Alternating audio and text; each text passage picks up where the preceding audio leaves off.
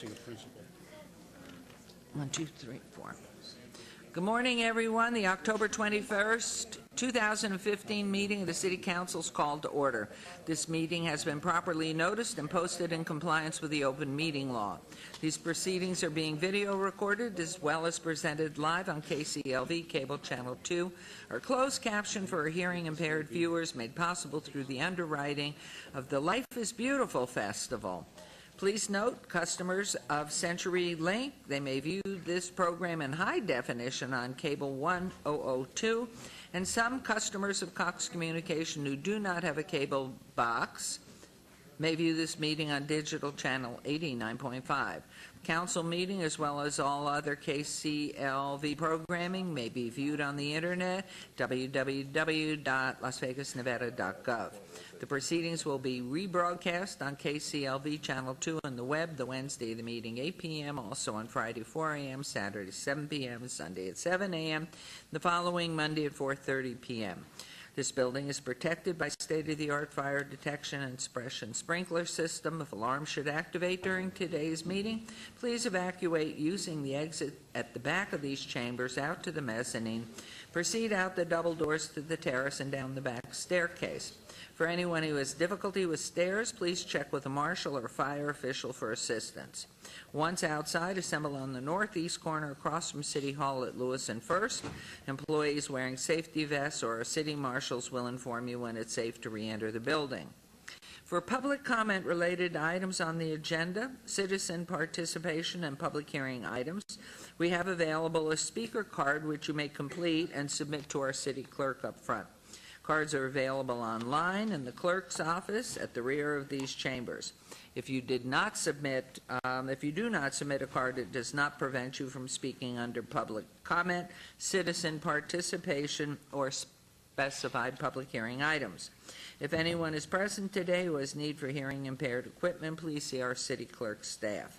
And if you parked in the parking garage across the street, please be sure to have your ticket validated by security officers when exiting. Before we proceed with the agenda, would everyone please rise for the invocation given this morning by our own Mayor Pro Tem Steve Ross. Thank you, Mayor. Our Father in heaven, we are grateful for this opportunity to gather together as a city council to serve the city and the residents thereof. We're grateful for the opportunities that we continue to help and assist with our residents, with our businesses, with this community. We're grateful for our opportunity to serve. We ask that Thy Spirit be with us this day, that You will help us make good decisions and choices for this community and for the people that we represent. We are grateful, Father, for the men and women who serve this country in the armed forces, and would ask blessings on them as well. And ask Thy Spirit to be with us at this meeting, and do so in the name of Jesus Christ. Amen. And please, our Pledge of Allegiance. I pledge allegiance to the flag of the United States of America and to the republic for which it stands, one nation under God, indivisible, with liberty and justice for all. And we will now proceed with the ceremonial portion of the agenda.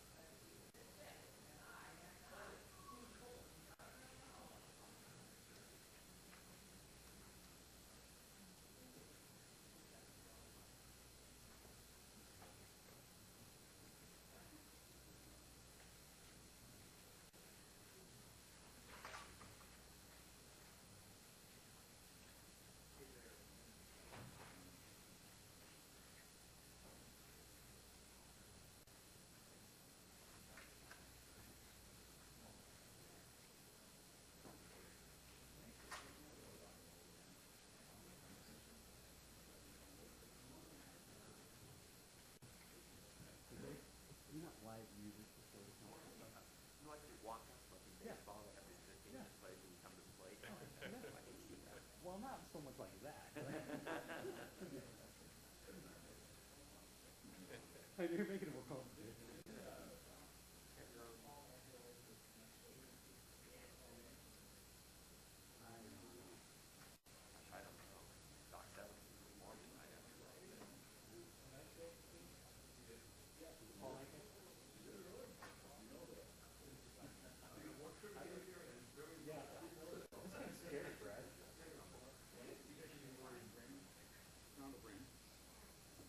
What's left of it?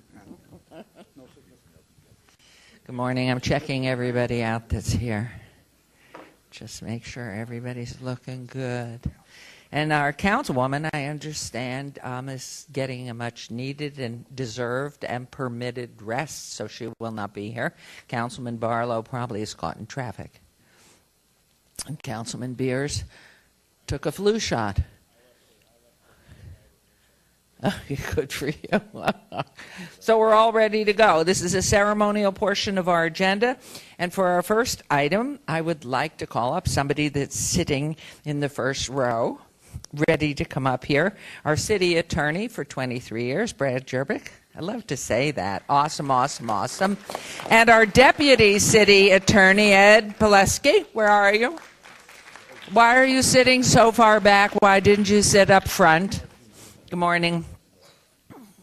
Good morning. You know what? I think there's a thing about hair in your office. It doesn't ever fall out. Would it help Oscar or these two council persons over here? I am not going to get involved in that discussion. Fine. He is smiling, sort of. Absolutely. So, our employees strive to be superheroes in the workplace, meeting our values of action, which stands for achievement, creativity, teamwork, integrity, and ownership now. They build our community to make life better, and I'm proud to announce that the Employee of the Month is Janet Peterson. Janice, please come on down. Boy, do you have a fan club. Good morning and congratulations to you. Janice is a legal secretary with the City Attorney's Office Criminal Division and has been with the city since 2002. Processing cases quickly and accurately is a goal for the City Attorney's Office, and Janice is one of the people who makes that happen. With a heavy caseloads, it's important that each and every case is reviewed to ensure that the community is getting the best possible service from the city at the municipal court. Janice has a unique ability to review quickly all of the cases the office sees and often finds items that were overlooked.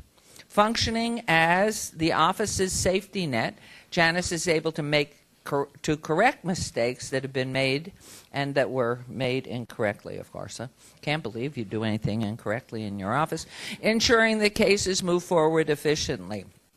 This is so very important because often the charges in these cases are very serious and impact many people's lives. She is skilled at making sure defendants and the city are each treated fairly and justly. Janice also serves as the top trainer of new employees in the city attorney's office. She does an incredibly great job welcoming new team members, imparting her institutional knowledge to them, and she certainly is a team player. She stands by her opinions on how a project should be tackled. I love that. Is always willing to share her ideas. So, Janice, thank you for all that you do. I know you're loved because hearing that cheering. And I want to present you with this award recognizing you. Oh, this new award this year as Employee of the Month. So hopefully, with all that you do, you have your own desk and place to put it. No, I mean, she has to be everywhere. I'd also like to point over here to our left, our street sign with your name on it that will be posted out front of City Hall for the month. And so I'm going to we're so proud of you and thank you for all these years of your great service. So do I start with you? Okay, our chief, Brad Jerbick. Thank you, Mayor and members of council. When people ask me how I've been in this job for 23 years, look to the left of me. That's the reason right there. These folks that run our criminal division, run our civil division. They do the heavy lifting every day. They make us look good, and I'm but the most conspicuous person because my name's on the door. But when you hear the numbers that are processed by this division, you will be amazed. These folks show up every day, and Janice is an absolute leader among leaders. The types of cases that we do, most people don't even know we have a criminal division. We do every misdemeanor in the city of Las Vegas, the two most important of which, of course, are domestic violence and drunk driving. And so it's very important that we handle these cases properly, and they get processed properly, they get charged properly, and that's why everything that these folks do is so vital to our community and to the safety of the people who live here. Janice, as you know, started in 2002. In 2007, she promoted up to a legal secretary, and since then she has been processing criminal cases every single day, day after day. I'm going to let Ed tell you the numbers when he speaks here in a moment, because the number of cases that are processed by this division is staggering. And so with that, I just want to say, Janice, thank you so much for everything you do. You are so valued, as is everybody sitting here to my left. I want to thank you all for coming down. I also want to mention that Janice is Employee of the Month because peer recognition. 3 of her peers nominated her, which I think speaks volume for just how good a job she does and how much she is appreciated in the office. So Janice, thank you so much. And Ed, I'll turn it to you. Thanks. Thank you. I just wanted to ask Janice if you have any idea how many cases you've processed in the last 5 years. A lot. Almost 25,000. Oh, my heavens. And she's one of our 4 legal secretaries, so that shows you the volume of work that we do. Janice is a self-starter. And whenever there's an issue or a problem, she'll try and figure it out herself before she comes and asks for help, and usually she's right. When we realized recently that we needed to staff the office on weekends so that we could have our paperwork ready on Mondays for the court, Janice was one of the first to volunteer to work on the weekends. Whenever we have the deputies or the staff need something done quickly and accurately, she's our go-to person. So this is my first time being able to do this, so I certainly appreciate it, appreciate you. I appreciate all you people in the criminal division. The work you do is amazing, and today is your day. Janice, we are so proud of you and so deserving. Thank you. Thank you. Thank you, Ed. Okay, you ready? We're so proud. Your turn. Come, Senator. I'm going to hold that for you, Janice. You got it? I'm going to hold that. I'll hold that for you. Thank you. Hi. First, I want to thank Mr. Jerbick and Mr. Pileski. They are wonderful to work with and for. And, of course, the mayor and all the council people, and especially the people that I work with. They work so hard. This award shows me that my work and dedication to the job does not go unnoticed. I would like to also thank everybody, the people that nominated me, the people that selected me, all the employees, the city attorney's office, the attorneys, legal support staff, victim witness advocates, investigators, and managers with whom for the past 13 years I've had the pleasure of working with. All work very hard to make our office as successful as it is and efficient. These people I work with have become more than just coworkers. They're friends and family. So thank you for this award. It's truly appreciated. All right. She loves you. All right, we're going to go ahead and have a photo taken. I love people that share their emotion. It's a positive, not negative. Okay, so let's stand right here. You come right there. And there's room up front, too? We're short of people. How about you go up front on the other side of the wonderful street sign and then tell us about your hair. I'm after you all the time. Okay. Who are we looking at? Way there in the back.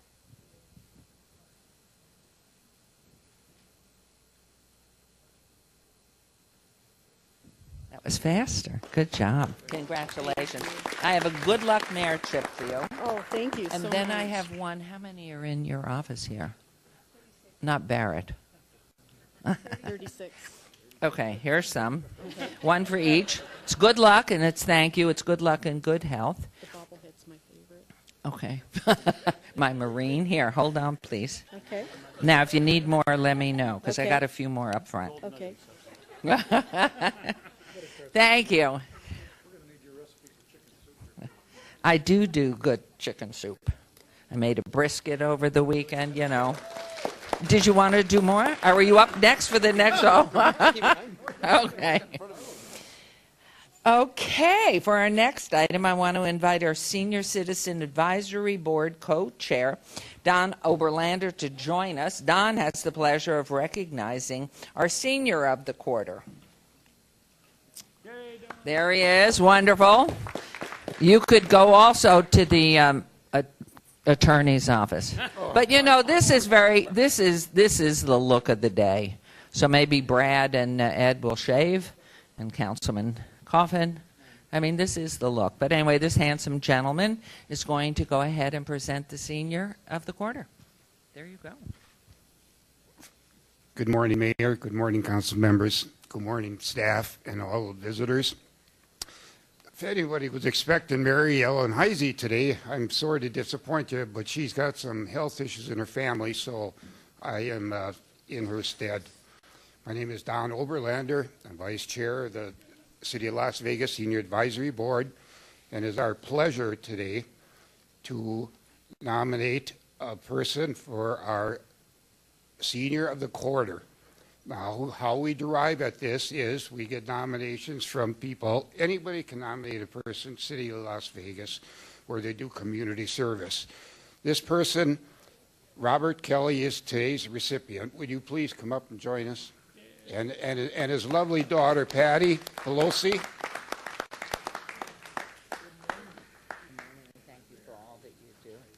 You got the memo of black and white only with your daughter, too. No, I actually wear this all the time. I go to a lot of funerals.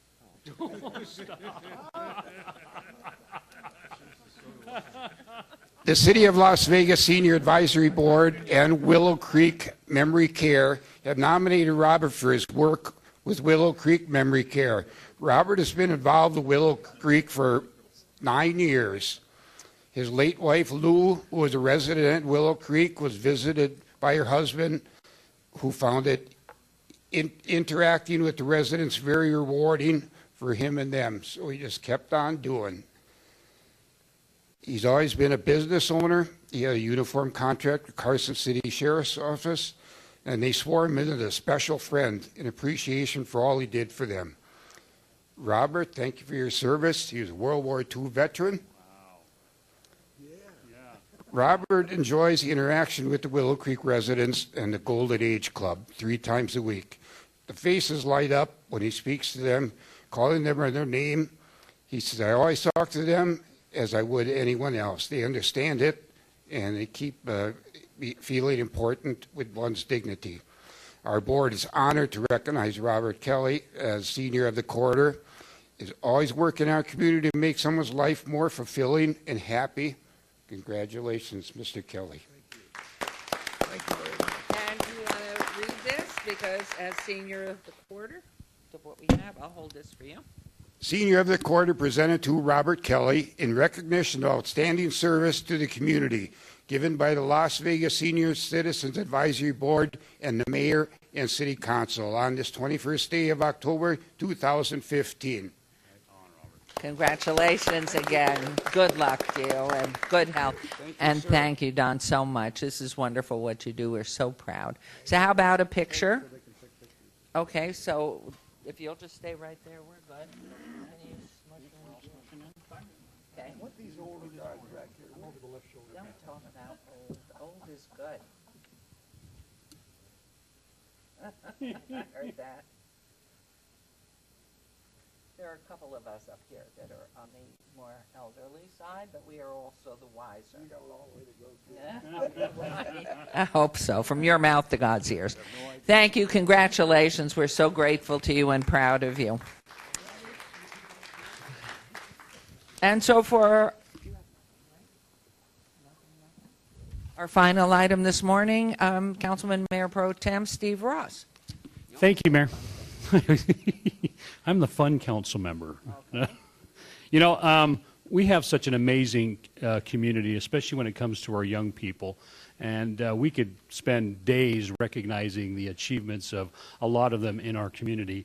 I'm going to recognize a young lady that attends Shadow Ridge High School in Centennial Hills in Ward 6. I'm not going to do it by myself, though. I'd like Willie Ramirez to come up here. Willie, come on up here with me, buddy. Willie is an astound sports writer for high school sports and a lot of the other sports in town. So give him a round of applause for being here with us today. You know Willie. Yes. Willie messaged me on Facebook, and I'm still trying to learn that. It was on Facebook, right? Was it a text? Twitter, you tweeted me, okay. And he said, look, man, there's an amazing young lady that is just doing wonderful things in our community, and I think we should recognize her. So if you would help me in kind of introducing this young lady to this audience and to the city of Las Vegas, I'd appreciate it. Thank you, Councilman and Mayor and City Council. Absolutely, as a community reporter for 28 years, serving Las Vegas and a lifelong resident, I've run across a lot of student athletes in this town. And over the years, athletics has evolved to where they get so consumed with their sport. As a matter of fact, I was watching a special with the baseball playoffs post-game show. They were talking about how it used to be where kids would play baseball and football and basketball, be a three-sport letterman. Now they're consumed with one sport. This past summer, my son and I, who's graduated from Arborview High School, started a fitness company, and we came across a young group of ladies who wanted to get in shape before the school year started, because they were also getting ready for competition. So not only do they cheer in school, but it is competition. We are firm believers that the dance team and the cheerleading teams at all the schools are athletes also. I like to see some other athletes try to throw some people in the air and catch them. This one young lady really just struck a chord with me because she's not only the cheer captain, but she's also the track captain. She is also the president of the DECA Club, which is a business and marketing strategic type of organization within the school. She was on student council for the first 3 years. But the one thing that beyond that even stood out was her activities with her church and her faith. And it is something that is lost, I believe, amongst our youth, whether it's because of their schedules, they're so busy, so on and so forth. But even further was this plan that she put into action in August. And I know how stringent Councilman Ross is about his back-to-school fairs at Centennial Hills Park and so on and so forth. And this young lady organized a back-to-school supplies drive and a backpack drive, and I'm talking about, she needs to be on somebody's staff. You talk about fundraising. This young lady, I think, she can give you the number, over 300 backpacks, pickup beds of supplies for people that couldn't afford back-to-school supplies. And she did this with the support of her church, her teens and her church group, but she organized it. She put it together. She enforced it. She was the one that really pressed the issue. And that was really the cherry on top. And I said, wow, talk about a citizen of the month. Talk about a community member that, we look up to senior citizens. We look up to to council members. We look up to adults. Here is a 17-year-old girl who is about a month shy of her 18th birthday, who is a true role model for student athletes. And I say student athlete again because cheerleading is athletics, and she's getting ready for a competition in January 9th, because it has to be on my calendar, they've all told me, so we have to be at Del Sol. But Gabrielle Costa is one of the finest young student athletes of this entire Southern Nevada community. Gabby, come on up here, girl. Come on up here, Gabby. Thanks, Willie. That was awesome. He's awesome. Congratulations, Steve. Say hello to the council. Willie, that doesn't, it comes from good parents, too. You know that, and involved parents in a child's life. And I know Gabby's mom is in the audience. Just wave at everybody for me. She's videotaped. And Willie pretty much knocked my list out of your accomplishments. So I'm going to go down the list to show you just how much more impressive this young lady is. She's the captain of both the competitive and spirit cheer squads. She's an active member of the student council and junior class president last year. She is the president of DECA, the International Marketing and Business Competitive Team. She made the national competition last year and went to Orlando to compete. Track and field captain, Willie pointed that out. National Honor Society member and officer, and here's an impressive one. 20 consecutive semesters of AP and honors classes in all areas and has a 4.23 weighted GPA. Amazing. You're right. We need to hire this girl. You're absolutely right. So, see, and here it is. She conducted a school supply and backpack drive for homeless students and in her spare time, and she collected and distributed 103 backpacks and associated supplies in this drive, did a teddy bear drive during Christmas to donate to the women's shelter, and serves food to the homeless on Thanksgiving. I see a halo and wings. Ladies and gentlemen, Gabby Costa. It's all yours, girl. Hi guys, my name's Gabby. I'd like to thank the mayor and the councilman first of all for this award. I think it's so awesome that you guys are recognizing young students like myself. I'd also like to thank Mr. Ramirez and my mom for supporting me with athletics, with community service, just becoming the person I am today and keeping me on the right path and making sure that they're always there for me. They're always checking up on me, like, how's school doing? Do you need anything? So I'd like to thank them. What do I want to say? I think it's awesome that you guys are recognizing us young students, because a lot of us today think that you guys focus on a lot of the things with adults and older people. And now with this, I think it's going to enable other students to recognize like that people my age is 17 can go and make a difference in the community, and that you guys are recognizing these people and these students. And I don't view the community service as like a task or like I have to do it. It's just something I feel like every student, every person, every adult should do, just because we want this community to become stronger and all of us to be have the same opportunities as everybody else, because not everybody is as fortunate as us in Las Vegas with different areas. So I feel very blessed. I want to thank God for everything, because without him and his help with everything, it couldn't have been done. And he motivates me, and I'm able to further do more community service projects and focus on school and college and all this stuff with the help of my friends, my family, and your guys' support. So thank you guys so much for this, and I'm excited. You did good. Good job, young lady. I want to thank Willie Ramirez, because it's his eyes and ears out in this community that brought you to my attention. That's worth a high five. And because this is a community, and we want to recognize our young people that do amazing things. So, and Gabriella, the mayor and the city council of the city of Las Vegas, thank you for your hard work, dedication, and commitment to education, athletics, and to supporting homeless youth in our community within the city of Las Vegas. Congratulations. Thank you. Thank you, Mayor. Thank you. Oh, Pat, we got to get a picture. Come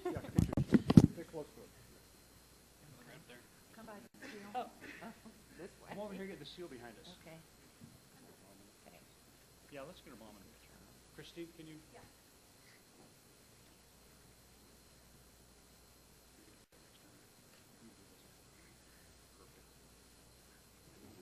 Congratulations. Sisters they are. Yeah. You got it, Jane?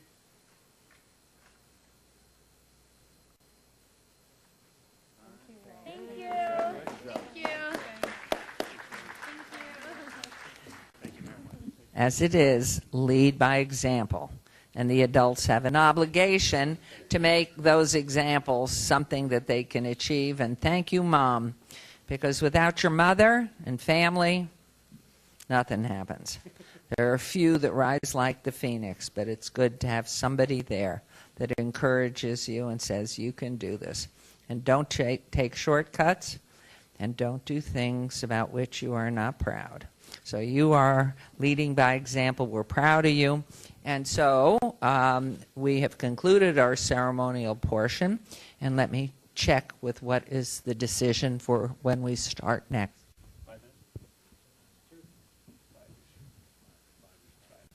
5 minutes. So 5 minutes tomorrow.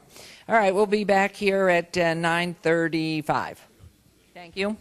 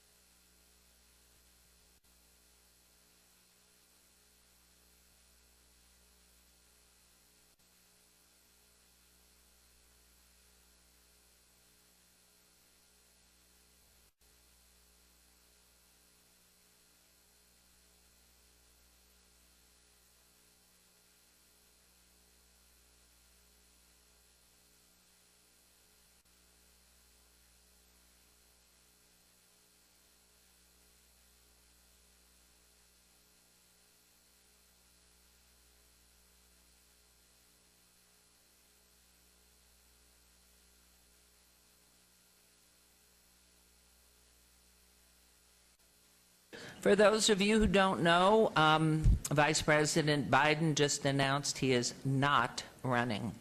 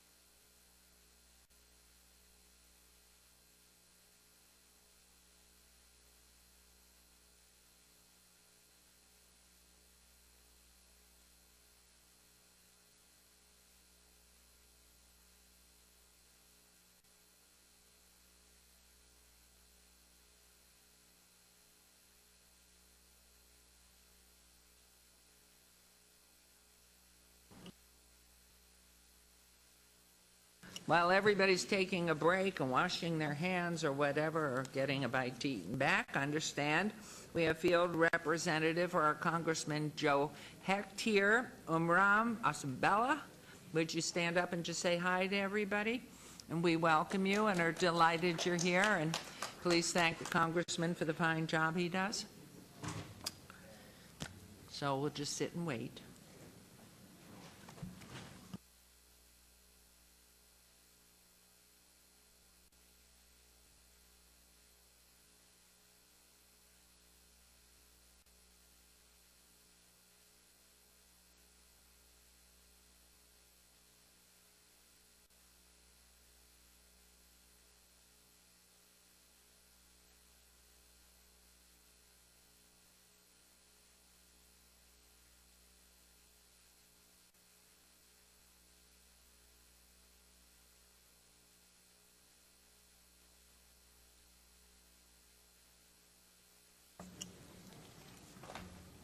Okay, those are the 5 minutes. This is Agenda Item 8. Public comment during this portion of the agenda must be limited to matters on the agenda for action. The amount of time any single speaker is allowed may be limited. All comments made will be cross-referenced to those specific items. If anyone submitted a speaker card or who wishes to speak under this portion of the agenda, please come to the podium and state your name for the record. I did mention you do not have to have submitted one of these to take advantage of this minute, but there are other minutes and there are public items.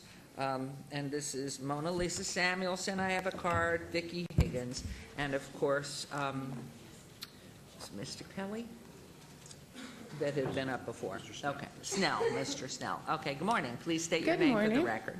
Good morning, Mayor and Council.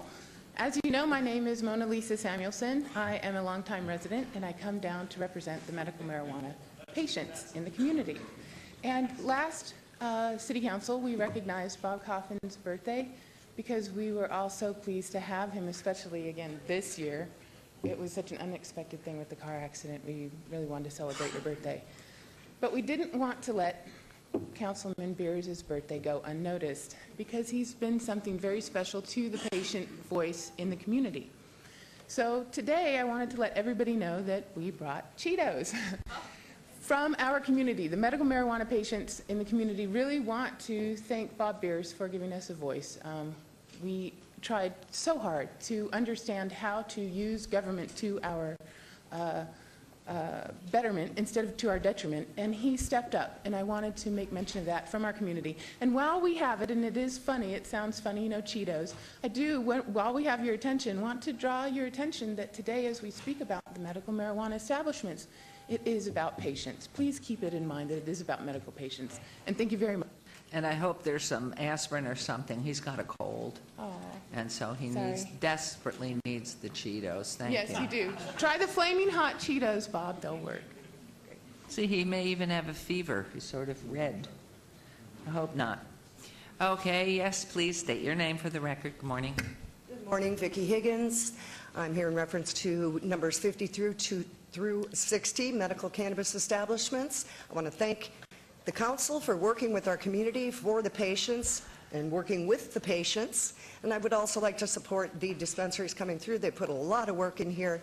I'd like to support my fellow businessmen in this community. And again, thank you for your efforts and your additional work you've had to put in on this. You've been amazing. Thank you very much. Thank you for your words. Okay, now this is a minute, but you can keep coming back. And as we get to your agenda items, if they're public hearing, you can speak again, but please go ahead. Thank you, And Honorable restate your name for the record, please. E.T. Snell, community activist. I want to talk about the consider a proposed ordinance to revise the regulation development code of adult businesses. And we're back to that again. And let me tell you why that's so important to me. If you study adult businesses and where those children are coming from in 1819, still as a child, girls under 18 who are engaged in prostitution are more than likely escaping the foster care system. And we all know what the foster care system is. Here's this morning's newspaper in Victor Valley. Lawsuit alleges foster care abuse. Foster care should be ripped up by its poisonous roots and reconstructed. It's an abomination to God what's going on. But the bottom line is these girls graduate and they foster care and they're out on the streets. And the bottom line is I want to, I believe that it is our lack of education and understanding that allows widespread teenage sexual exploitation. For teenagers caught in teenage sexual exploitation, the world is a dangerous place to live. Not because of the people who are evil, but because of the people who don't do anything about it. And that's where I come to you guys, because we can do something about it, no matter what it is. And that's what I'm here for. I gave you a copy of this. San Bernardino County, item 66, on March 11th. There's a video on that of how they did that and how they, and I would like to revisit that. Thank you very much, Council members. And you gave a copy. I know we have it. I gather our city clerk has it as well. Thank you very much. Thank you very much. Have a wonderful day. Thank you. You too. Anyone else wishing to be heard? Hearing none, we'll move on to agenda item 9 for possible action. Any items that the council, staff, and/or applicant wish to be stricken, tabled, withdrawn, or held in advance to a future meeting may be brought forward and acted upon at this time. Mayor Pro Tem. Thank you, Mayor. Staff has requested that agenda item 51 be obeyed to November 18th, 2015, report on status of communications with Clark County on fire service and the 1985 interlocal agreement and mutual aid agreements. Staff has also requested that agenda item 59, medical marijuana dispensary establishment license, Nevada Wellness Project, LLC DBA Downtown Dispensary at 823 South 3rd Street, be obeyed to December 16th, 2015, and that is in my motion, Mayor. Thank you. There's a motion. Would you please vote and please post?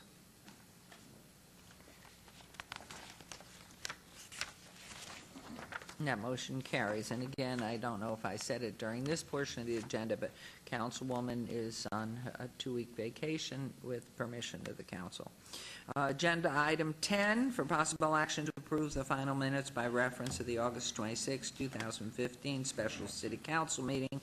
Is there a motion to approve those minutes? Yes, please, Mayor. That's my motion. There's a motion to approve the minutes. Please vote and please post.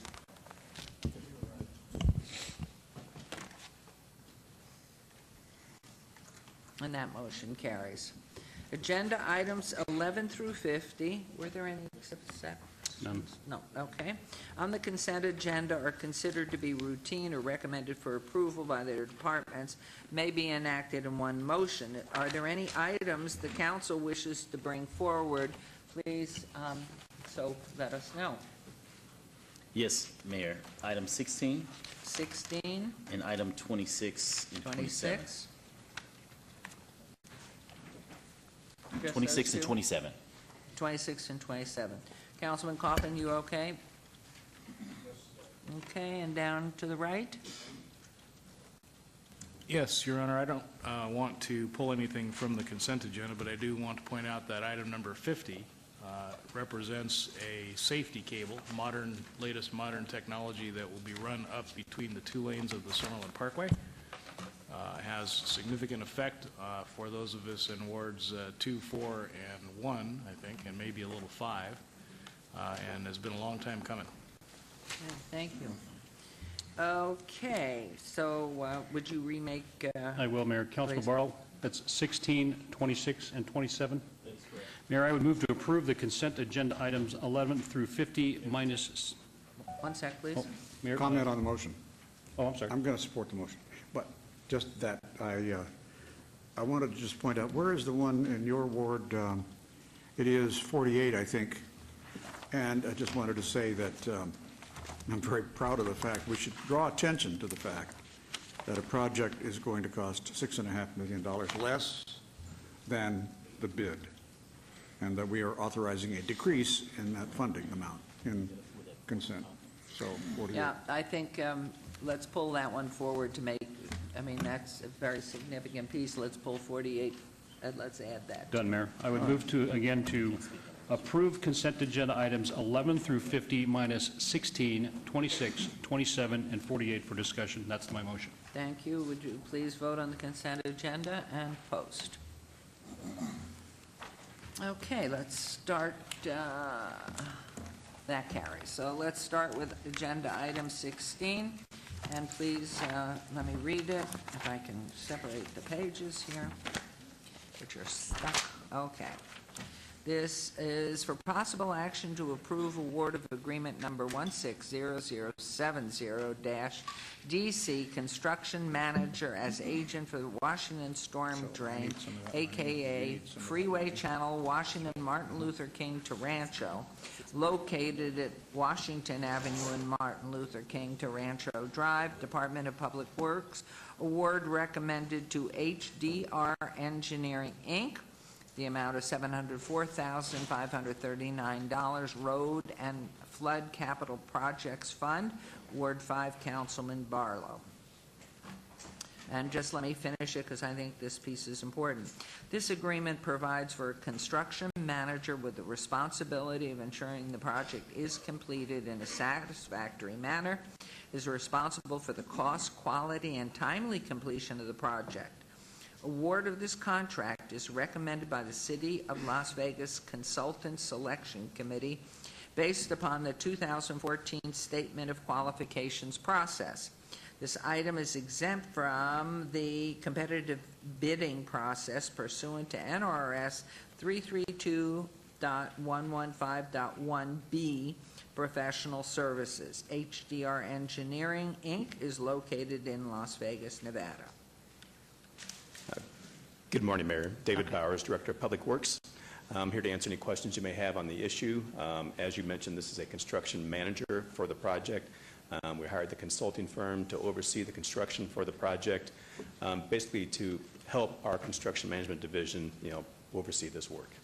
Thank you, Mr. Bowers. Councilman Barlow. Yes, Mr. Bowers. As you very well know, certain neighborhoods and communities, when in fact we do major construction work, coming into specific areas, we want to make sure that we give these neighbors an opportunity, full opportunity to be aware of what's coming into their neighborhoods. And so for that, I want to bring this item forward so that you can explain a little bit more in detail as far as the process of when this is going to take place, how in fact your department or a department will facilitate communicating with the neighbors in this specific area so that everyone understands once the project begins, when the project begins, and also when the project will potentially conclude and what impacts, if any, there will be to the ingress and egress of the flow of residents coming in and out of their community. Sure. Basically what this is a storm drain project. It's going to extend along Washington from Rancho to Martin Luther King. It's a good-sized box culvert, and so what's going to happen is there'll be lanes taken for this construction, but traffic will be maintained in both directions at all time, one lane each direction minimum. And they will make sure they have access to all residences at all times. There may be inconveniences, of course, but we're going to make sure we minimize that, to the best of our ability. We are doing an outreach. The actual bid is today. It's going to be received by Purchasing Division, and we'll open those bids, find the low bidder, and that should be awarded in approximately 3 to 4, I'd say 4 weeks. And then after that, there's a material notice to proceed. So in that 60 days, so during that 60-day period, they're going to be getting their pipe, everything else they need to do the job. And we're going to use that time frame to reach out to the public and have a public meeting. We're still working on the actual outreach itself with the councilman's office, but we plan to make sure we do a full outreach in the community to make sure they understand the project completely. So the work itself, we expect to see starting mid-January. And as I indicated, we're going to work closely with the community to make sure that the impact is minimal as possible. And I appreciate that. Yes, ma'am. A couple of questions. Living in that neighborhood further down south, realizing the congestion on the Spaghetti Bowl coming in from west to east usually, we notice that most of the traffic, if they can and have offices in the downtown, are getting off at Rancho, exit from the 95 because of the backup. Mm-hmm. If in fact the roads are one lane in each direction, they're already solid packed from Charleston during the rush hour periods. And I would just really, I don't know what you can do. I know because it's residential, you can't work 24 hours a day. What is the 4 months? How many months will this go on? I believe this is a one-year project. As I indicated, it's extensive, it's deep excavation, very large boxes. But let me verify that actual time frame, and then we'll take a look to see whatever we can do to minimize traffic congestion and such in that area. Because right now, as I say, it is 2 lanes in each direction, maybe 3. Right. And it is solid packed during the rush hour times, those 3 lanes. And when you look up on the 95 going into town during rush hour, it is solid packed. So I worry about that, and then the timeline, how this works with Project Neon. Sure. Yeah, there will be some overlap with Project Neon because Project Neon is starting early 2016, so we'll be active during that time frame. But typically, right now, Washington is not a major bypass for that traffic that's trying to, say, exit to 15 south. So, it will have some impact, obviously, but, like I said, we'll try to keep the flows moving as well as possible. And is there, as you do this, as the city can convey on its website or however we do it through our handhelds, where you're going to recommend traffic exit to avoid the Spaghetti Bowl and then avoid Rancho, Washington, what would be the recommended route for those in the rush hour time? What corridor do they take? Sure. We'll evaluate the traffic conditions and see what the impact is and make adjustments with signage as necessary during the project. And where does this generally flood? Where is the flooding that we're addressing in this agendized item? You know, my understanding is that there's problems, and this along the Washington corridor, as well as some laterals that reach back into the developments in those areas. And I know that we're supposed to pick up, there's one area in particular that the councilman's aware of where they have flooding in the neighborhood. We're going to extend a lateral to that area to pick up that intersection. So it's just general localized flooding in that vicinity. And will you, at the time that you have these meetings, will you come back to us on it? I will. So sort of we know what's happening. Sure. Thank you. Make sure I brief you. Thanks, Thank you. Mr. Bowers. And Mayor, for the councilman's benefit and the motorists who are going to be traveling that area, you know, RTC's done a fabulous job of creating seeingorangenv.com to find out where those cone zones are. And I think there might even be an application that you can put on your phone that helps you navigate through those. So as we move into the construction of Project Neon and these other ancillary projects down and around those areas, I think it's going to be significant that not only is it posted on the city's website, but we are doing our best job of communicating with the residents in regards to how it's going to affect their lives. So certainly glad that Councilman Barlow brought that up. Thank you, Mayor. Thank you for letting us know. Good work, Councilman. Yes. So it's yours. And I'm glad that Mayor Pro Tem brought up the fact that the RTC has that component, and that's exactly what I was going to ask next as far as the coordinated communication with the RTC. How can we broaden that communication piece, specifically being that Martin Luther King, in my opinion, is North Las Vegas bridge into downtown, because 80% of those coming out of the far north end of Aliante utilizes Martin Luther King as their thoroughfare.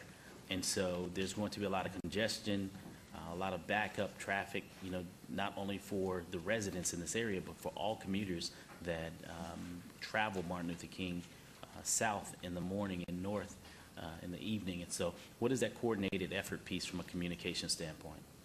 You know, basically that is right now. Typically, the RTC does not do the public outreach for the City of Las Vegas public works projects. They do have the See in Orange campaign to try and minimize the impact of all the construction that's happened with the fuel revenue index projects.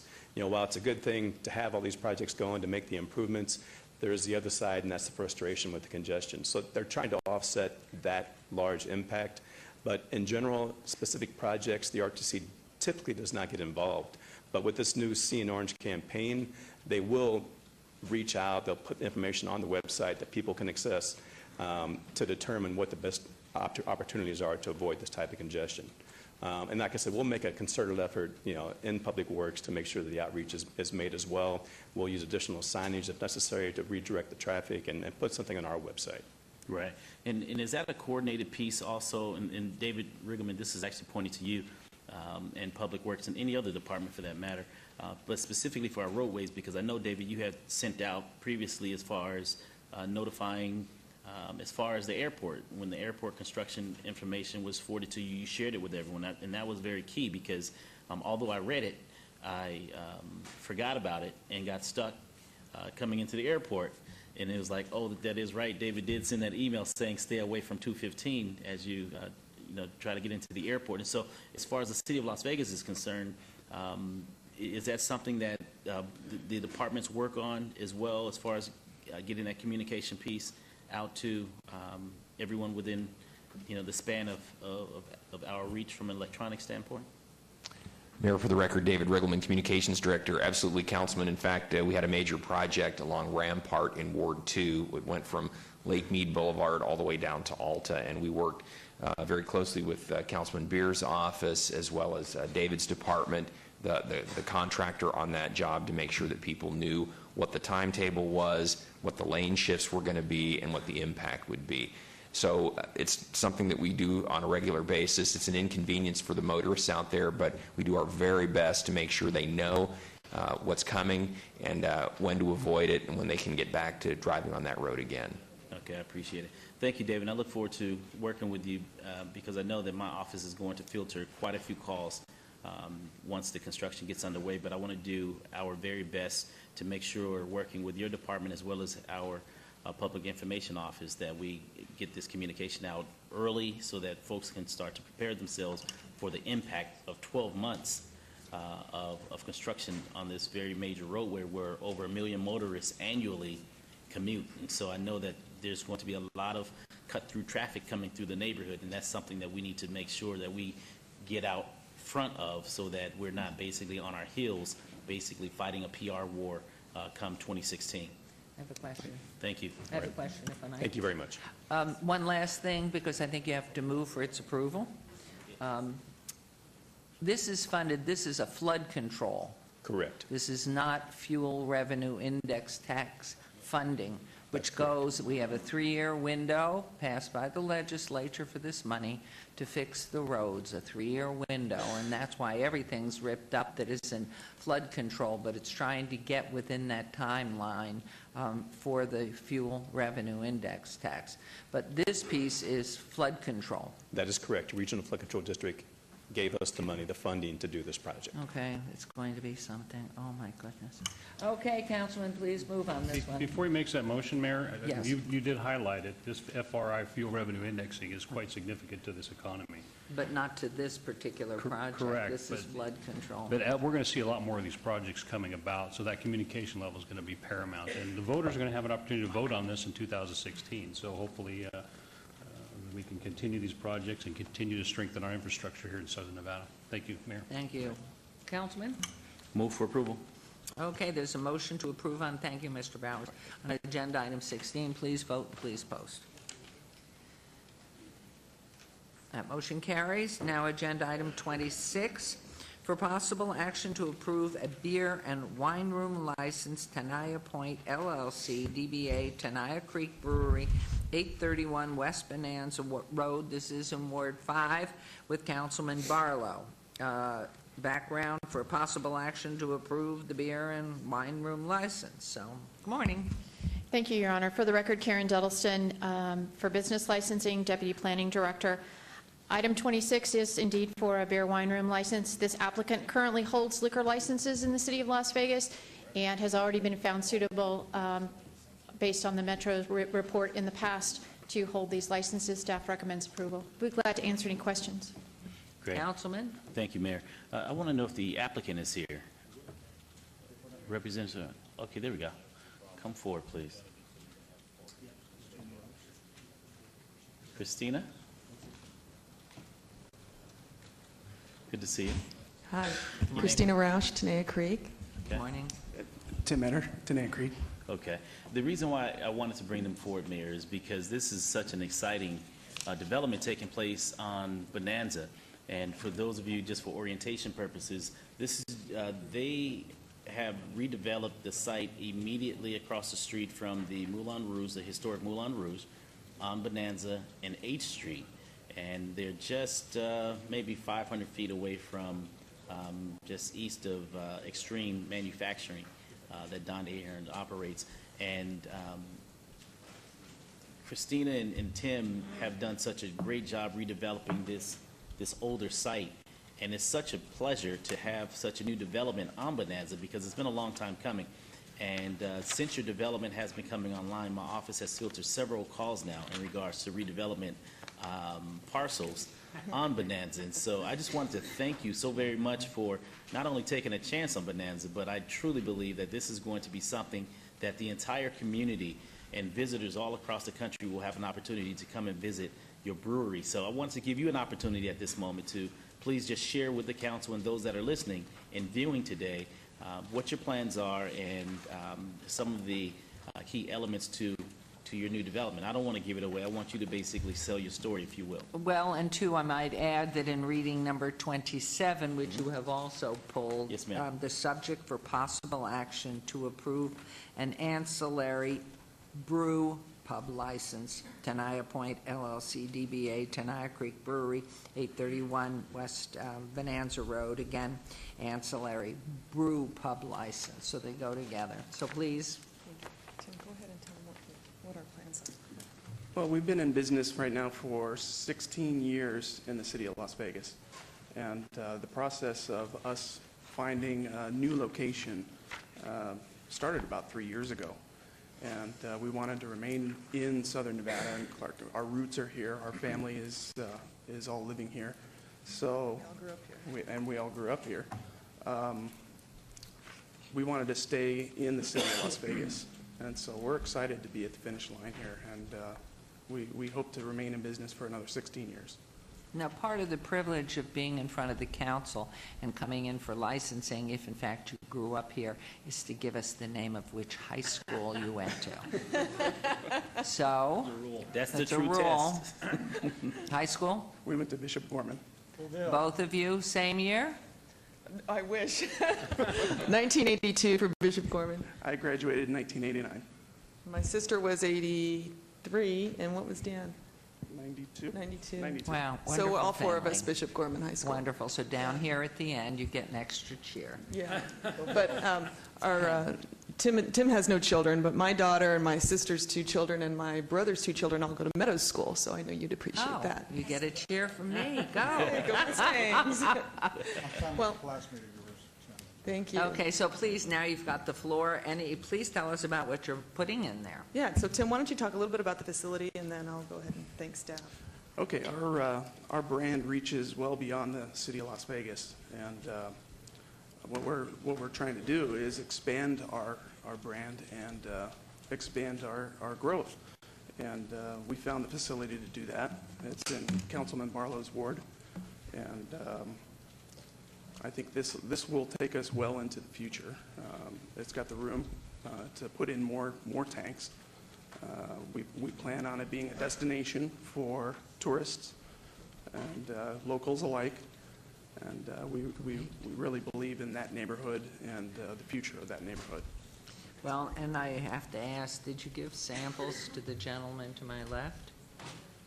I'm sorry. Were there samples that you Oh. gave this man to be so enthused? Yeah, for sure. And we'll be doing some soft opening parties. We're looking forward to a ribbon cutting. Mayor, you and all the council members will be Great. there, of course. I'm sure you'll get all the council to come.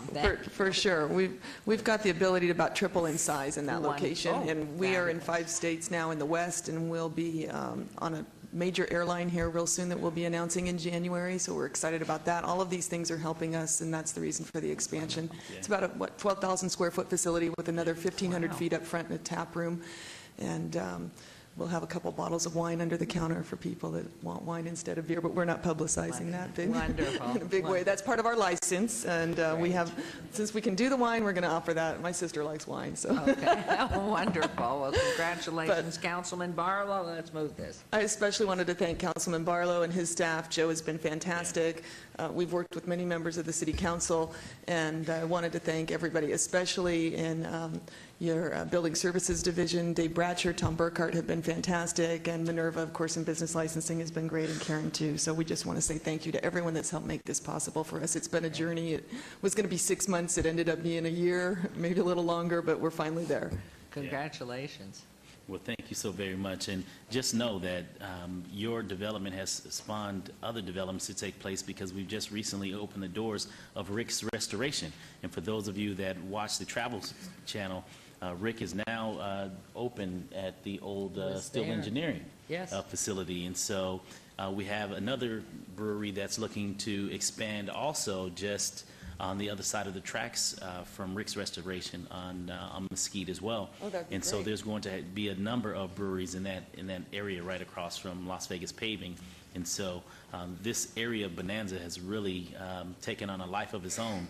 And we couldn't be more excited to have lights now coming back onto this street to really drive tourism into this community, specifically as we lay out the master plan of the historic West Las Vegas community. So I just wanted to personally welcome you to the neighborhood and just know that we truly thank you for bringing this development into the city, and in particular Ward 5, as we move forward to really excite the new energy and synergies that will be taking place into the future of this historic area. So with that, Mayor, I would like to move for approval, and I'll ask council if I can move for approval for 26 and 27 at one. Can we do We that? need to do them separately, Councilman, just for Separately. works purposes. Okay, so I'd like to move, thank you, Karen, and your entire team. I would like to move that we approve item number 26. There's a motion to approve agenda item 26. Please vote and please post. Motion carries. And I would like to move to approve item number 27, subject to all conditions. Thank you, and there's a motion to approve agenda item number 27. Please vote and please post. And wouldn't it be terrible if they voted Right. against it? Congratulations, Thank you. Good Christina luck. and Tim. Thank you so very much, okay? Thank you. All Good right. luck, good luck, and we're excited about it. Say hello to Greg for me. All right.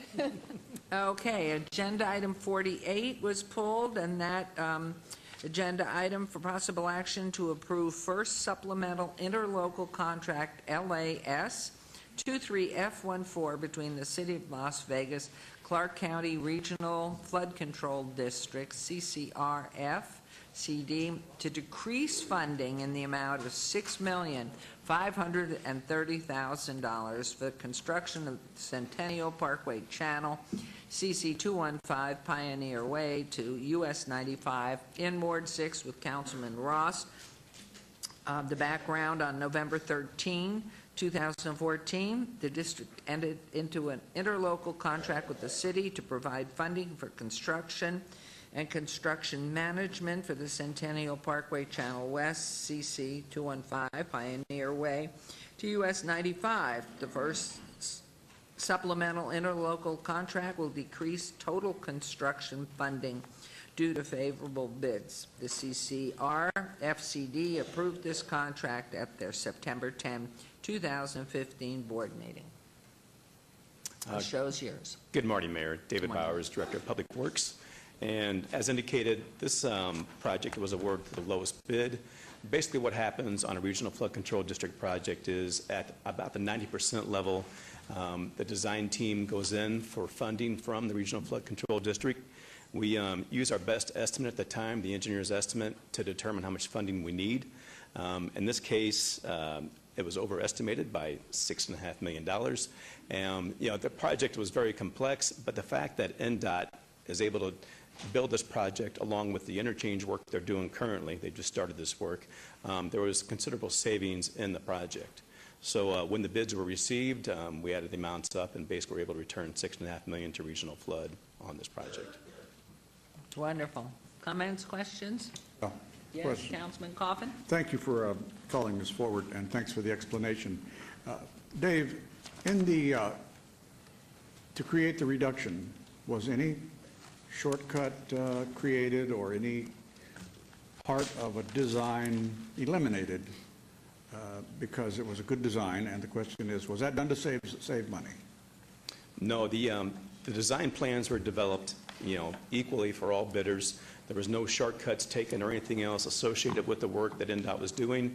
The box culverts have to go in as engineered. There's nothing that can be done to modify that. So the project is being built as designed. So who was the winning bidder? It is not mentioned here. It was Las Vegas Paving. They did had a most bid of the with work. NDOT.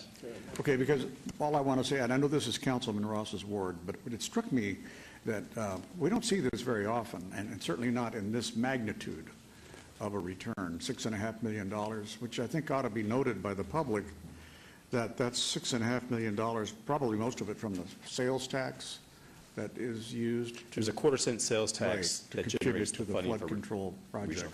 Right. And it's important, I think, to point out that government doesn't always spend all that it gets its hands on, that frequently people will say, well, look, we got another $6 million, we're going to do something else. Let's do something, let's sneak this project in, or let's spend it somehow, and we'll figure out a way to cut the profits up. And it doesn't happen that way. And this was a big chunk of change, so I wanted to thank you for that. Of course, the motion for approval would and should be rest with Councilman Ross because it's his ward. Thank you, Councilman Coffin, for pulling it, though, and very important, and thank you for tying your tie. Councilman Ross. Thank you, Mayor. And Councilman Coffin, I would be perfectly satisfied with your motion if you'd like to approve it, but it is good to highlight the fact that these dollars, and if you will, and Mayor, I used to say this a lot on regional flood control in my time served there, as well as transportation, that we are our own economic engine. We are putting this money back into the community. That $6.5 million will be put back into future flood projects. And it's important for our residents to understand, too, that even though we're building a full-size interchange there between US 95 and the 215, and that first phase has begun, other things are going on, such as the structures for the flood control channels that go on it simultaneously, saving taxpayers millions of dollars. So, Mr. Bowers, I appreciate your presentation, and Councilman Coffin for pulling us off the agenda. Councilman Coffin, would you like to make a motion? Sure, thank you very much. I move for approval of item 48. Thank you. There's a motion to approve agenda item 48. Will you please vote, and then please post. Thank you. And of course, this motion carries. Thank you very much. So now we'll move on to after the consent agenda, and as you know, 51 has been obeyed to the 18th of November. And now we are going to move into the medical marijuana items 52 through 58, from which I will be abstaining because I have a son who's involved in one of the dispensaries. So I'm going to turn everything over now to Councilman Mayor Pro Tem, and I'll be back. So don't cheat. Thank you, Mayor. I won't Okay. slip anything by you while you're gone. Is she gone yet? Agenda item 52, discussion possible action regarding the approval of a medical marijuana dispensary establishment license, Integral Associates, LLC, doing business as Essence at 2307 South Las Vegas Boulevard, Ward 3. Councilman Coffin. Ms. Duddleston. Thank you. For the record, Karen Duddleston, Deputy Planning Director for Business Licensing. This item is in order for your approval. They have completed all of their licensing obligations. Their construction is complete, and they are working on their final inspections, both with the state and with fire and building. Staff recommends approval, subject to the standard conditions. Thank you, Council. And any council members have any questions? Councilman Coffin, it's all yours. All right, thank you. Apparently this is in good shape, and I'll be moving for approval. But I just wanted to say that one of the reasons it's not done, or it is almost done, is because there is no inspector here in the South of the products to be sold, and there have been delay. Is that correct? Is that in essence what's happened with this one? Mayor Pro Tem, if I might. The state did have some time when they did not have any inspectors in Southern Nevada. I don't know if they filled those positions. I know they were working on them. So some of the final inspections have been difficult for some of our applicants because they've been having to send someone down from Carson City. So, but this group has completed, and we have confirmed with the state that they've already begun their inspections. They're simply waiting for that final certificate. So they are ready for opening. And if I could just add another question. So the lab that did this was in Carson City because I'm not quite sure, but we don't have any labs open in the city of Las Vegas, and we require that labs to inspect product sold in the city have to be located in the city. Is that right? Because I think that might be in the ordinance we passed. No, it is not. We do have labs. You have licensed one lab. We have 3 more coming before you as soon as possible. They should be on one of your upcoming agendas. And it is not that they do not have to be located in the city. They simply need a city license in order to perform those for city dispensaries or city cultivation facilities. But we do have licensed labs in the city. Is that a regular city business license, normal cost, routine, or what does it cost for that business? It's the regular laboratory license for medical marijuana, which is $20,000. Oh, so what does a regular medical laboratory have to pay for a testing of medical things? They're on a gross license, Yeah. so it's All of them are? based on their revenue. Okay. All right. Thank you very much. Before a motion is made, Councilman Coffin, is the applicant present? Yep, please. Is there anything additional you'd like to add? Lucy Stewart, 2500 West Sahara. Apologize for my voice. Representing the applicant. And I just would like to state, I guess, as Ms. Duddleton said, we're ready to open. We actually have our final certificate of occupancy, and we've had an inspection by the state, but it is my understanding the state doesn't have an inspector down here yet. So it is taking a little bit longer than we had anticipated. Challenging. It is a little challenging, yes. Okay. Opportunities, Thank right? you very much for that. Councilman Coffin, do you have a motion? I move for approval of item 52. There is a motion to approve. Please vote and please post.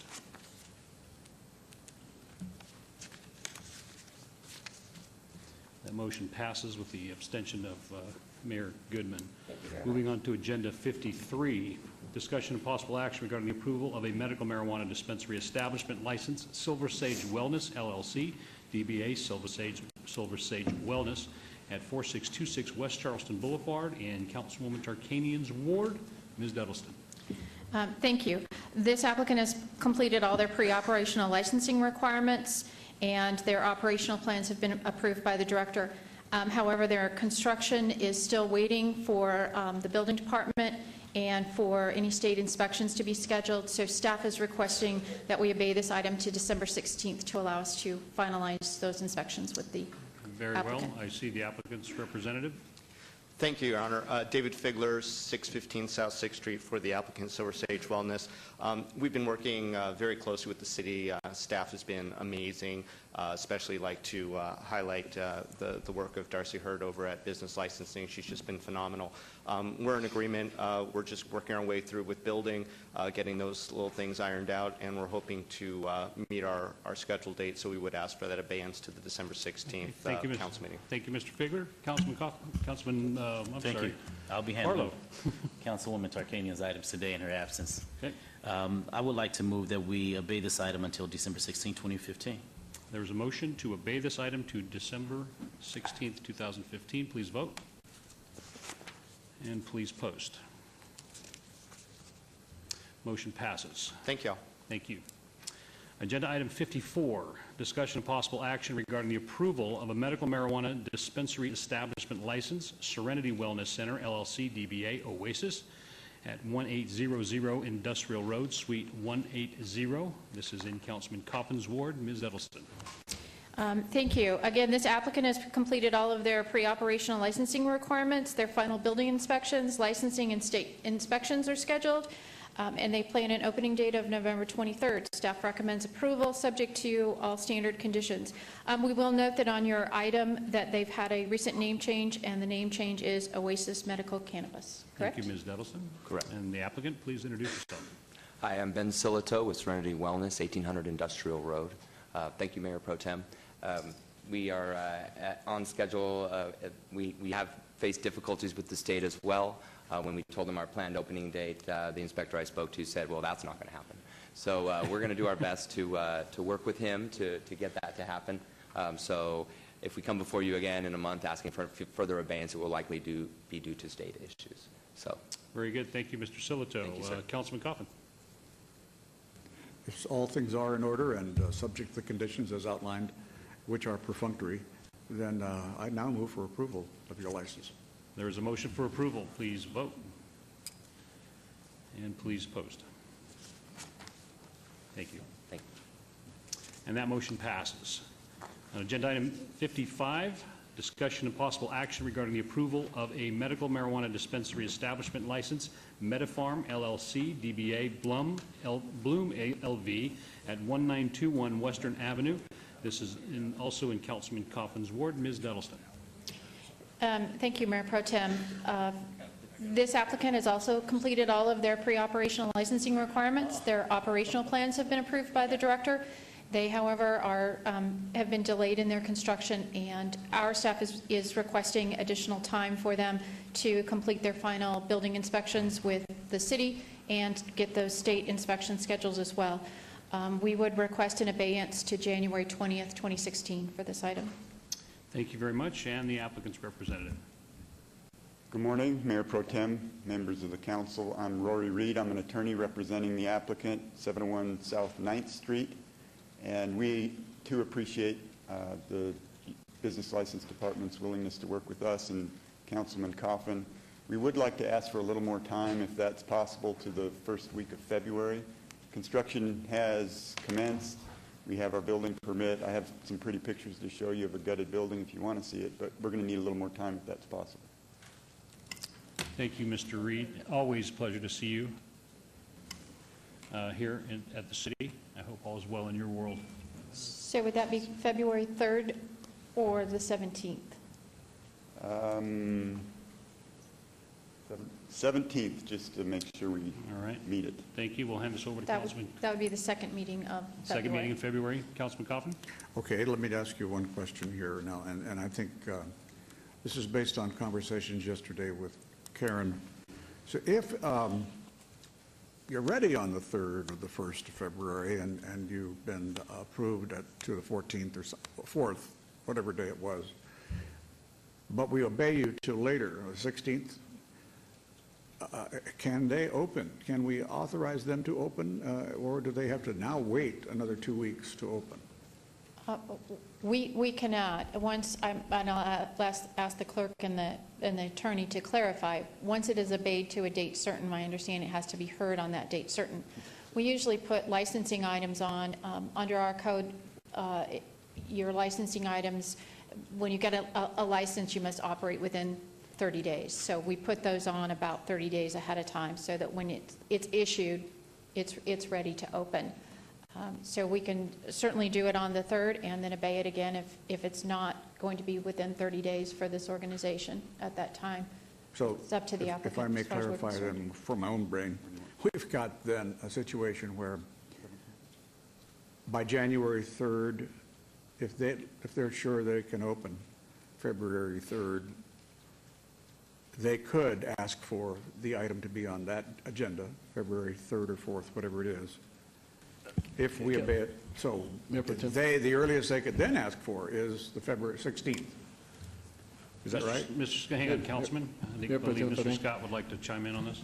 An abeyance has to be to a date certain, so whatever date you set today, that would be the earliest date that they could come back to you.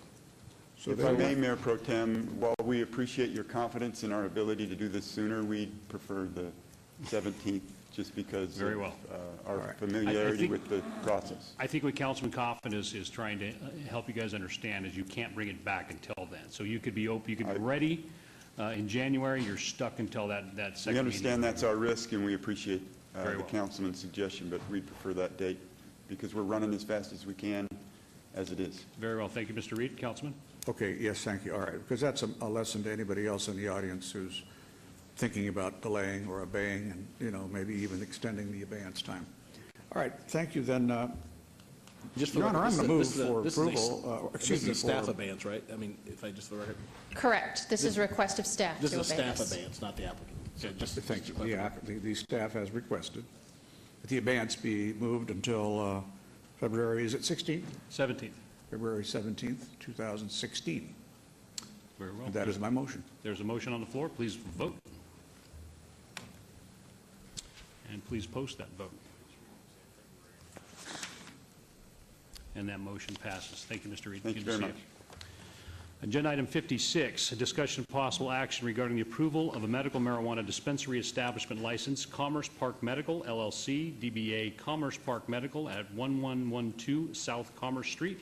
This is also in Councilman Coffin's ward. Ms. Dettleston. Thank you. This applicant has also completed all of their pre-operational licensing requirements. All of their operational plans have been approved by the director. We are simply waiting on building inspections, licensing inspections, and state building inspections. Staff is requesting that this item be obeyed to January 20th, 2016. Very well. Mr. Rowe. Thank you, Councilor Russell Rowe here on behalf of Commerce Park Medical. This is the former Rick's Restoration site. We are commencing tenant improvements. Actually, they've already commenced, about $800,000. Pretty significant improvements to this property that are being made. The reason I say that is there's a chance we'll come back and ask for an abeyance at January 20th, only due to potential delays in construction and redevelopment of that site, but we are pushing very hard to be open by the 20th. Very well, thank you very much. Councilman Wait, Coffin. no, now, Your Honor, here's time for the lawyers to chip in again. That's another exception.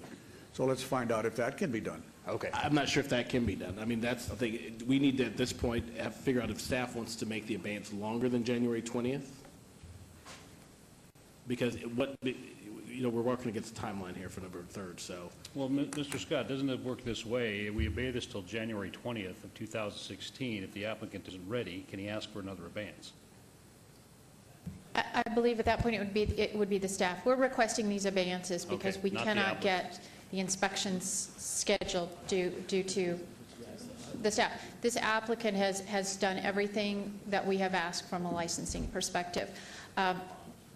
With as many inspections as we have working through the system, we could absolutely request an abeyance to February 17th, 2016. Well, I guess my question, Ms. Duddleston, is if the applicant is not ready by January 20th of 16, can you as staff recommend an additional abeyance? If we cannot get those inspections done, yes, we can. That's correct. Okay, thank you. Did that help, Councilman Coffin? It does in the sense that it clarifies that the applicant cannot ask for the abeyance, that only staff can ask for the abeyance. I'm not quite sure that's true. No, that's correct. That's correct. So that has to be kept in mind. Thank you, Councilman Coffin. Yes, we do understand that, and we do have our inspection scheduled on the 15th of January, so we're fully intending to make that. We just, you just never know with construction, and we have a tremendous amount of confidence in your staff.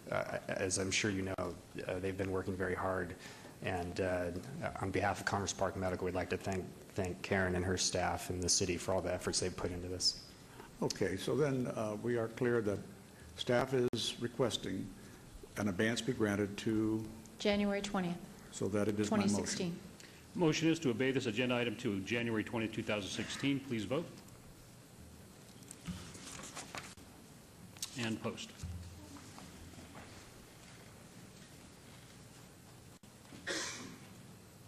And that motion passes. Thank you, Council. Thank you, Mr. O. Good to see you.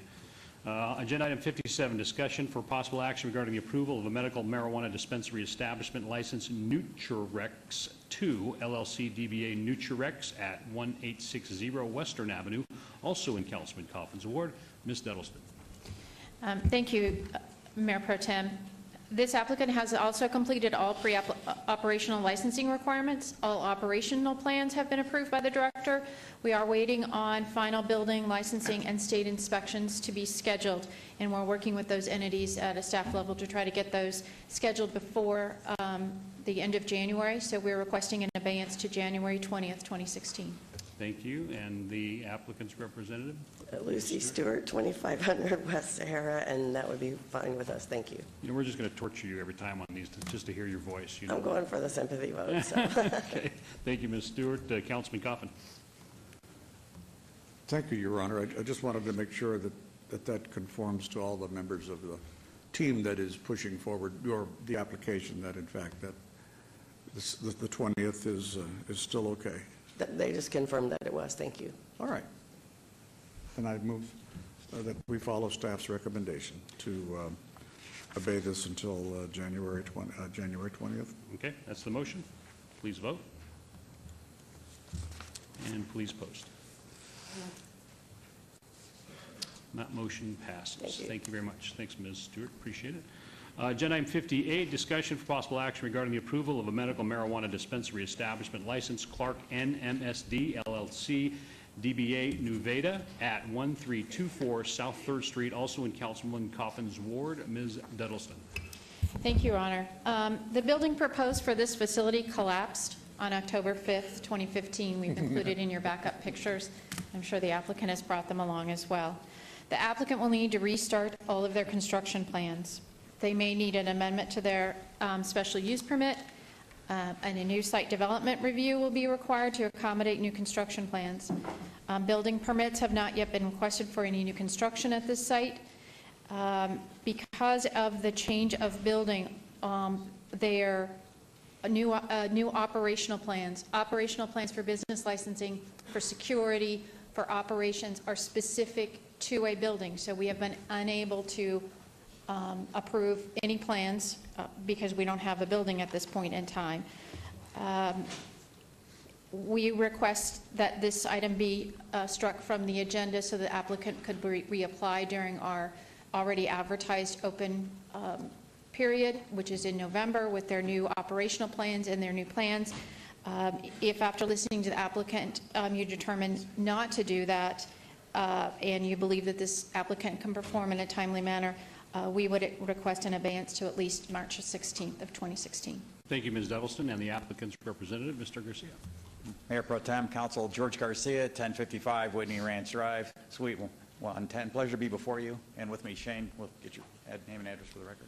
Shane Terry from 222 Karen Avenue, Las Vegas, Nevada, 89109. And as certainly as we appreciated your briefing time and we demonstrated to you, I think the unusual circumstances that we found in, we can show you the pictures if Shane put those we have on the overhead, the overhead.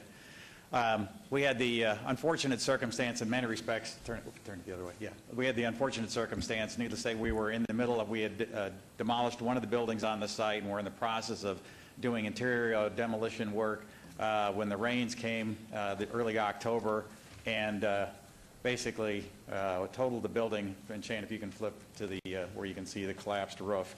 But basically that building is now a total loss. It was built in the 1940s and a surprise to all of us, there was no structural reinforcing in the beams, so it's a total write-off.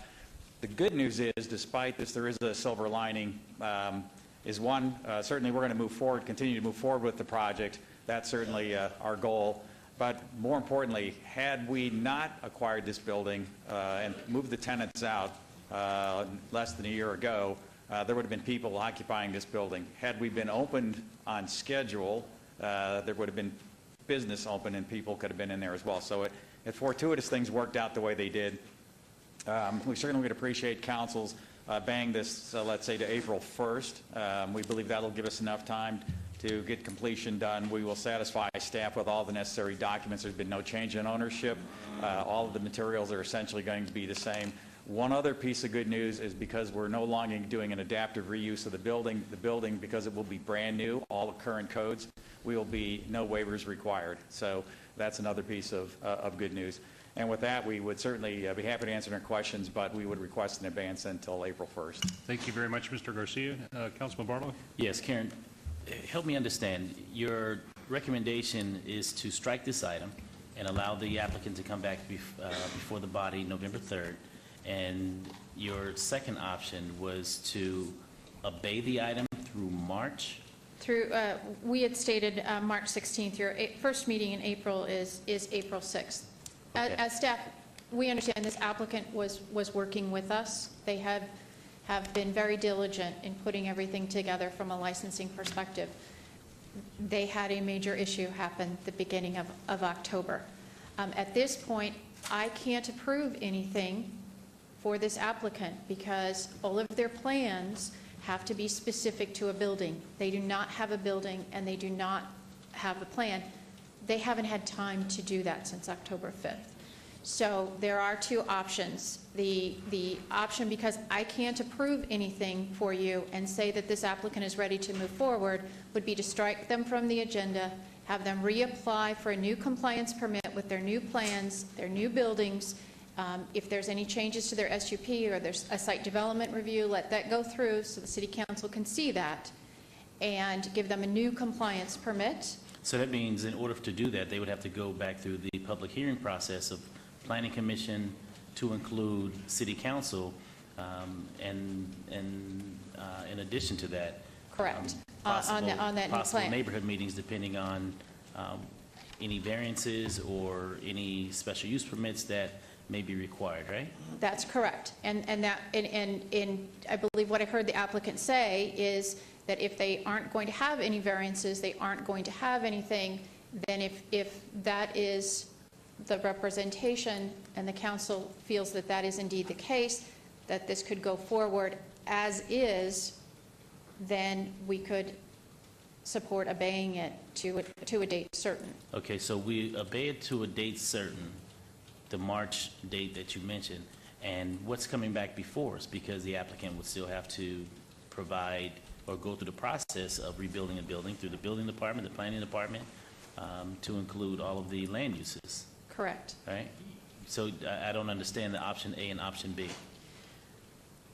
Option A, If in fact they have to go through all of that anyway. they have to go through all of that anyway. That's correct. From a staff perspective, to strike it from the agenda, have the applicant come in with their new plans, their new building plans, so that planning and everybody can take a look to see if there's any changes or amendments that need to happen, and have them give us a clean set of operational plans. We would then bring that back before you for a new compliance permit. If, after listening to the applicant, the council believes that this package should go forward as is, we would request that they be an abeyance until April.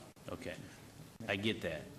But the point that I don't get is going through April, what's coming back before us in April? The applicant would come back before you in April. They would have to amend the plans that they have. At this point, we don't know what would come back before you in April. Their license would be on your agenda. That's what's on your agenda today. Correct.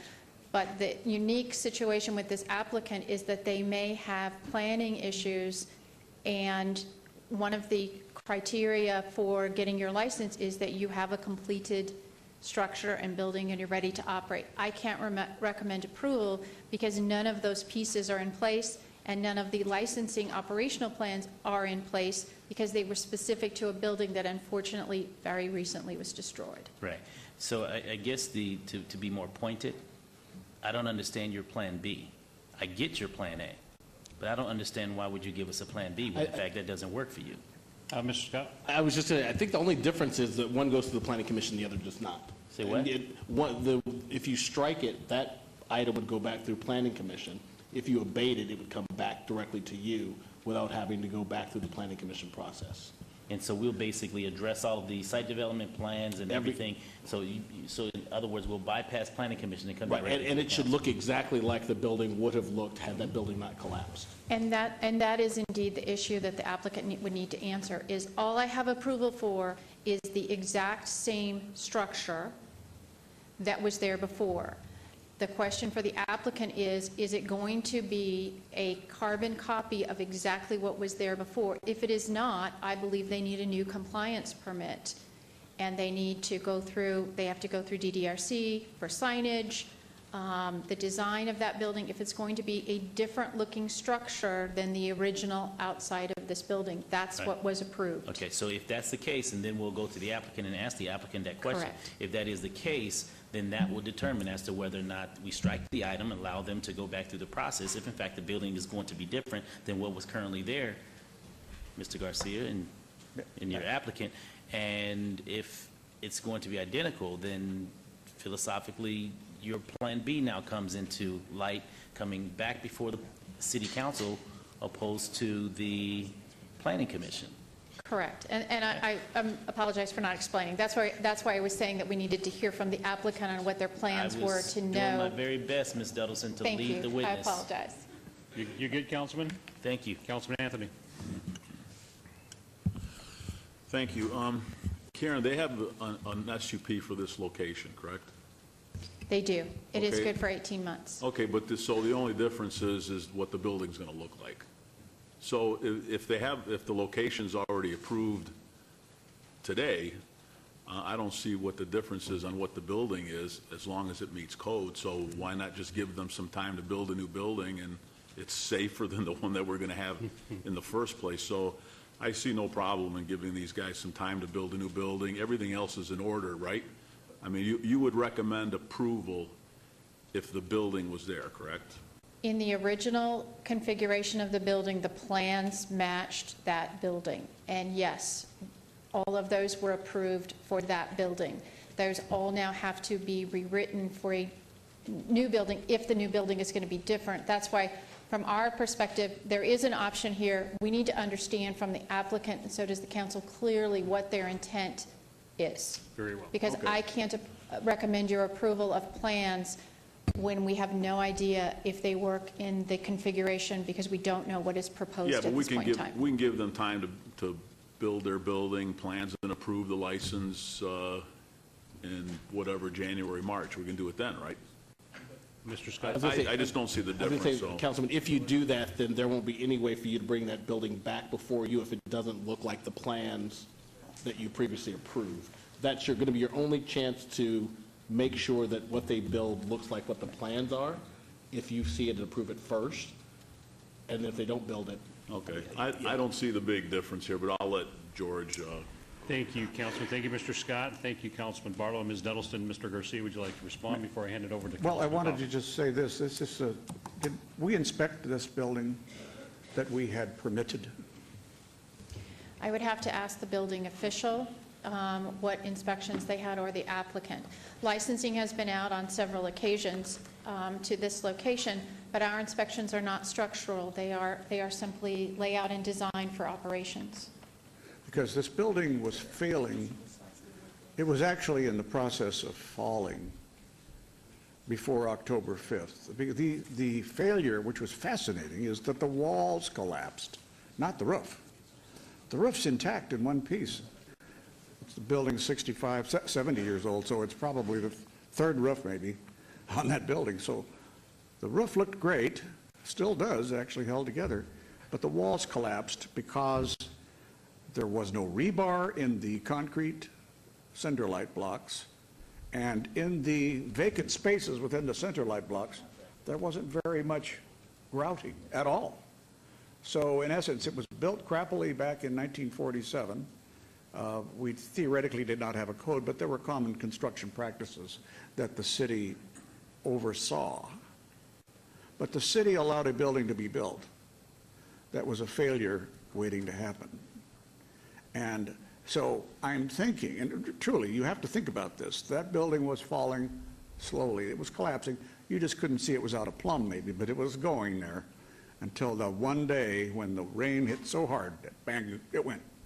And thank God not even any vagrants were in there, because it was being used by homeless whenever they could get in. So, you know, in a sense, we have helped by letting these old buildings exist and without floor scoping walls and all that stuff. We don't know what's out there with some of these old buildings, and we could be even licensing buildings that we don't know if they're safe, giving COs, certificates of occupancy. So it seems to me that all our dilemma here has to do with the original ordinance we passed, which contained all the provisions about what we have to face. You know, they've got deadlines here if they go A, deadline there if they go B, and Murphy's Law is going to come in, and that is that whatever they submit to you for final approval is going to change. It always does. It's inevitable, and so the question becomes, do we overlook those changes and say de minimis and go ahead and open? Or do we have to reopen this thing? And now it's April, May, June, and now they're up against a deadline set by the state statute, which cannot be easily changed. What is that deadline for them to be open under the state statute? The state has expressed to us that they may begin revocation proceedings on May 3rd. And May 3rd is in the statute, isn't it? It is 18 months from the time that the list, the provisional certificates were issued, and what the state has told us, and I've reported to this council in the past, is that the wording from the state that they have given us is that they would need there to be a preponderance of evidence that a local government is not actively moving forward and working with an applicant for them to consider revocation, and that while they consider May 3rd their deadline, it is very clear that it is a may begin revocation. It is not a shall. Okay, so there's a risk there. And of course, a lot of money rides on all this. So my thought is I'm going to be requesting a bill draft, and I think the members of the council are going to join in to make some changes in the ordinance, which will perhaps help on some of these, but you won't see it today until we ask for it. But what I want to make sure is that we understand that you get as much time as you can based on their recommendation. So if you need longer, you should ask for it now today. If April 1 isn't enough, then ask for longer than April 1. And I'm sure staff would say that's their request.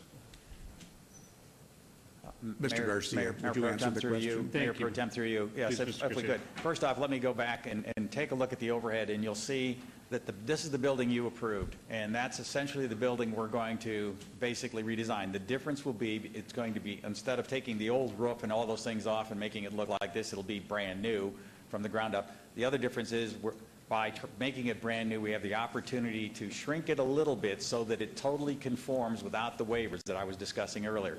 So that will be a subtle difference, but it's not substantially different than what you see. So we can make those representations to you today. Time frame wise, we would ask for that April 6th, that first meeting in April. And the reason being, first off, we think we may be done very close to that date, but if for any reason we need more time, as you said before, we can open by then. If not, we can come back because the item will be before you and request an additional advance. So, but we do believe that we will be ready by April 6th to open. And with that, again, we would request Councilman and Mayor Pro Tem your support in obeying this item. Staff, could we rephrase your Thank you, request Mr. to Garcia. make it an April 6th, abeyance to April 6th? Councilman, I want to make that part of your motion, and I want to tell you this as well. We're going to get a brand-new building, fully inspected with current building codes and environmental standards as well. And if that was the plan to remodel the existing building to look like this, Ms. Duddleson and I feel very comfortable that they're going to do the same dang thing, and you're going to have to jump through no hoops whatsoever to accommodate the changes. And again, Councilman, I agree with you in regards to the deaths that could have occurred because of that tragic roof collapse if anyone was in that facility. So this may be a blessing in disguise. Ms. Duddleson, do you want to respond? Yes, thank you. As staff originally stated, we do believe there are extenuating circumstances. If the same building is coming back and we can work with these same plans based on what you've heard from this applicant today, staff would request an abeyance to the first meeting in April, which is, I believe, the 6th. April 6th. Councilman Kaufman, would you like to make a motion? Yes, I now move that we obey this item until April 6th. Motion has been made to obey till April 6th meeting, 2016. Please cast your votes and please post. Mayor and Council, thank you. Thank you, Mr. Garcia. Mr. Terry, nice to see you both. Good job, Ms. Nelson. Moving on to agenda item 59, discussion for possible action regarding the approval of a medical marijuana dispensary establishment license, Nevada Wellness Project, LLC, doing business as Downtown Dispensary at 823 South 3rd Street. Did I strike that one?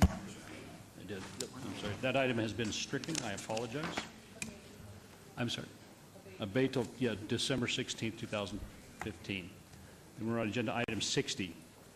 This is discussion for possible action regarding the approval of a medical marijuana dispensary establishment license from Desert Air Wellness, LLC, to Desert Air Wellness, LLC, doing business as Sahara Wellness at 420 East Sahara Avenue. This is in Councilman Coffin's ward. Ms. Duddleston. Thank you, Your Honor. And for the clerk, we were delivered documents from this applicant yesterday. We forwarded to the clerk. I just want to make sure everybody received a copy of them if they didn't get them from the applicant. This business has presented ongoing ownership disputes, and that has been the subject both for Metro in completing their suitability report to you and for several of the applicants we included in your notebooks, many of the emails that we received. The applicant informed us yesterday that they believe that they have resolved that ownership dispute, and we would ask that the council consider their presentation today on that issue. At this time, because of that, the Metropolitan Police Department has been unable to complete their report to licensing and to the council in attempting to determine who was actually owning or operating and had ownership interests. Those discussions were going on as recently as last week with Metro and yesterday. So staff at this point requests that this item be stricken from the agenda so this applicant could reapply with the appropriate ownership. If that is not the desire of the council, we would request that if you accept the documents in the presentation of the applicant, that you obey this item to December 16th so that Metro can finalize and review that ownership structure and make sure it is in order for your consideration. Thank you. Thank you, Ms. Duddleston, and the applicant.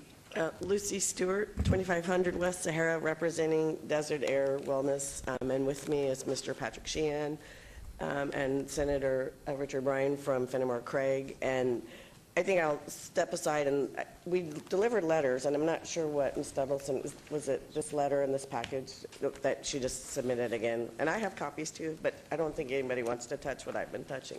But I'll let him explain where we are in the ownership process, and then I'll jump back in. Thank you. Thank you, Mr. Mayor Pro Tem and fellow council members. Pat Sheehan from Fenimore Craig, 300 South 4th Street, Suite 1400. The parties are absolutely in harmony with respect to everything, and we have provided that documentation to everybody. We reached a settlement agreement resolving all disputes a while ago. There was one person that had a little bit of remorse. However, she signed a letter a while back. It's the last item that's contained in that package. It's signed by all 5 members. All 5 members are all on the same team. There is no issue with respect to the partnership. The letter starts that everybody's in harmony. When we met with Metro, they said we're still a little concerned here, so we would really like, we need a court order or something along those lines. We went into court yesterday in front of the Honorable Linda Bell. The other member named Susan Lira came with me to court. She stipulated to that, so we met the city's request that we get a court order that everybody was in harmony. There's absolutely no dispute between the parties whatsoever, and we have attached a copy of that court order to the package, and I have additional court orders here. But again, that wasn't even contested. There was a stipulation in order. And in that order, Ms. Lira said that absolutely there was no problem. She apologized for creating a little bit of a problem in a meeting with Metro last week. But she said, I apologize about that. I'm in absolute harmony. I'm going to be a team player. I'm going to cooperate fully. And in fact, when the city does allow changes of ownership, she will be taken out of the ownership. We've already reached terms on that, but she's absolutely stated in the court order, in other documentation, that she's on full board and in full cooperation until such time, and she's even signed the transfer of ownership paperwork pending the approval by the city. Very well. Thank you, Mr. Sheehan. Ms. Stewart. And with regards to construction, I think they've been paying rent on this building since February, but of course have not been able to occupy it with the exception of recently with construction. They're in almost $1 million in construction and cost and all this. They don't really want to have to reapply. They think they'll be able to meet the December 16th date. They actually have their inspection for their final inspection with the state of Nevada on November 29th. And then they've been paying the construction people to work around the clock. So they've really been very diligent, and it's unfortunate, but I think part of it was just a misunderstanding among the group. And so we would appreciate an abeyance. And we appreciate how much Ms. Duddleston and her team has been working with us. Thank you, Ms. Stewart. Councilman Coffin? Mayor I'm sorry, Councilman Barlow. If I may, before Mayor Coffin goes. Karen, what was it that you mentioned in regards to Metro? Metro's been unable to finish their suitability report. One of the tasks that is assigned to Metro is to go through the documents that are presented, meet with applicants, and determine if if all of the owners and ownership interests have been identified, and if they are properly represented on the application. And because of this ongoing dispute and accusations in writing to us by members of this ownership, Metro was unable at this point in time to finalize that and determine if there are additional parties with ownership interest and who the ownership interest is and if it was properly allocated in the application. And Metro's here, they can answer any detailed questions, but that is their assignment when we give them suitability requests. Sir? Good morning, Your Honor. Members of the council, my name is Andy McDermott. I'm a sergeant with Special Investigations, and Ms. Luddleson articulated that perfectly. These investigations are comprehensive, they're long, and they're compounded when there's multiple applicants. The problem that we see here, that we've experienced here, is the applicants could not agree who had possessory interest in the business, who was making decisions for the business. That completely brought the investigation to a screeching halt. We had a meeting last week with the applicants in order to try and work that out, and we were unable to do that. We came to no resolution. I understand that they've worked that out at this point, but it doesn't change the fact that we haven't been able to complete the investigation as it was initially presented. My hope would be, or my request would be, that I'm allowed to bring this information back to the investigator who has that case, allow her to evaluate it, and then pick up the investigation where it left off. I can't speak confidently to the date because I'm not conducting the investigation. I don't know how long that'll take her, but I'm sure we can revisit that at that time if it's not long enough. I do know she's been working on it very hard, but it's been frustrating because they can't communicate effectively. Okay, so respectfully, in regards to your background information and trying to collect all of this data, when do you project approximately to have this, your piece of this application completed? I understand your question. It'd be irresponsible for me to give you an exact date because I don't conduct the investigation. I'm a supervisor over there, and I oversee all of those cases. It's difficult for me to say that. I do know the investigator was working very diligently on it, knowing that this hearing was coming, but she was unable to complete it. I would assume, based on what Ms. Luddleson knows about the case, the December date would be acceptable. I'm comfortable with that. I hope I don't put her in a bad spot forcing her hand, but I think that's acceptable. Of course, it depends on how she reviews this information and what else she finds. Okay. And so, Karen, you're recommending December 16th as an advance?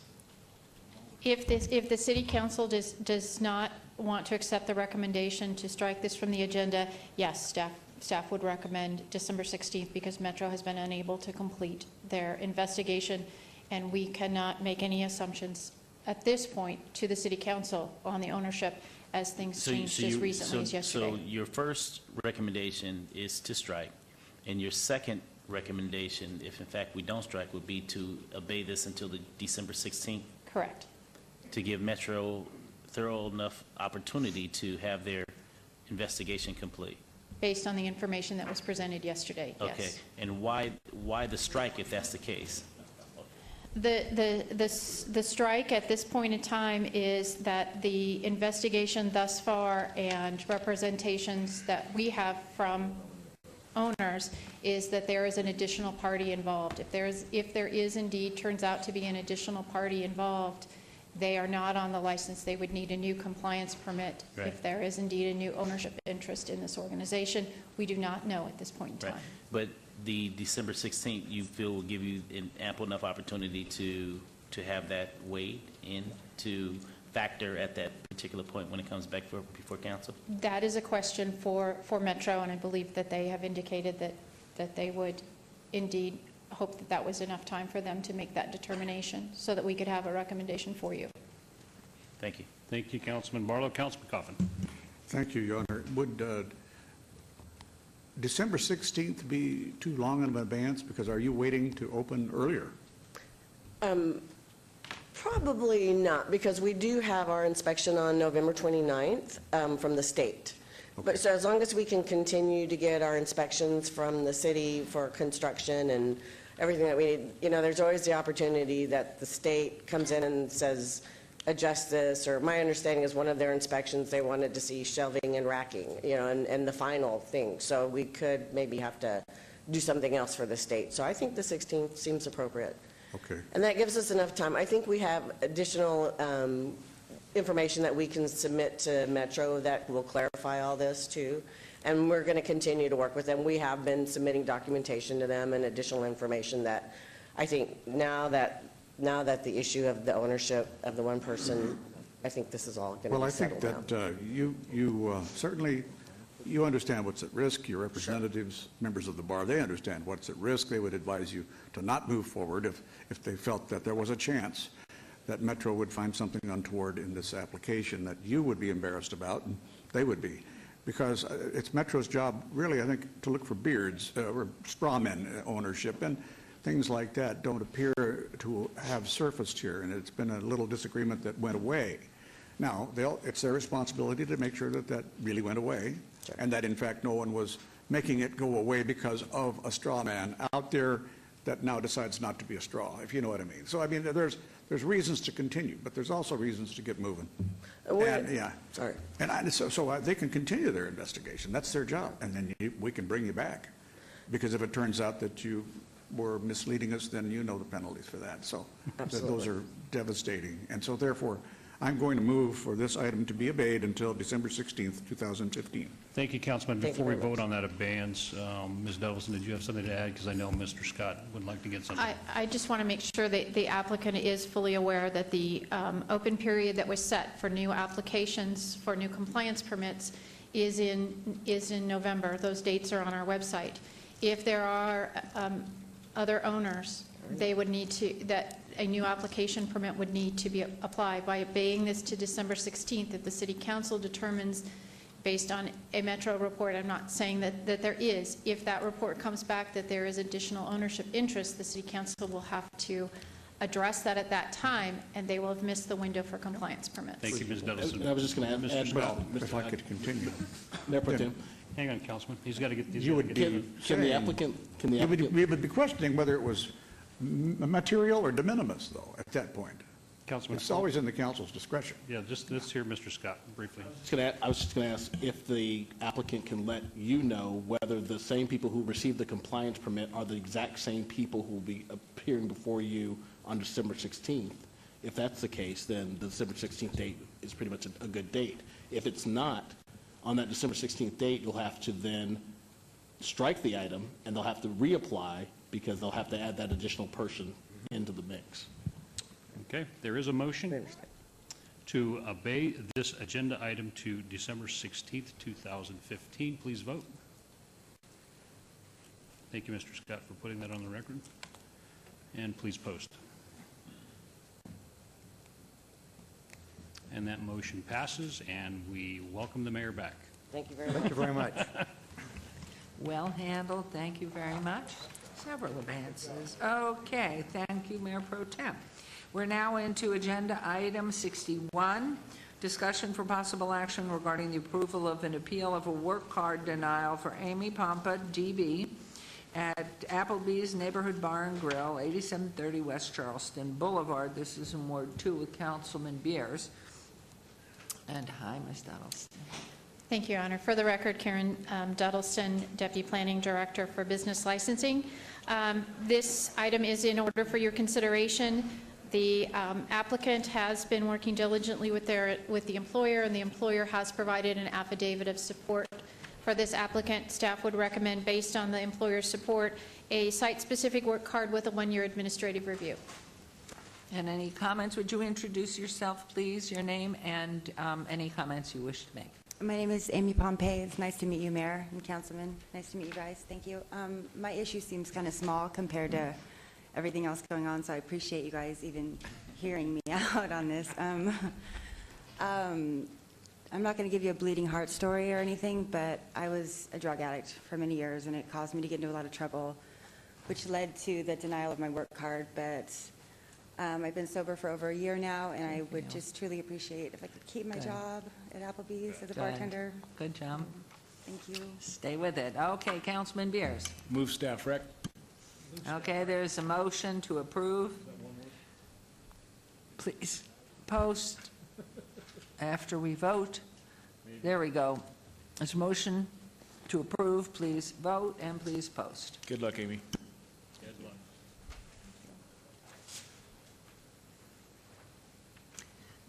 Good job, good luck, Great, and thank you. Okay, thank you. stay the path. They're doing a Thank great you. job. Thank you.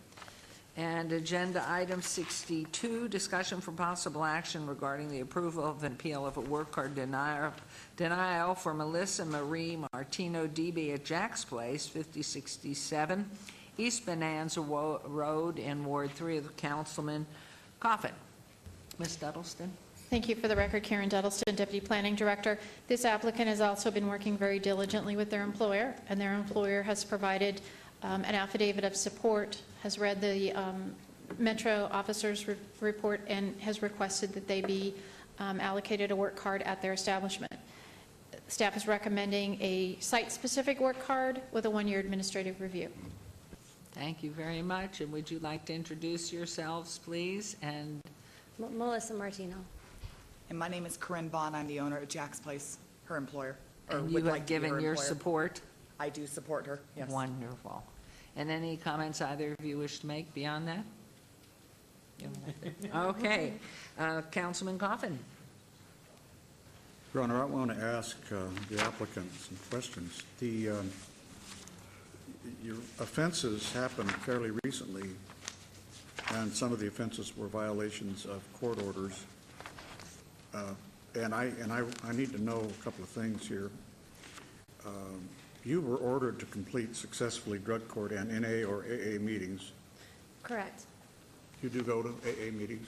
Yes, I do. Where do you go? I go to the Serenity Club, I go to KCB Choices, and I go to Solutions. Do you have a sponsor? Yes, I do. Her name is Kimberly. I do want to make a mention, though, that in that report, they did make some errors, and it was due to court errors. I'm in perfect compliance with the program, and I'm expected to graduate in 2 weeks, so.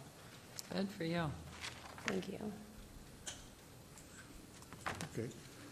Is that agreed upon? In other words, the errors were clerical in nature through Metro, or is that just an assertion by the applicant? I'd have to confirm which error you're referring to. Okay, so on the one where it says that I failed my UA for alcohol, that was an error. They actually remanded me before the drug test confirmed to be negative.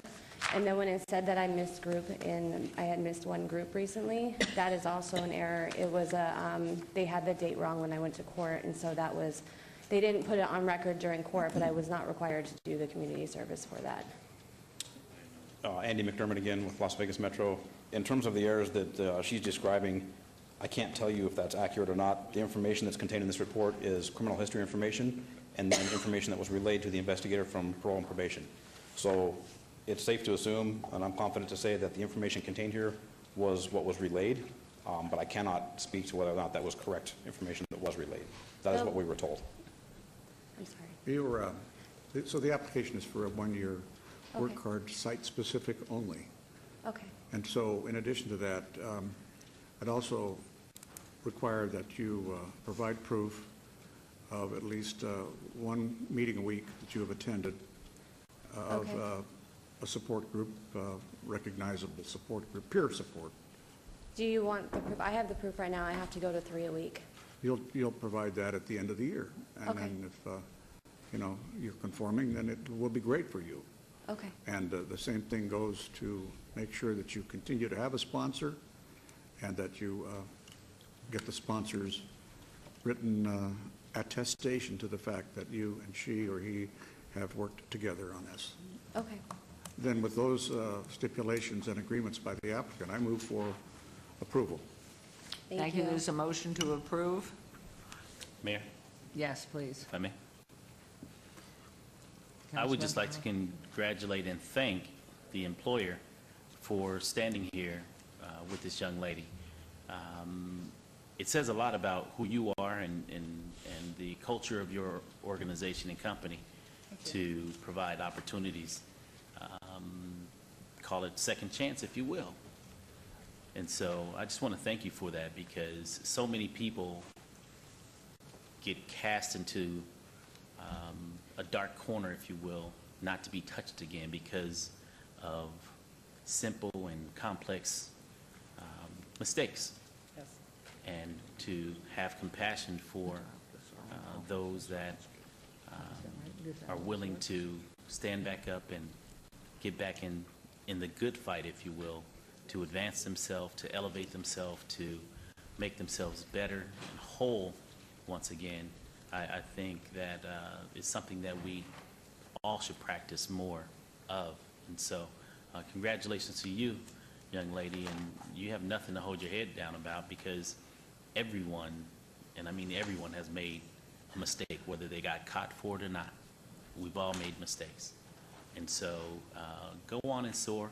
I know you are going to live a healthy, productive life, and be proud about the lessons learned, because those will be the foundational forks in the road that when they're approached again in your life, you now have something to counterbalance or contemplate as to choosing to go down that road again, and you know what it looks like. So, of course, you have an option to do right or do wrong, and we all do.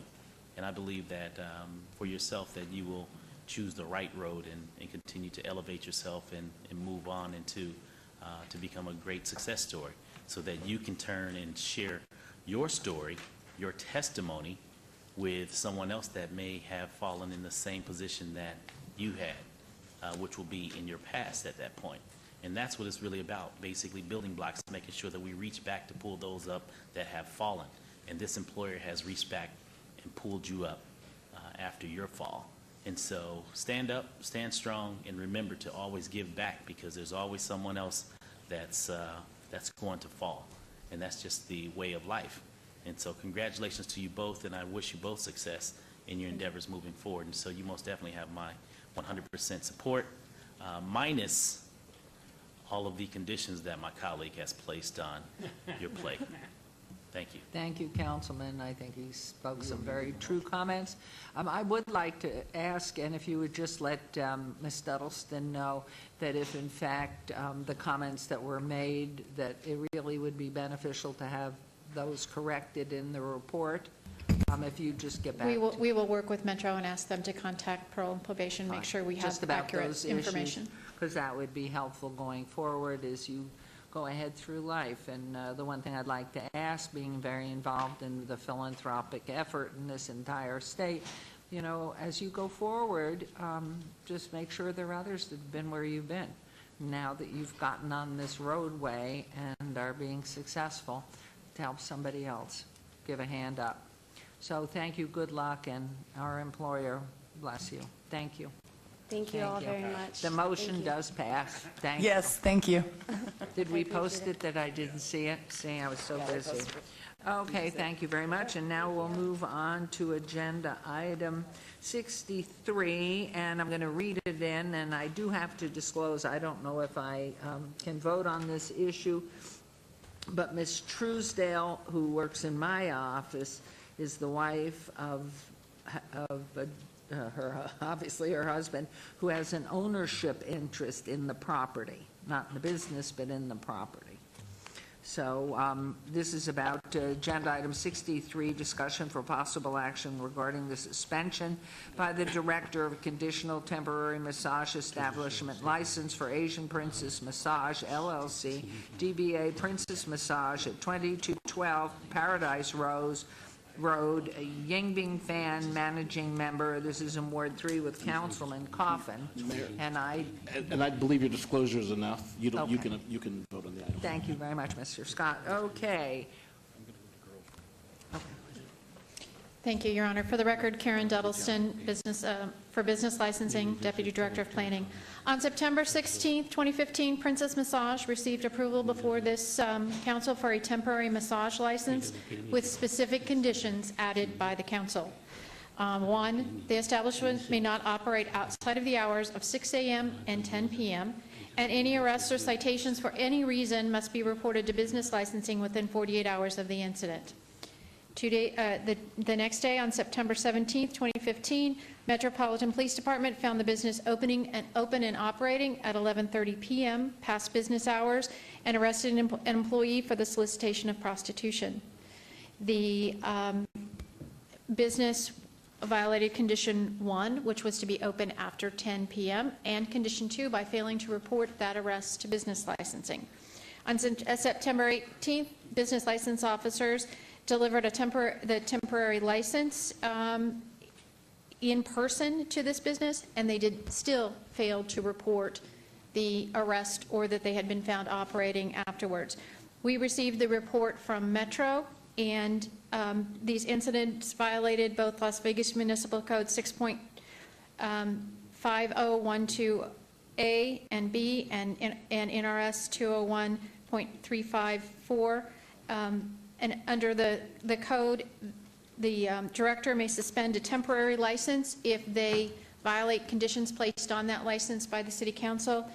The director suspended that license. At this point in time, under code, the request from the director is for a review of that suspension. The code allows that the city council would either uphold the suspension that denies the temporary license, which is seen as a denial of the permanent license, this business would close, or to overrule the suspension of the director and reinstate the temporary license for the massage establishment. Thank you very much.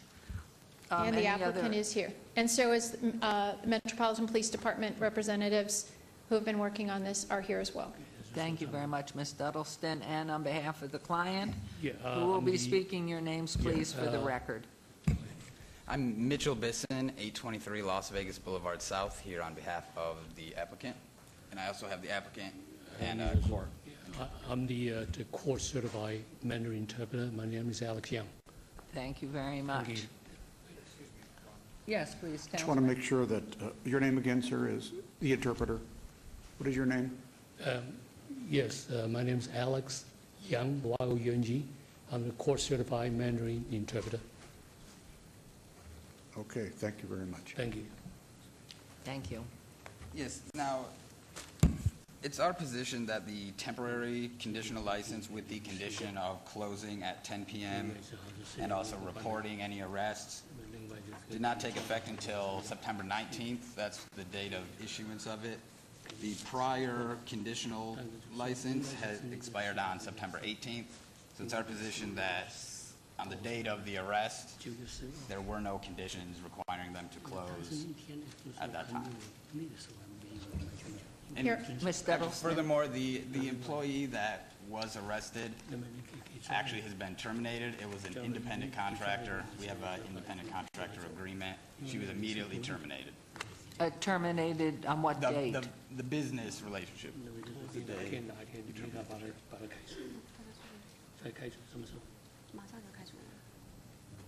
Your Honor, I did terminate the employee right away. But what date was that? What date was the arrest? The arrest was the night of September 17th. Is it September 17? Of this year? And the license and the resolutions attached to it were effective on the 19th? The city council had this applicant before them on September 16th. The applicant agreed to those conditions verbally with their attorney present at that time by the city council. On the 16th? Yes, it does take time to print something, and instead of mailing it, we hand-delivered it. Point of The conditions were information. effective Once the date they're you offered and voted on. accepted and agreed to, they're in effect, correct? Correct. Okay. Just the paperwork part of it hadn't been Right. delivered to them yet. But once there's an offer and acceptance, whatever it is, it's a done deal. So the September 16th date is the one that prevails? The date you voted and the clerk recorded it, that's the date that prevails. Okay. Okay, thank you. Was there confusion on that at all? Yeah, actually, there was some confusion on that. We were actually under the impression that we were still working under the other license until it expired 2 days later. Well, you've heard legal, and I think, and as an attorney, you're an attorney? Yes. I think you know when there's an offer and an acceptance of conditions, it's in effect right then. So, Yes, I know. yes, or did you go to a law school that didn't teach that? I'm kidding you, I know this young man. I know this young man. Thank you. Okay. Okay. No, I know, you know me. So, any other comments here? Anything else, Metro, anything? We would just request that the applicant be given one more chance. As mentioned, the independent contractor. Can you pull the mic, can you get closer to the microphone and say it again? As Phil? mentioned, the independent contractor that, did the actual conduct that caused the arrest has been terminated. I've definitely explained to her that business hours would have to close at 10 p.m., not 10:01, 10:02, and she understands that and has agreed she will stay clean, so to speak. Well, any other council person wanting to make any comment before I pass it over to Councilman Coffin? Yes, Mayor. Yes, please. I just know that we've had more than several applications that have come before us as it relates to massage establishments. And I remember this case very vividly. And it was a long deliberation. And the representative that stood before us in September made it very clear, and we can go back to the record to show that, to include the information that Metro and Business Licensing had provided in the backup. And so to have this applicant back before us today, now October, I can't see supporting this item moving forward. I actually will be voting to have the establishment closed permanently. Thank you. Okay, Councilman Coffin, please. Well, the area, it just appears that there was not sufficient supervision of a person that's been repeatedly identified as an independent contractor. Whether a person's an independent contractor, and that's really a stretch, or if in fact the person is an employee, the amount of supervision is still got to be the same. I mean, it's a license. I know that the interpreter, Waimei Borgel, who took Mr. Young's place that day, is a competent, also court-certified interpreter, and so that all the conditions that were explained to her in Chinese, it is Chinese, I think, isn't it? Mandarin? Correct? Yes, we believe all of that would be correctly, relayed to her, and her answers given to us with reliability. So there shouldn't be any question about that at all.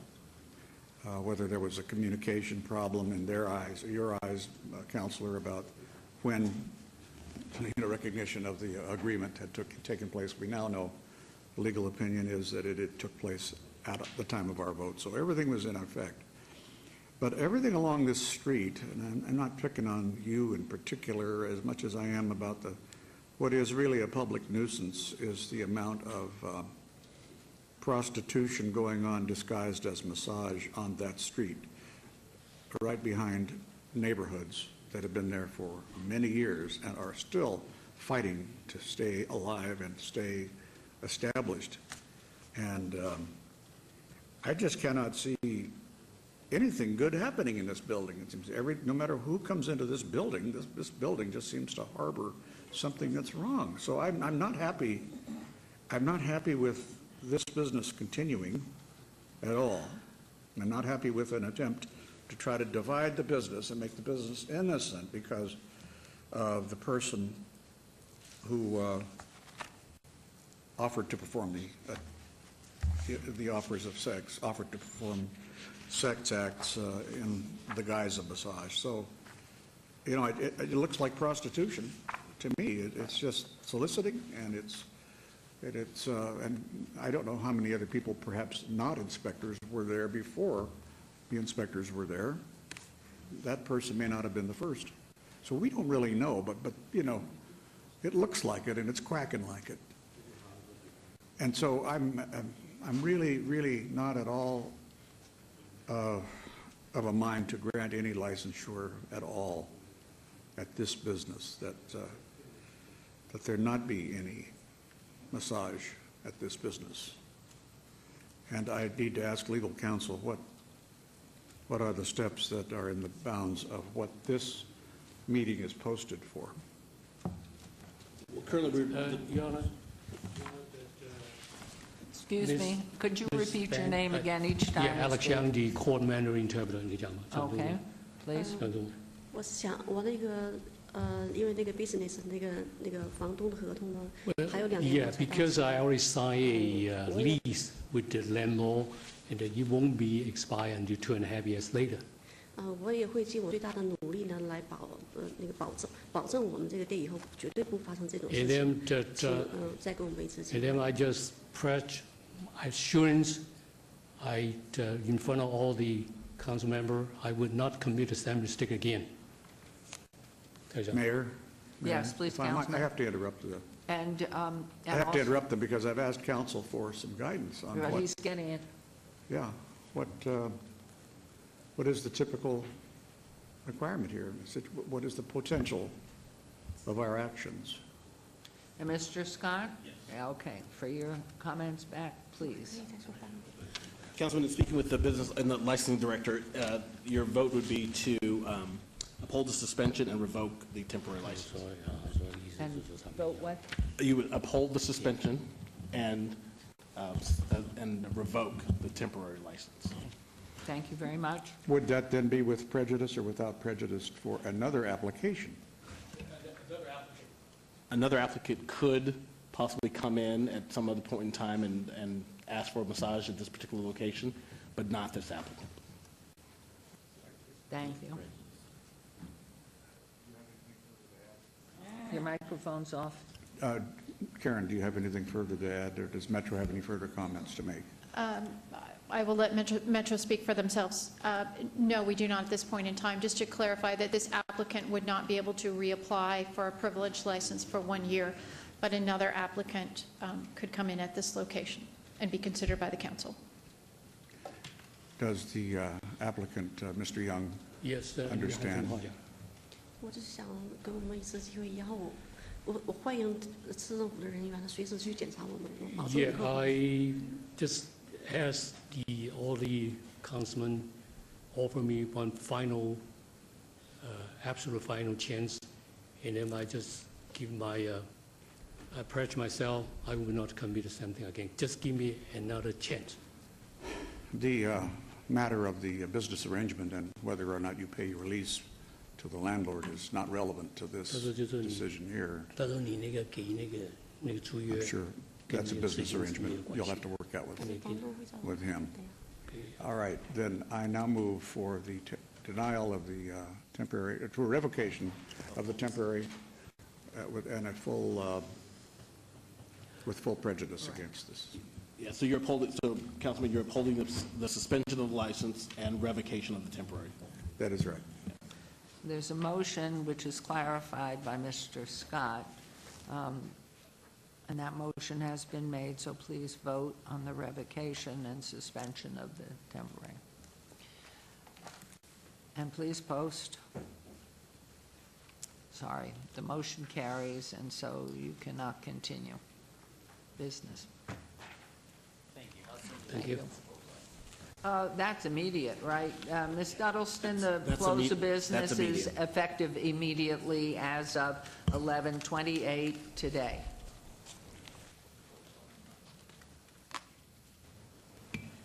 Yes, we will get officers out as soon as we get confirmation from the clerk, and the city attorneys has reviewed that order, but our officers will be out. And they will post the business as closed. It'll have to be closed when our officers post that notice. Thank you. Thank you. Thank you. Okay, agenda item 64, boards and commissions. For possible action, Southern Nevada Regional Housing Authority, William McCurdy, term expiration September 7, 2015. Procedure for this board requires appointment by City Council. Any member of the City Council may make a recommendation. Councilman Barlow, I thought we already reappointed Mr. McCurdy. We did. Mayor, what was taking place was that there was an immediate, how can I say this? Marco Rauda stepped down from the board, so I needed to do an immediate replacement. Oh. And this is the time in which his term would have been up. Okay. And so at this point, I'm just fully appointing Mr. McCurdy to the full term, where he basically filled the vacancy void, the that was vacancy there. during Yeah. that period of Okay. time of Marco stepping down. Okay, thank you. I thought, gosh, I just remember voting and reappointing, so I'm delighted because he's great. So your motion? Oh, my motion at this time would be to appoint Mr. William McCurdy to the Southern Nevada Regional Housing Authority for the City of Las Vegas appointee. Which is a how many year term? 4. Okay, 4 years. And That'll- Mr. McCurdy that'll be wants one more to do it, accepts? I don't know. Mr. McCurdy, if you come forward, and please bring your beautiful wife with you. We don't get an opportunity to see her enough. We see you all the time, so let's show who's really the beautiful person. To the Honorable Mayor and to the council, it gives me a great opportunity to, And your name, please, even though we've just said it 50 times. my name is William O. McCurdy. Live at 1117 Hart Avenue, Las Vegas, Nevada, 89106. And what high school did you graduate from? Valley High School with Shelley Berkeley. Oh, right, okay. Please continue. I would like to take this opportunity to thank Councilman Barlow and this city council who have entrusted upon me several occasions to represent this city from a lot of different areas and to prior administrations to have served the city of Las Vegas and the residents of the city of Las Vegas. And it has given me a great honor. As you know, I've been an employee of the Southern Nevada, which was formerly Las Vegas Housing Authority, for a period of 18 years. I worked from resident services all the way to the executive office to do the governmental affairs for the Las Vegas Housing Authority at that particular time. But I thank Councilman Barlow for considering me the first opportunity they have given me in the month of May to fill the unexpired term. And I'm very happy to have my wife here with me. We've been married 30 years. We have 33 grandchildren, 7 great-grandchildren.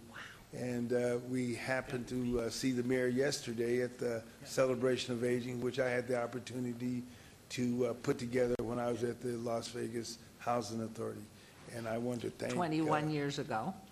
I beg pardon? That was 21 years ago, 21 right? years ago. As you know, we could not use federal money to have parties for the residents, so I was tasked to raise the money every year to make that event successful. And many of you have contributed to the Celebration of Aging, and it's still going on after I had left and came back as a commissioner. And I'm committed to helping them to find money to help them become self-sufficient so we don't get in trouble using federal funds to do that exercise. Wonderful, wonderful. And your wife, certainly. What is your first name, please? My name is Billy McCurdy, and I've been married to this wonderful man for a number of years. Well, it's because of you he's done so And well. I'm very happy. Okay, Councilman. It would be my honor at this time, Mayor and Council, to appoint Mr. Billy McCurdy to the Southern Nevada Regional Housing Authority Board for the next 4 years. Thank you. Thank you. This motion, please vote, and please post. Thank you. Thank you very much, Councilman Barlow. And that motion carries unanimously, so. Thank you. Good luck. We're delighted you're staying with us. Thank you. Agenda item 65, possible action, Traffic and Parking Commission. John Phillips resigned. Term of expiration was through 10/18/2016. Procedure for this board requires appointment by the mayor with confirmation by city council. The options are appoint a new Ward 4 representative to fill the seat. Councilman Anthony, I understand you have a recommendation, please.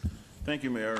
First of all, I want to thank John Phillips. He's been on both of these boards for many years, and he's done a great job, and he decided it's time to move on and do something else. So I would like to nominate Greg Toussaint. Greg and actually his wife Donna have been very active in the city of Las Vegas, doing some good things and make sure this is a great city to live in. They used to live in Ward 2 and do a lot of things in Ward 2, and now they're in Ward 4 in Desert Shores, so they're going to do some great things in Ward 4 in the city of Las Vegas. So on item number 65, I would like to recommend to the city council Greg Toussaint. Thank you very much, and they were happy on the lake, one of the lakes in Ward 2, but they are so happy with you, I can't tell you, in your ward. So great nomination. There's a motion. Please vote. And please post.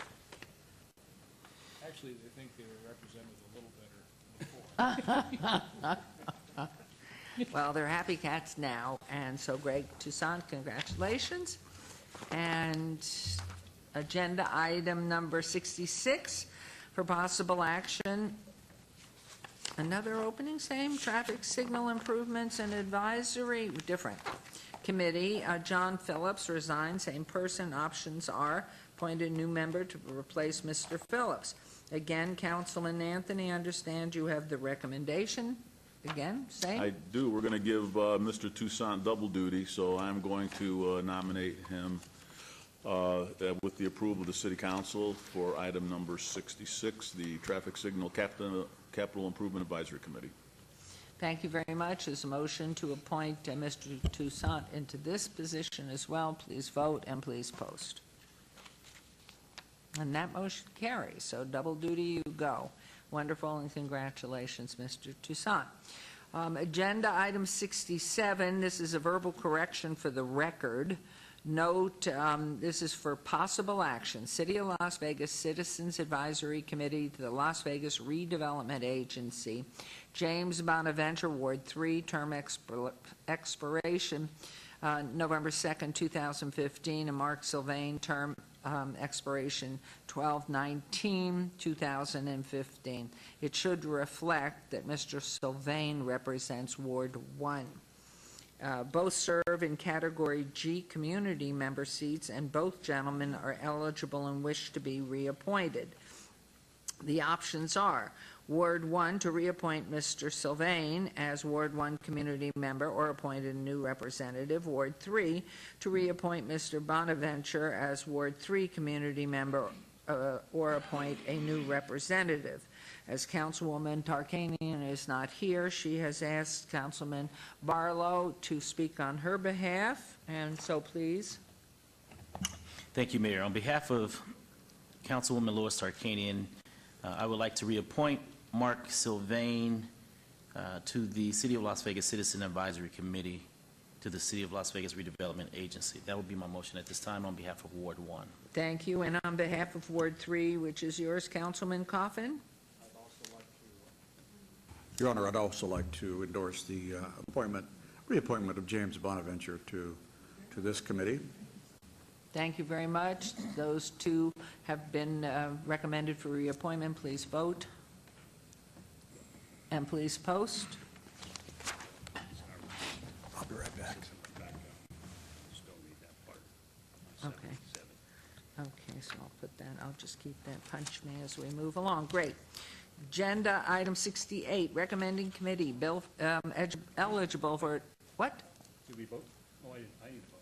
Oh, so sorry, and we didn't post, and it's all right, he and I were chatting, so we got punished.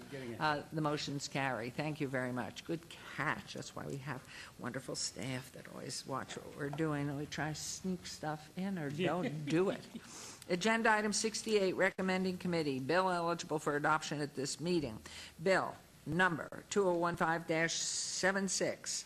Councilman Barlow, would you like to have the bill read? Yes, Mayor. Thank you, Council. Thank you, Your Honor. Bill number 2015-76, an order to advantage of the city for prescribed land be annexed to make some habits, terms of law, obligations, and benefits of the city, and to provide for related matters. Move for approval. Thank you. This motion to approve on agenda item 68. Please vote and please post.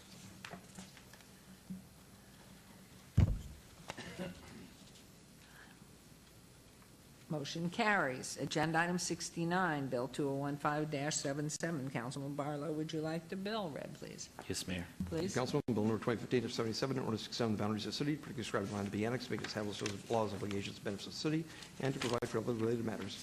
Move for approval. Thank you. There's a motion to approve on Bill 69. Please vote and please post. On agenda item, I meant. Motion carries. Agenda item 70, Bill number 2015-78. Councilman Barlow, would you like to have the bill read? Yes. Thank you, Councilman. Bill number 2015-78, in order to extend the boundaries of the city, particularly prescribed land be annexed, makes its habit such laws, obligations, and benefits of the city, and to provide for other related matters. Move for approval. There's a motion to approve on agenda item 70. Please vote and please post. Motion carries. Agenda item 71. Bill number 2015-79. Councilman Barlow, would you like the bill read, please? Yes, Mayor. Thank you, Councilman. Bill number 2015-79, in order to extend the boundaries of the city, particularly prescribed land to be annexed, because it establishes such laws, obligations, and benefits of the city, and provide for related matters. Move for approval. Motion to approve on agenda item 71. Please post.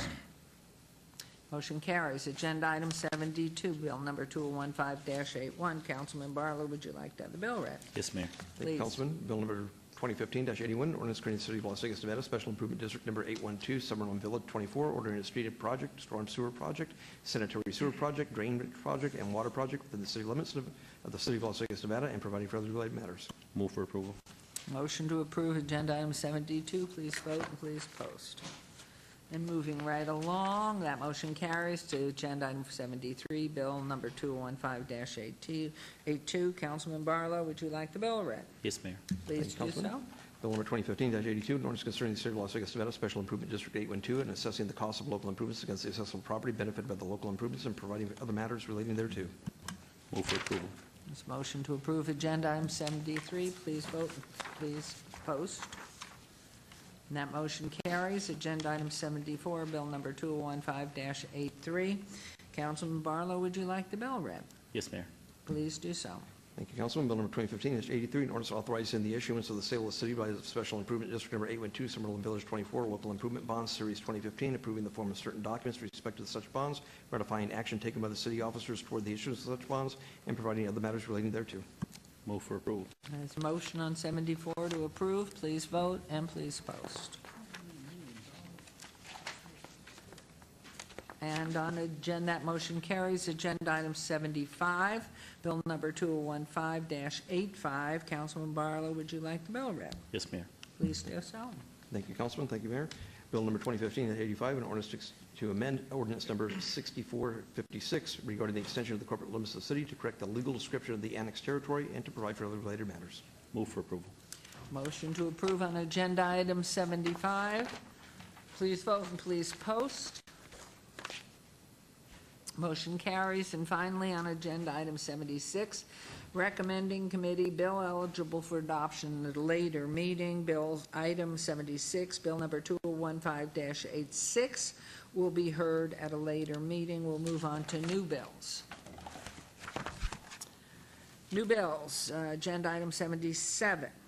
Items 77 through 83, bills number 2015-87 through 2015-93 will be heard at recommending committee meeting Monday, November 2nd, 2015. And these bills, new bills 2015-87 through 2015-93 are assigned to Councilman Barlow, Anthony, and Coffin.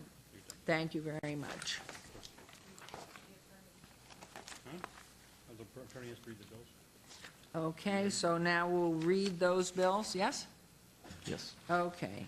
Thank you, Your Honor, and members of council. With your permission, you all met Michaela. She's been with me several meetings as our intern, and today I'm joined by a new intern, Mr. Scott Morris, who is a third-year student at UNLV.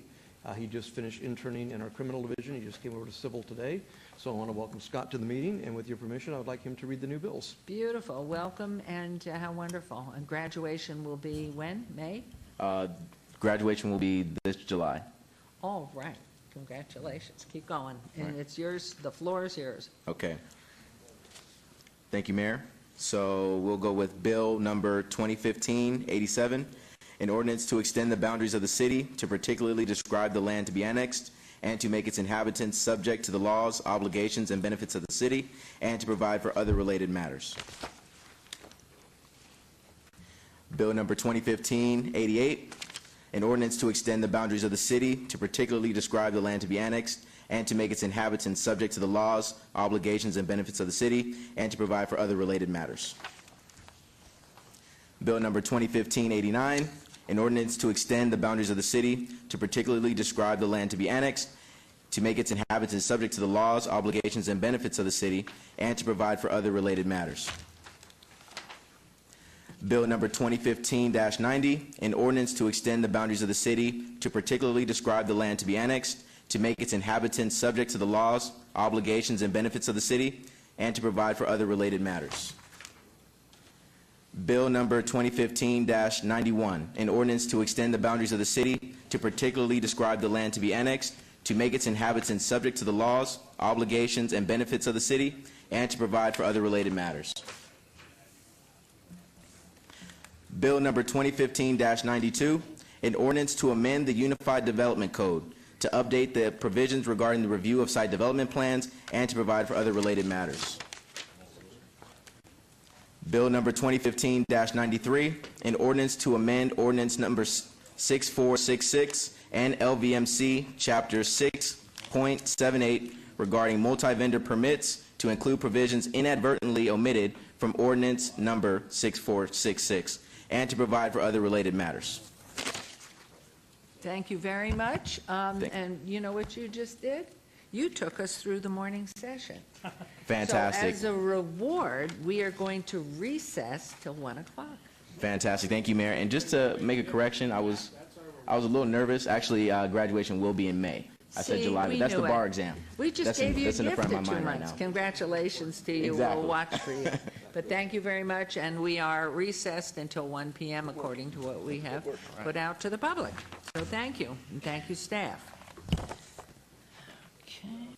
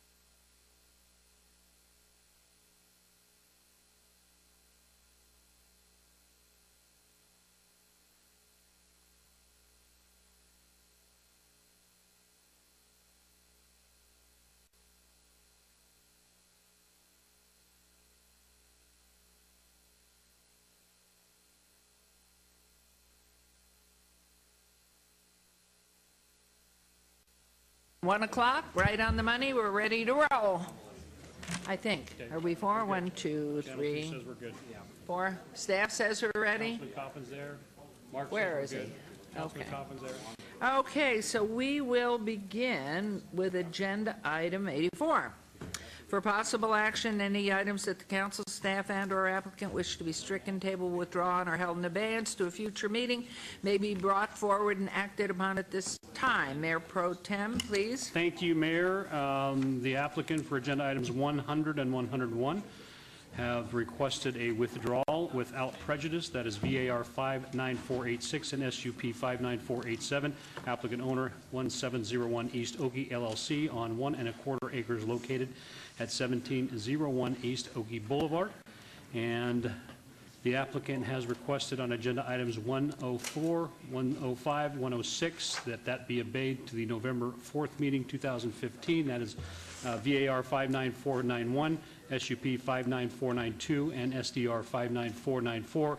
Ovation Development owner, the GES Family Limited Partnership on 7.09 acres at the southeast corner of Vegas Drive in Rock Springs, and that is my motion. Thank you very much. There's a motion on several items. Please vote. And please post.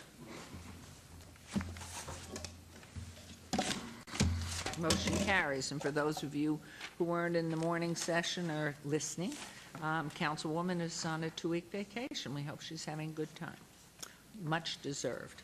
Okay, so now we move on to items 85 through 89 may be considered in one motion, one vote. They are considered routine, non-public, and public hearing items with no condition changes.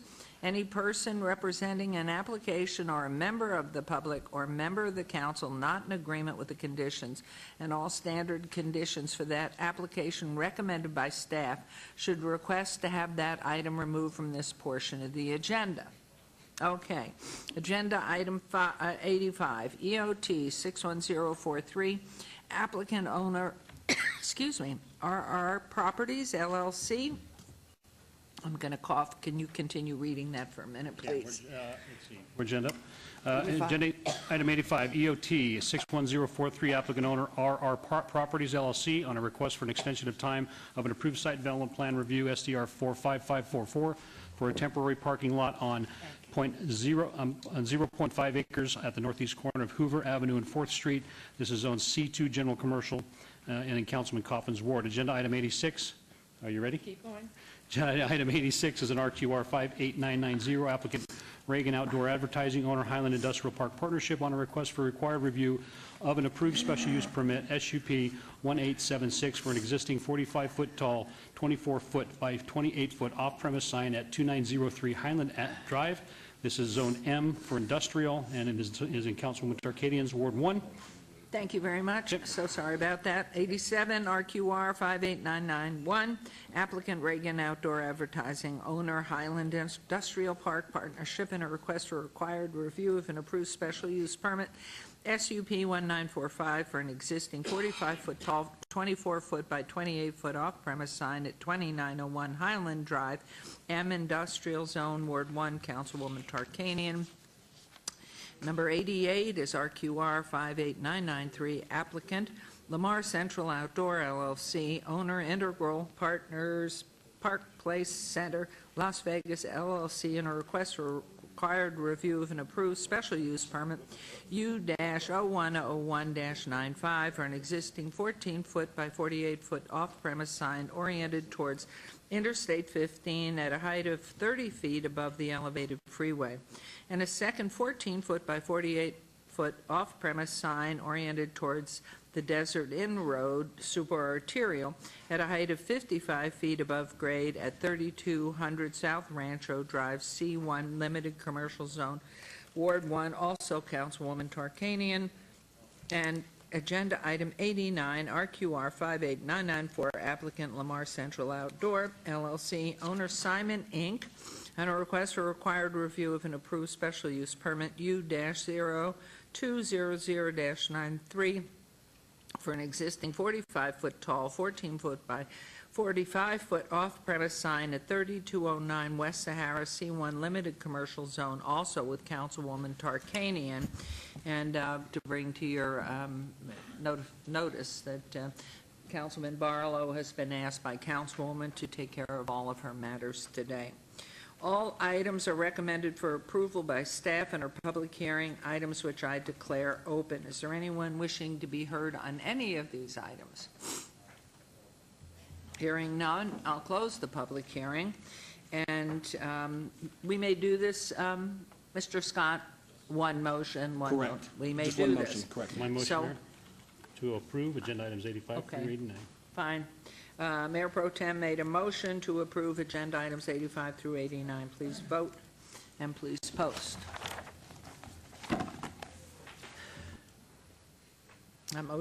Those motions carry. Thank you. We'll move on to agenda item 90.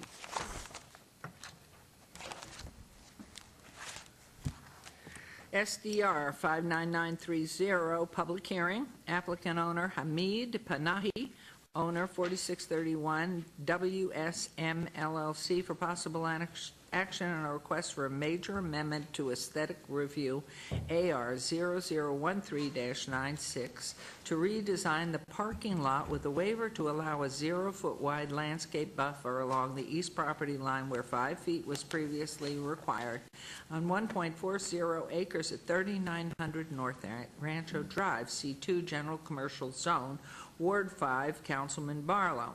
Staff recommends denial. Planning Commission has no recommendation. It's a public hearing. I declare it open. And is the applicant or representative present? Yes. And your name, please. Good afternoon, Madam Mayor, Ms. Barlow, gentlemen. My name is Hamid Panahi, 1393 Manorwood Street. I represent the owner. Okay, and any comments you would like to make on this, or do you want to just hear from Councilman and see what the issue is? Yes, if I may, want to go through a little history of it and why we're here. Please do. Essentially, this project was built after about 1998, and it wasn't in compliance at the time that it was built with the planning, but somehow overlooked. And in 2012, my client purchased the property, and in 2015, actually January 2015, they got 2 non-compliance citations, one for the rear buffer zone, landscape buffer zone along the alleyway, and one for non-standard parking lots. The owner wanted to take care of this issue, and so we proposed planting 6 24-inch box trees along the south side of the property, because the alleyway wouldn't really make sense to have any new landscape zone installed in there. And in addition to that, and then we sat down and had multiple meetings with the planning department and also with Councilman Barlow's representative. And we agreed upon, in addition to those 6 trees, add 7 one-gallon lanterns on the west buffer zone, landscape buffer zone, to comply, and we agreed to that. And I think everybody was in an agreement, and I'd like to ask you for an approval of that proposal. As well, there was one item on the agenda, that item number 7 for compliance, that was never discussed, and that's a trash enclosure, bringing that up to current code. This was built prior with the compliance to the old standards, is in the back of the property, and I would like to ask you to please strike that out, and if the city would like us to build that in the future, we should deal with that in separate discussion. Thank you. Thank you very much. Mr. Perigo. Thank you, Your Honor. Yeah, this item is a result of the next item, the request for a review of conditions. And during our research on that item, we discovered that the site was not in compliance with the approved site plan. There were issues with the parking, there were issues with the landscaping. So subsequently, there was a site plan review that was submitted. That did go to Planning Commission, and at that time, there were still deficiencies that staff was concerned with, and so our recommendation at that time was denial. Planning Commission voted 3-3 because there was discussion about the required landscaping along the alleyway in the back of the property, and some of them felt that since along that alleyway there is no other landscaping, in fact, you can't put landscaping in because the buildings are built right to the alleyway, that that didn't really make sense to require that. Since then, we have worked with the applicant. He has revised the site plan to add the appropriate landscaping with the exception of that alleyway. And so at this point, it is pretty much in substantial compliance with the code, and staff is recommending approval. And I have a legal question, Mr. Scott. A 3-3 vote is not no recommendation, I thought. I thought a 3-3 vote by either body is denial. With the planning commission, it goes forward, because of the planning commission is a recommending body, it goes forward as a no recommendation. Okay, thank you. Okay, thank you. Okay, anybody, any comments, questions before I turn it over to Councilman Barlow? Please. Thank you. I appreciate you working with my office on this matter. I know initially you all were kicking and screaming in regards to what you had agreed to in relation to your landscape plan that was approved prior to me becoming your council person. And that was never done. So all I was asking you to do was to come into compliance with what you and your client had agreed to previous councils before me. And so thank you for coming along with a little nudging. And I believe we are on course now to move forward with approval of this item subject to all conditions. And thank you, Flynn, I keep saying Flynn, Tom. All right, Tom. I forgot something too, if I might, Councilman. Yes. Did I close the public hearing? Oh, my God, we've been doing this so long, folks, I'm sorry. Was there anybody on this item? Please come forward and make comments, public hearing item. Formally, I'm going to do this properly. Back to you. It's okay. So, Flynn, it's nice seeing you again. My apologies, Tom. I don't know, it's like a Freudian slip every time. It's like Tom Perigo. Tom, I apologize for the second time. But thank you for working this out and trying to make sure that what was agreed upon initially is now starting to come together. So for that, we'll move forward with a recommendation of approval, subject to all conditions on this item, Mayor. Thank you. And Mayor, through you, Councilman, does that include his request to remove condition number 7, the trellis over the trash enclosure? The trash enclosure, thank you for bringing that back forward. The trash enclosure, I'm okay, because the trash enclosure is behind the facility, so, and you all keep it nice and neat back there, so yes. I don't have a problem with removing the condition of the cover. Thank you. So it can remain status quo. Just, continue to keep it the lovely look that it is. Well, so I'm okay with that, with removing that. So with that condition number 7 being removed, I'll move for approval of this item subject to all conditions. Okay, there's a motion, please, to approve, subject to all conditions, removing number 7. Please vote and please post. That motion carries. So agenda item 91, isn't that you also? No, it's not. This is ROC 58617, public hearing, applicant Enterprise Rent-A-Car owner, 4631 WSM LLC, for possible action on a request for a review of condition of an approved special use permit U-0021-98 to delete condition 3, which states no more than 5 passenger automobiles for rental purposes shall be located on the site at any one time, and to delete condition 4, which states the rental vehicles shall be stored in the rear parking area only at 3900 North Rancho Drive, Suite 108, C2, General Commercial Zone, Ward 5, Councilman Barlow. Staff recommends denial. This is a public hearing which I declare open. Is the applicant or representative present?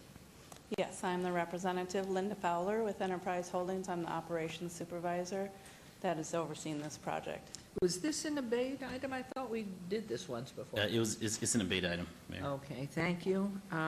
Any comments you want to make before I ask Mr. Perigo?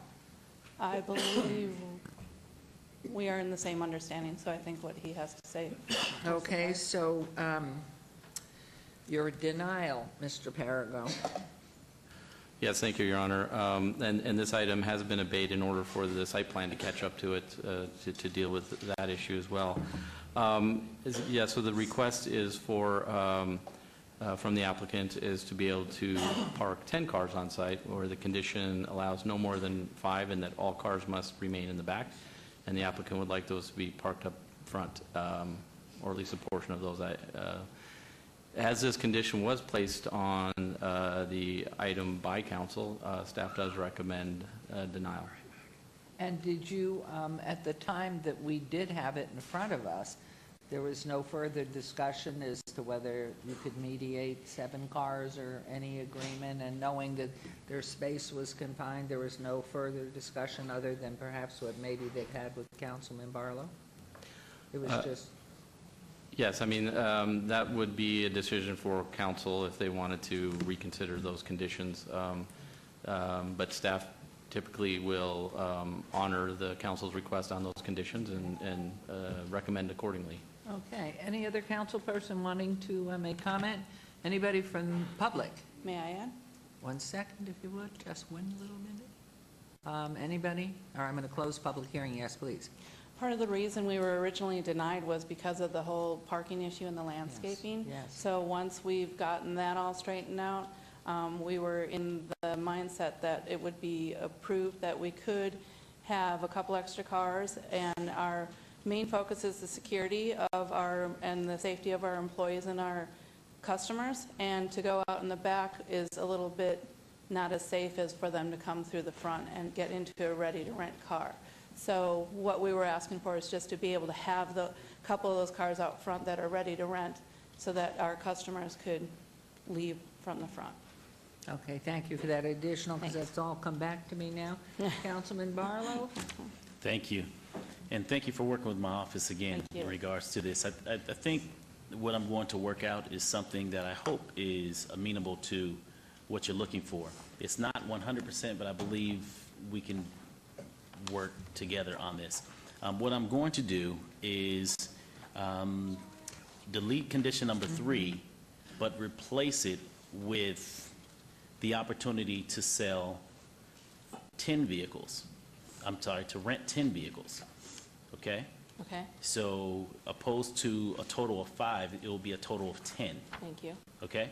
And I'm going to delete number 4, but replace it with another condition under number 4 to allow for 5 vehicles stored in the back of the facility and 5 to be out front for advertisement. Okay. That's what I'm looking at right now. Is that something that you can live with? I think we can work that out, because typically we have a few cars we want out front for the ready-to-rent for That's people. correct. The things in the back where we may be cleaning or getting over to the shop or something. And the And I cars that don't you rent understand. out also, you can basically bring the cars in the back up front to always have 5 at Correct. one time. Correct. Does that make sense? Yes, That way, we only have a total of 5 at one particular time. yes. But you all can basically work out within the structure of your business model how to rotate those vehicles with no more than 5 up front at one particular time. With a total Does that of make 10. sense? Yes, Okay, do you agree to those conditions? yes. Okay, so those are new conditions that I'm placing on this application. Does planning have any issues with that? Not at all, The mayor Councilman. does. I don't understand what you've done here. I thought what you were saying, it's okay to have 10 available up front. Does that mean no 5 in back? No. Let me just walk back. Currently, Get 5. the condition is enterprise can have no more than 5 total on the property. I've increased that total from 5 to 10. That's condition number 3. Condition number 4 states that no vehicles can be up front at all. But I'm relieving that by allowing 5 vehicles to be up front and 5 vehicles to be in the back. Your Honor, Councilman, if I might, maybe we can eliminate those 2 conditions and replace it with one that says the maximum number of rental vehicles allowed on-site shall be limited to 10. No more than 5 rental vehicles shall be allowed in front of the building at any given time. So what planning has done was collapse my 3 and 4 into 3. Okay. Got it? Yes. Okay. Agree to it? Yes. Planning? Thank you. Yep. We're good? Why Yes. Flynn is so All good. right. And as the reincarnation of Flynn, let me tell you, it's great to be here. I wish I would have never left Las Vegas, the best city in the world.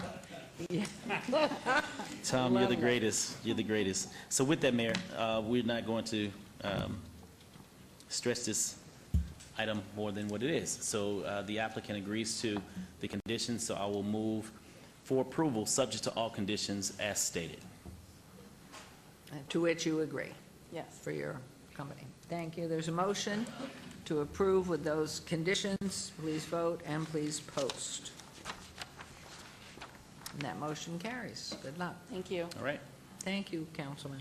You're All welcome. right, read items, it says 92 through 94. 92, ZON 60327, on a request for a rezoning from C1 Limited Commercial and R4 High Density Residential to C2 General Commercial on .66 acres at 115, 121, and 125 South 9th.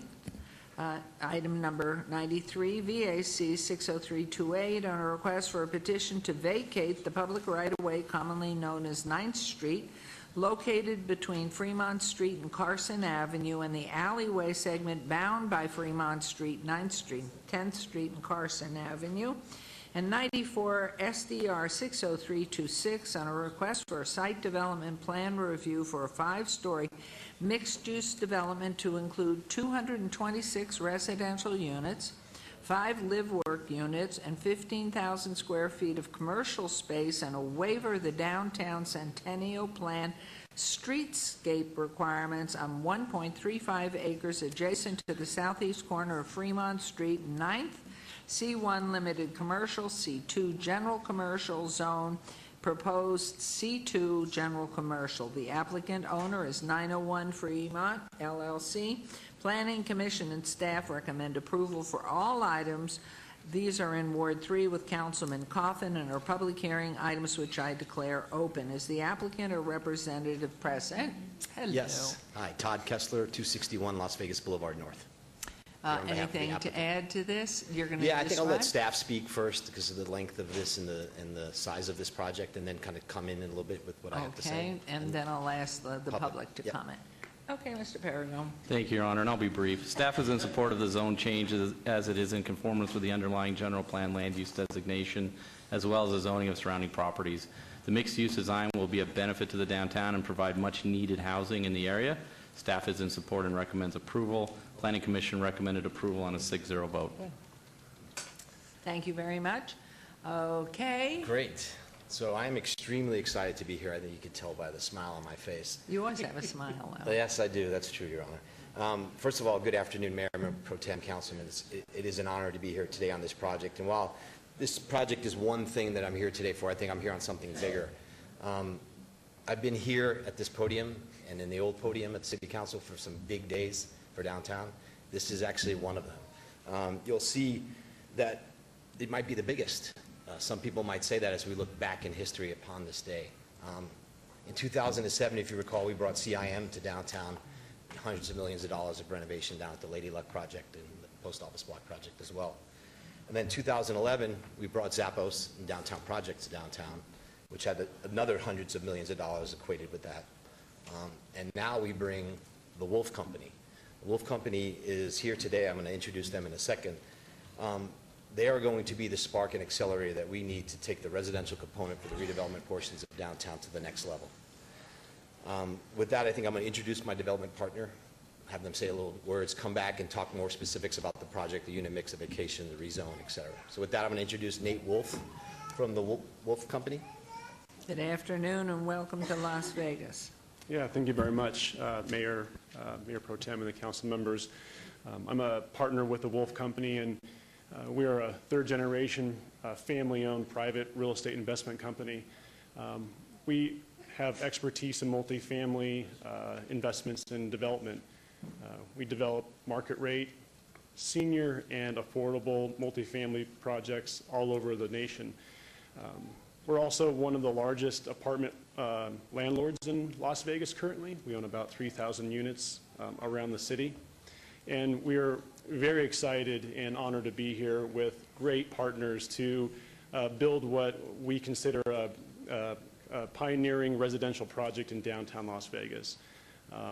We develop, we own, we maintain all of our own communities along the West Coast and eastward in the country, and that's going to continue here in Las Vegas.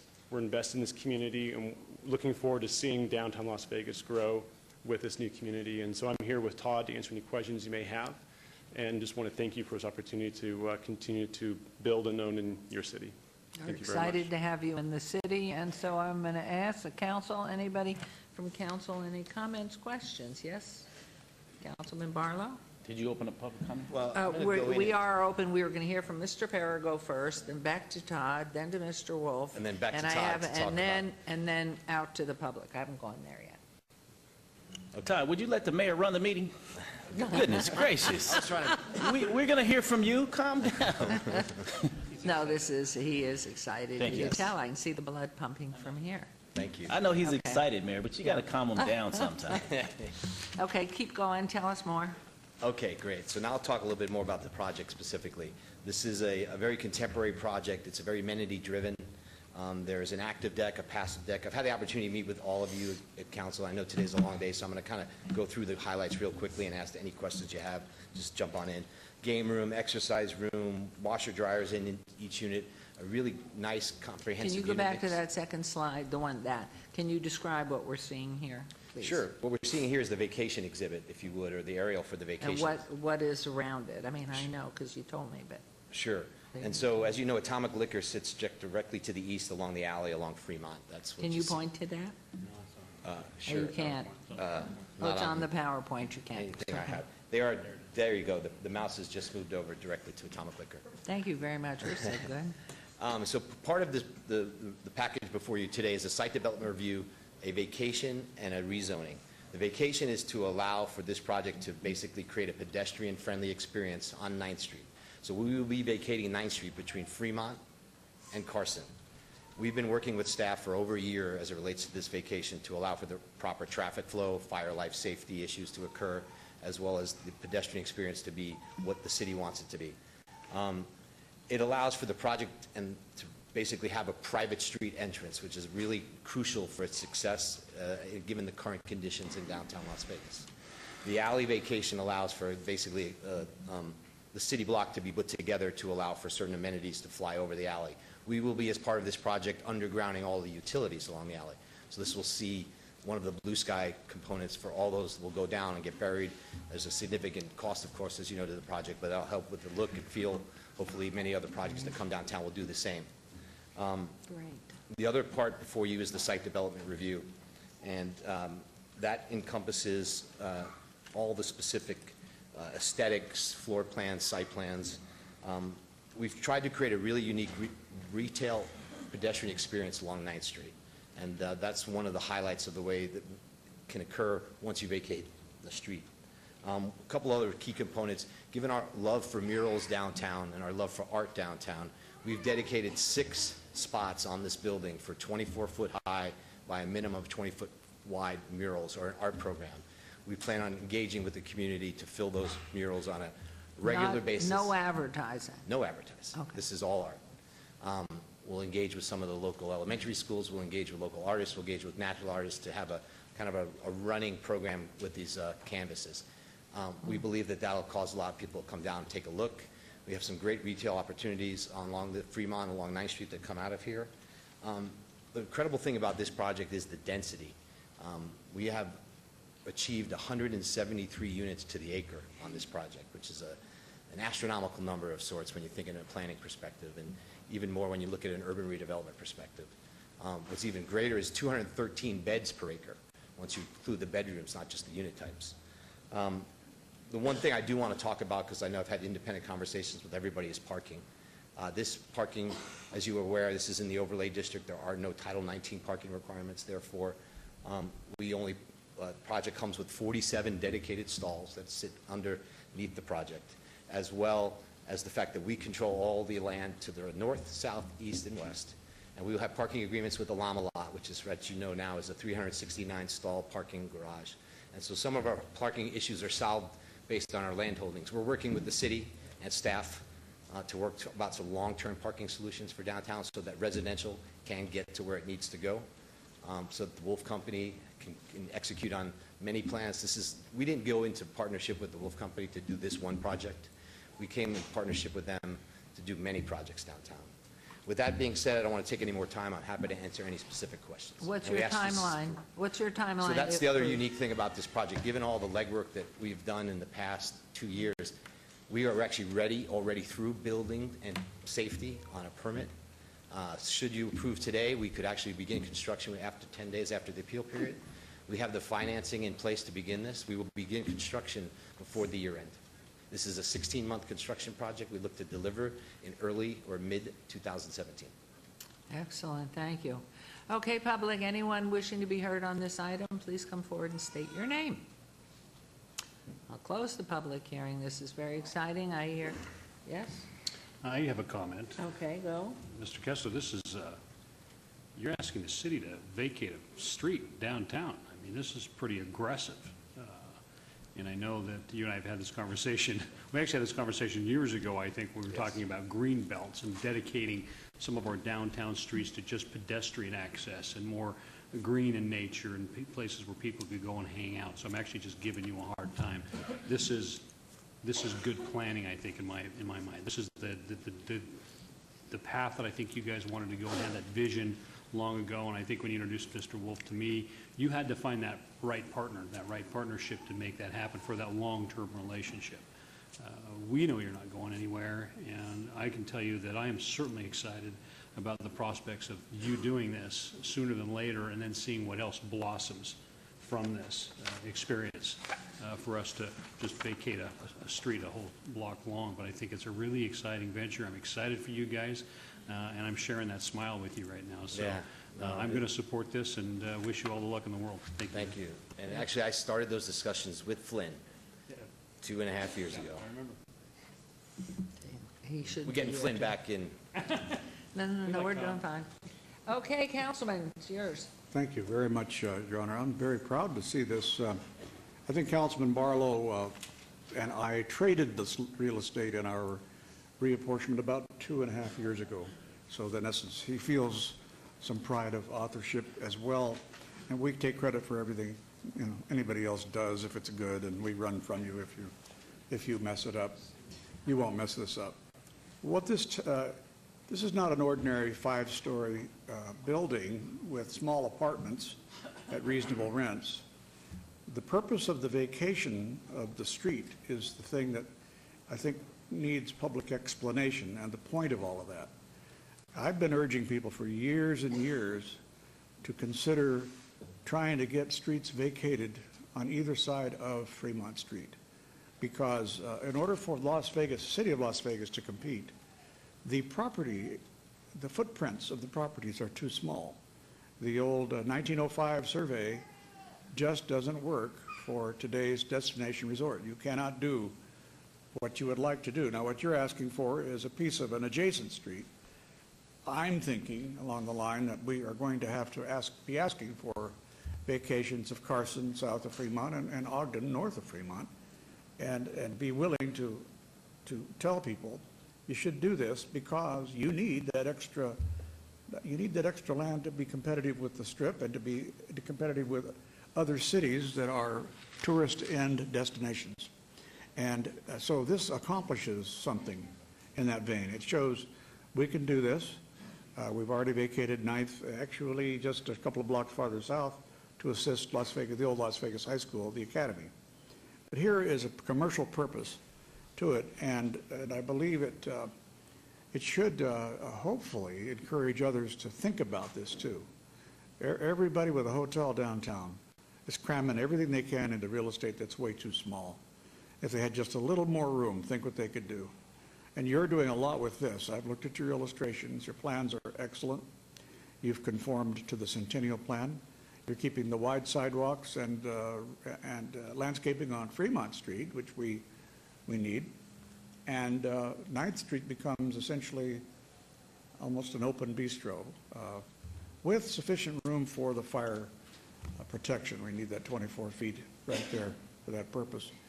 So I can't think of an objection at all to this plan. Yeah, Councilman Mayor, Coffin, be happy to I surrender. got a signal from our staff. They would like to add something, if you wouldn't mind. Very well, Thank sure. you. Go ahead and interrupt.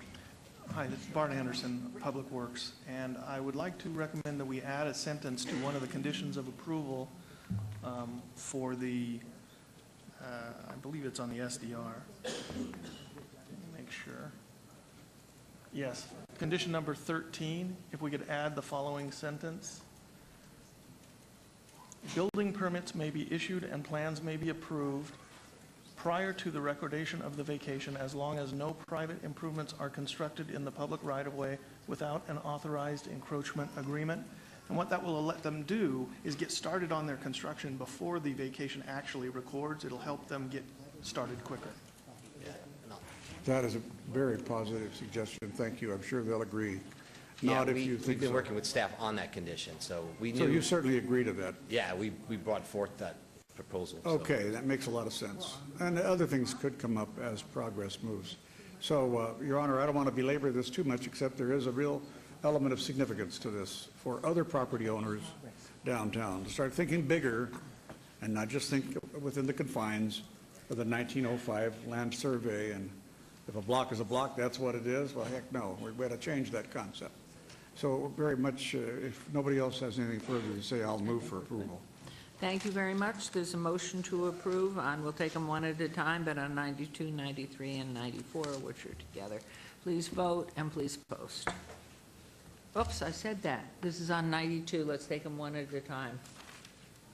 That was on 92? Yes, I wanted, Okay. if I could Let's ask go. Bart if the language is on the SDR or if it was on the other item. Or the, It's intended for the site development review, SDR, condition number 13. Just tack that on to the end. okay, so that's done. Okay, so do you want to move, was that posted and I was looking at him? 92 has passed. Should we go on to 93, please, Councilman? Move for approval. Thank Well, you. There's a subject to the motion conditions. on agenda item 93 to approve. It is coming subject to condition. There it is. Please vote and please post. And on agenda item 94, there's a, that's for you, Councilman? Your Honor, yes. I now move for approval, and I don't think there's any additional conditions beyond That's were the stated, condition if I'm addition correct. by Mr. Anderson. Bart, we are right there. Would you like me to repeat it, or? No, if the condition is as you stated it, then that is as, Okay. and That's the move. Our clerk has it. So there's a motion subject to conditions on 94 to approve. Please vote and please post. And yay, Mr. Wolf and your company, thank you, and your family. Thank you, guys, and We I look appreciate forward to seeing you Take this back time again. to thank staff for all their help on this. Oh, always. We are as good as they make us. Thank you. Okay, agenda item 95 and 96, EON 60372 on a request for rezoning from U undeveloped SC Service Commercial General Plan designation to C1 Limited Commercial. 96, SDR 60374 on a request for a site development plan review for proposed 80-bed convalescent care facility nursing home building on 2.22 acres at 7540 Smoke Ranch Road. The applicant is Market Street of Summerlin. The owner is Kamichu LLC on 2.22 acres at 7540 Smoke Ranch Road. The Planning Commission and staff recommend approval for both items. These are in Ward 1. These are in Ward with Councilwoman Tarkanian. And our public hearings, which I declare open. Not Ward 2, Ward 1. Okay? Applicant or representative present, and would you state your name, please? Landon Christofferson, 2885 East Quail Avenue. We concur with staff's conditions and here to answer any questions you may have. Are you the representative or the owner? Representative, sorry. Thank you very much. Mr. Perigo. Thank you, Your Honor. The proposed building adheres to all minimum requirements as outlined in Title 1908. The proposed zone change would allow for compliance with the current general plan land use designation and would allow for the full range of neighborhood-scale commercial uses that can be operated in a compatible and harmonious manner with the surrounding neighborhood. The proposed C1 limited commercial zoning provides an adequate transition between CPB zone properties to the north and residential properties to the south. For these reasons, staff is recommending approval. Thank you very much. This is a public hearing. Anyone wish to comment or move into this residence? Looks lovely. Beautiful. Do you want to tell us about it? It's a 80-bed facility. The unique aspect of this project as compared to other memory care facilities is that this provides a market that is just for the residents. So it's one of those items that they use for treating and makes it helpful for the residents there. Yeah, I see nursing and convalescent care. Excellent. Councilman, I think you've been asked by Councilwoman. Absolutely. Thank you so very much. On And- 95, we're going to take them one at a time. Okay, So one at a first, time would be great. 95. Okay, so on item number 95, on behalf of Councilwoman Lois Tarkanian, we will move for approval of this item subject to all conditions. Thank you. There's a motion on agenda item 95 to approve. Please vote and please post.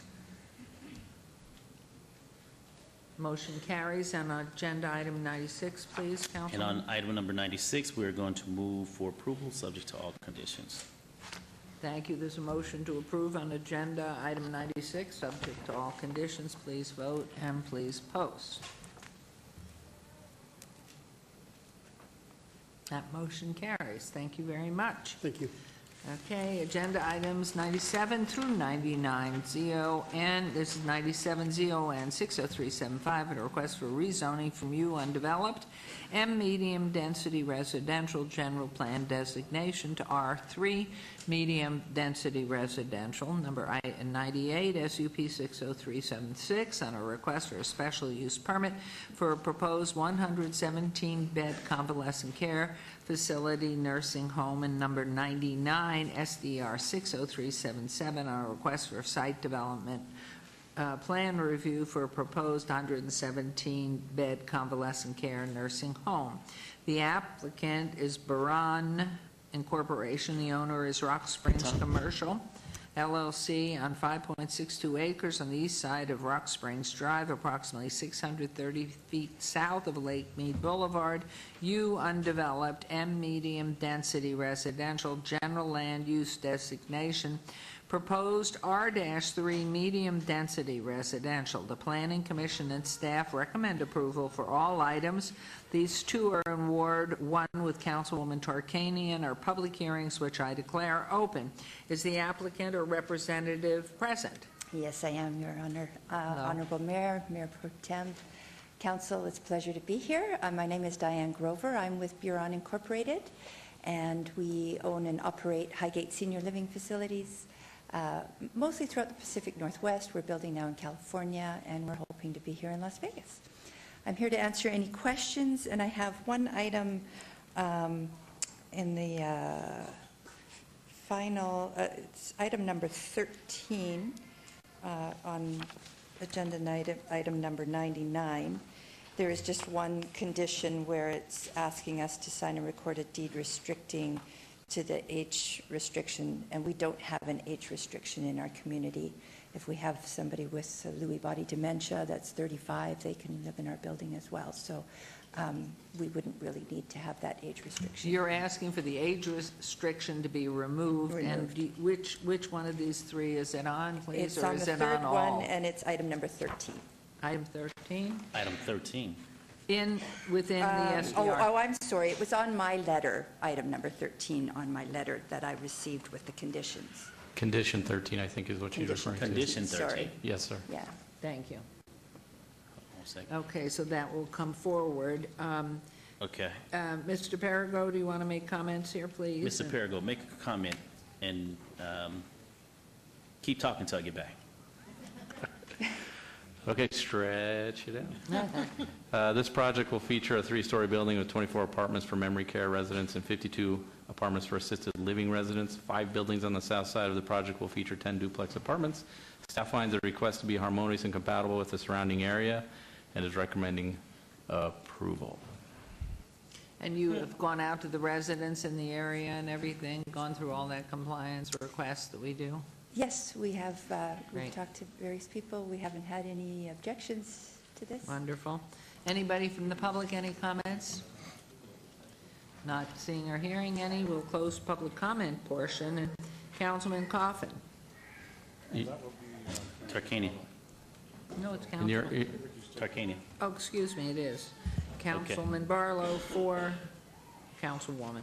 Thank you. I had to just run back just to verify, to make sure that I was in compliance with the councilwoman's orders. So for that, it won't be a problem with the removal of condition number 13.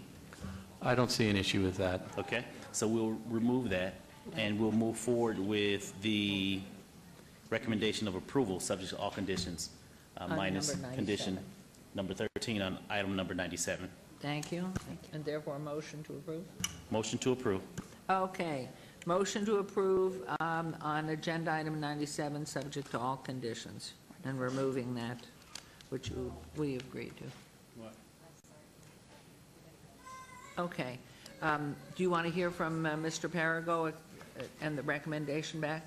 There's a motion to approve on agenda item 97, subject to all condition, but in the letter agreeing to no age restriction. Removing condition 13.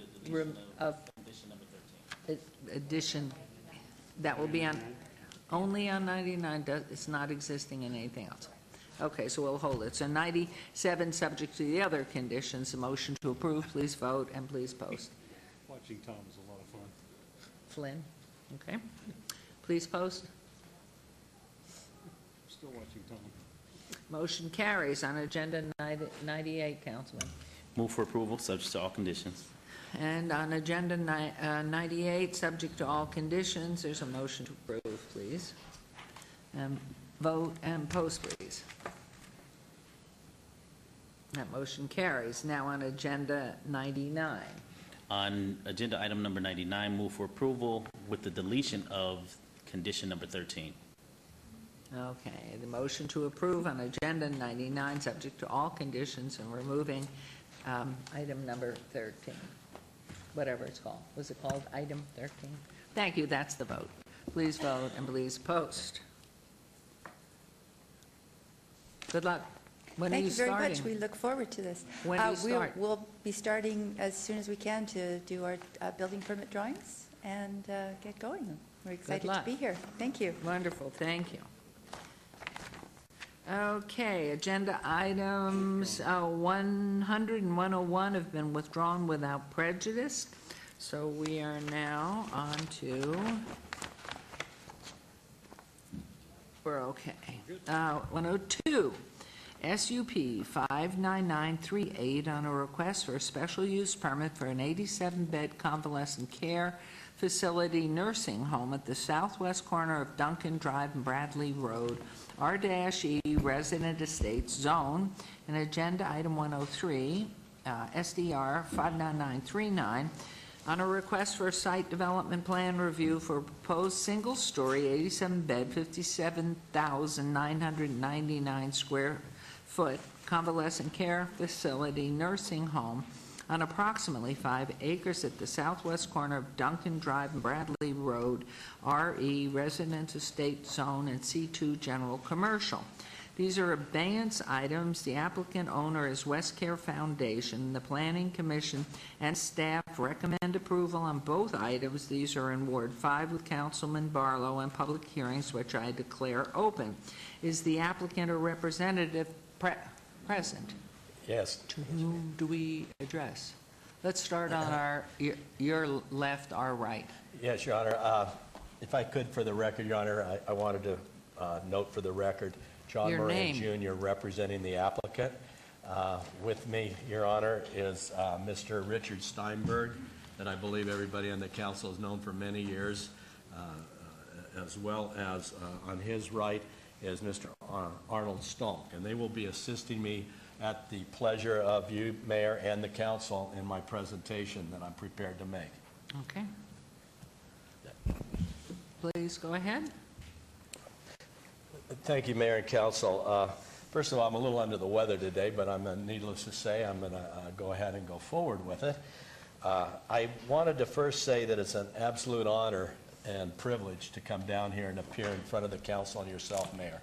I've been practicing law for 40 years, going back to the days of Orrin Gregson, and then after that, Bill Breer and Ron Lurie, and you go on through, Jan Jones and Oscar and yourself, Mayor. You're much I've been older. doing it a long time, but today, after 40 years of law practice, I am not, as an attorney, retained representing the applicant. I am, in fact, representing the applicant because it's the right thing to do. And I've been on the board with the applicant for a long time, and I wanted to preliminarily say a couple of preliminary comments before we got into the project. I went back with Mr. Steinberg when he chose a home for WestCare in our community, and that was back in 1973. And he picked Las Vegas to set up shop, so to speak. And with him at that time was my father-in-law, Herb Tobman, and Gene Tobman, Dick Thomas, a very prominent and still helps us today, labor leader with the Teamsters. Also Ruthie Deskin, that we all remember from the Las Vegas Sun. And also somebody that probably not too many people know unless you go way back, is Louis Weiner. And so that was the crew in those days, so to speak, that started with Dick Steinberg in a home in Las Vegas, Nevada. The WestCare roots grew and organized. Dick will get into the history in a moment, but I wanted to also note at this point that throughout these proceedings, I'm going to adhere very closely to the motto of WestCare. And their motto is uplifting the human spirit. And that is what I do for myself and what WestCare does for everybody who has come to them seeking help. Because there's not a single person on that dais or behind me or in my family who hasn't had a family member themselves, a family friend, an acquaintance, an employee who hasn't had a problem with sobriety. And that is what WestCare deals with on a daily basis. A couple of weeks ago, you may have received from me an invitation to go to the Southern Nevada College, where I emceed an event where we had 90 graduates from WestCare program in cap and gown who were there to receive their pin and diploma for graduating from the substance abuse programs that WestCare offers. And there was a tassel turning event that night at that college over in North Las Vegas. It was absolutely incredible to see these young people with their families and friends. And that was all because Richard Steinberg had an idea back in '73 to take a group of community leaders and put something together to help our youth and adults and young adults in our neighborhood. Now, having said that, I want at this point to turn around and I'm going to ask some of the women so you can see the kind of people that come to our facilities for help. And you'll see that these are women and children that look an awful lot like our own. And they're no different, but these are the people that are at our facility. Ladies in the audience, please stand. These are some of our people that are at our facility at WestCare that utilize the services of WestCare, have sought help from WestCare, and WestCare has received them with open arms. These are people that, because of our application, you may be seated, because of our application today, our goal with this application is put a roof over these women and children's head. So at night, when we go home to our houses and we look up, and there's a roof there, that they'll be able to do the same thing in the sanctity and safety of a WestCare facility that we're making application for 87 beds. Now, that location that we're talking about is... I don't mean to interrupt you, but is it women only? It's women and their children, and Women. veteran women. women-only veteran women and Correct. their children. Right. And I don't mean to interrupt because I'm No, looking forward that's to okay, hearing Mayor. Rich speak. Anytime. But what age, is there an age limit beyond which a child is not permitted? In our facility, and I'm glad you asked that, in our facility, there are women and children in our existing facility where we've been located off of Rancho Drive for 12 years in operation. Last year, I'm proud to say that we had 21 new babies born in the facility. And all those babies tested drug-free on birth. Oh, my gosh. Which is incredible. People don't know what happens on that facility where we've been for 12 years, but that's some of the really happy things, and some of those babies are here today that were born in our facility. And I say "are" because I'm proud of that facility, but really it's because of somebody had a great idea back in 1973 and got a little help from the city of Las Vegas, who's been a great partner with us during this period of time to help us be able to help people in our community with these issues. Now, having said that, I'm at this time going to turn the mic over preliminarily to Mr. Steinberg, who is our founder, and I'm going to ask him to give a little history about West Cary. Order, please. Excuse me, could everybody please be calm? Let's go ahead. We're going to, did the monitor go out or something? Okay. Okay. Could you respond? How old, that was, I think I heard a question. How old could a child stay? Up to majority years or what? Mr. Steinberg will say that. Okay. I mean, that's in your bylaws or whatever your orders are. Thank you. Mayor, at that location, our principal program is for the women and women and the children. We also have a small wing in there that's a runaway emergency services piece that we've been doing for the county and the city for many, many years, 20-some years now, that does take up to 18 years old. But most of those kids are 15 and under at this point coming through. But majority of the facility and the wing and the whole area that's being developed is not for that. It's for the women and their children. Okay, thank you. I had no idea how long, and then if in fact they were I'm glad you in asked some that, other Mayor, facility. and we will cover that in our presentation. Again, the maximum stay in the 87-bed facility that we're asking approval for the city to allow us to expand our current operation in. You will hear in our presentation about that the maximum stay is 18 months, that 90% of any children there are infants. So, having said that, I'll let you go ahead if I may, Because those Mayor. clarifications, I'm sure the council is going to want to hear, but 18 months is what is now for the stay. That's correct, and that's Okay. what it would be, Mayor. Okay, thank But you. go ahead, Dick. Right. Hi there, would you please repeat your name? even Yes, though I've met Richard you. Steinberg. I'm the president and CEO of the West Cary Foundation. I always tell everybody we are a nonprofit, more non than profit any good day.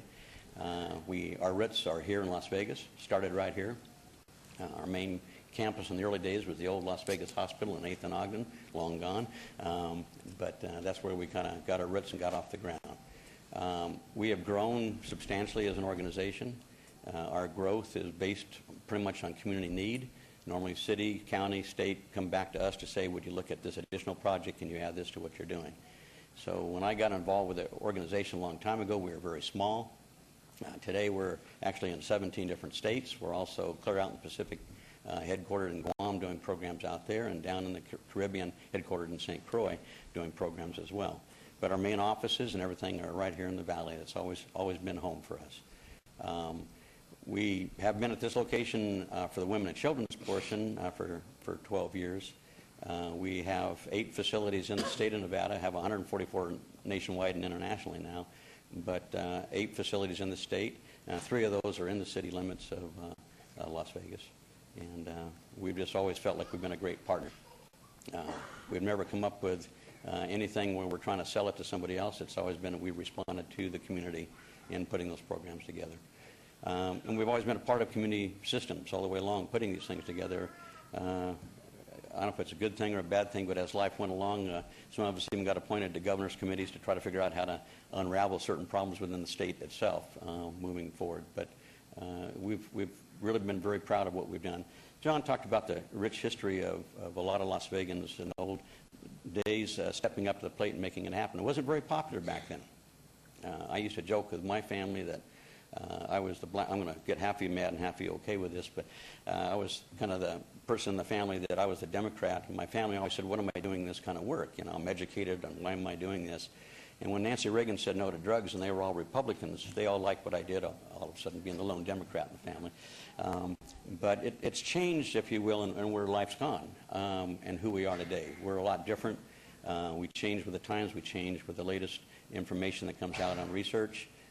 And we just really feel very good about what we're doing. Any one moment now, WestCare has close to 12,000 people in our care today, and in different residential programs and outpatient systems throughout the nation. So we really have come a long way. We feel very blessed about what our work has always been with City Council, from Mayor Gregson way back when to up to yourself, ma'am, and the whole city. I've got to know most of you over the years, from time to time doing different pieces. Sometimes we're working on projects together to try to make it a better community for everybody. So don't know that I need to get any more at that point, but I'm willing to answer any questions as we go along. All right. Thank you, Mr. Steinberg. Appreciate that. At this point, Mayor and Council, I wanted to go through and begin with the project itself. And I wanted to start with the process that we went through. We've been a year and a half into this process, and we've worked very, very hard to try to obtain this city's approval, hopefully today, of this project. We were fortunate enough during this process to bring on board with me Mr. Arnold Stalk. Mr. Stalk, to let you know, you've heard from Mr. Steinberg, and he is an expert in this area. There's nobody better than him in the country that knows more about substance abuse and how to create facilities to help our youth and young adults, especially women and children, which is the focus of this project and the application that's before you. President Bush, back in time, awarded Mr. Stalk an award, which was the Daily Point of Life. Mr. Stalk, who is really the creator of this project, has 42 years of common campus special needs expertise. He has been 42 years in trying to figure out what is the best way to lay out a campus to handle women and children in special needs type of a campus. He is also the founder of Veterans Village in Las Vegas. And he, like I said, came to me and Mr. Steinberg over time, and he says, you know, I have a really interesting, nice, cool type of a project. We had an issue where after women completed our program in the existing facility, they didn't have anywhere to go. They've gone through this, they've gotten their certificate, they've gotten their PIN, they've moved their tassel to the other side, and then they're bounced into society with no job, no place to stay, no roof over their head or their children's head, and there was a tremendous possibility of a relapse there. So Arnold came to me and Dick and said, why don't we try to build an aftercare type of a facility for housing during this transitional period of time, these women and children, that lets them have a rest area where they can catch their breath, can get their feet on the ground, can be with their child or their infant in a structured setting, a campus, open air, nice and wide, that in fact will enhance their ability for recovery and also to become a productive member of our society. So I said, well, what do you have, Arnold? And he says, well, I'm going to show you. And so he showed me, and I said, well, why don't we start putting together something that we think might work, but let's have a neighborhood meeting before we do any filing. Because we could have just gone down and just said, here's our application. We didn't do that. We went out into the neighborhood, and we had a neighborhood meeting, and some people at that neighborhood meeting were very, very helpful and favorable.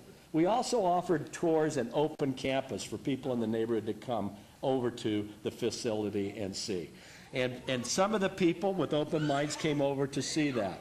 And they gave us positive comments and things they would like to see us do differently and things that they'd like to see us change and some of the issues in the neighborhood and some of the things they didn't want to see. So Arnold took that and put together a plan, put together an application, worked with staff, and then we took that and we went to our planning commission meeting and did our presentation, and we were lucky and fortunate to have the support of the city planning commission approving us as recommended by city staff. So right there, we felt and felt very, very good about it. Now this is the aerial of the project of the area. This red here on here says West Care Women and Children's Campus existing facility. This is the existing facility, and here is Rancho Drive. So one may ask Mayor and Council, well, what is around that? What is around the spot where you've been doing business with women and children for 12 years? What do you have there? Because, well, right next to us, this vacant piece now has a solar farm on that. And we were able to use solar energy and get a grant from the federal government by use of our solar energy, which we proposed down the road to do that. So the actual project, the 5 acres that we're looking at, is this vacant piece right here that is bounded by Duncan, Bradley, and then along this common property line and Rancho Road here. A point of reference is this is the beautiful Department of Veterans facility here on the corner. And like I said, you'll hear later in the presentation about our vets, and you'll even hear from one of our veterans, her mother, who went through the program and in fact successfully completed it. So we feel that we're in the right spot where we've been for 12 years, and we decided that we'd look around here. Well, we have the automotive repairs here. We have a vacant site. We have Elgin, which is interesting because Elgin is a transitional area as well, a convalescent facility that's approved and operating there. You will hear from a lady briefly from Elgin who's on their administrative staff talking about what kind of a neighbor we are at our facility. They were your original landowners there, as I recall, back in the 60s and 70s. Yes, they were. That's correct, Mayor. Do you own that property immediately adjacent already? Yes, we've had that property for a period of time going back to 2005, I believe. And when we moved in there 12 years ago, we bought all 10 acres at the same time. It was all part of the package at that. Thank you very much. And Council and Mayor, what we have around here is we have Rancho, everybody knows where that is. We have commercial automotive repairs here. We have a vacant piece of property here. We have Elgin, again, which is a convalescent use, existing use for some time here, that goes back towards the neighborhood and abuts the neighborhood off of Bradley. And then we have here warehousing. All this whole thing is a huge warehousing complex, light industrial. And across from us is multifamily residence. So there's density across from us, major thoroughfare, commercial, existing convalescent use, and then we have warehousing here. So we're practically insulated from everybody. We have 2 homes here that we have right here and here that have their own walled community here. They have a 6 to 8 foot wall on their side, and if this project, you'll hear from Mr. Stalk in a moment, this would be walled as well, and there'd be a crash gate here where no vehicular traffic would come through here. Now, having showed you where the location is, where we've been for 12 years, what we're proposing here, and what is around us here, I want to turn this mic over to Mr. Stalk, and he will show you our other renderings, which consist of an elevation, letters of support of which we've submitted at planning of people that live and touch onto our property. And he'll also describe his elevations and why he chose to put this kind of a design in there and how it will, in fact, positively impact this transitional housing, the women and children that come from our facility right here and need a place to stay for a timeout for 18 months to get their feet on the ground. Thank you. Arnold, would you come up? Thank you. Thank you, John. Good afternoon, Mayor Goodman and City Council members. Arnold Salk, 840 South Rancho Drive, Las Vegas, Nevada. Honored to be here. Thank you for your kind words, and thank you, Dick Steinberg. I want to thank all the moms and babies that are here today. They're very representative of who West Care is. And I invite anybody who hasn't been to this facility to please come and see it, because seeing it is everything. It's been a good process, a long process, and I'm delighted to be here today.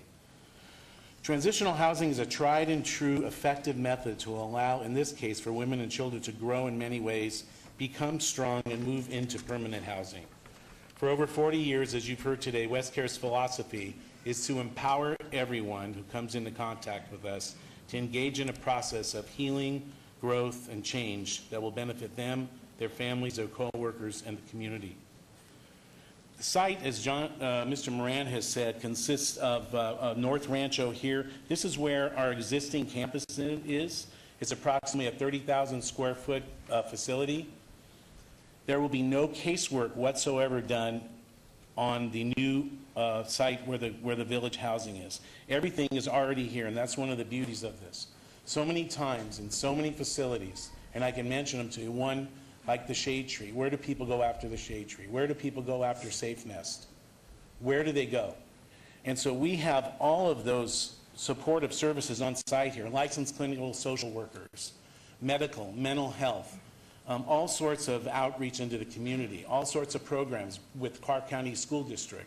We have relationships with universities, with hospitals, with Metro, and so, and also other nonprofit organizations. Help Us Southern Nevada, with us, my other organization, Veterans Village. We all communicate with each other. We take it on a case-by-case basis of how you help someone go from where they're at in life to becoming strong and independent. So,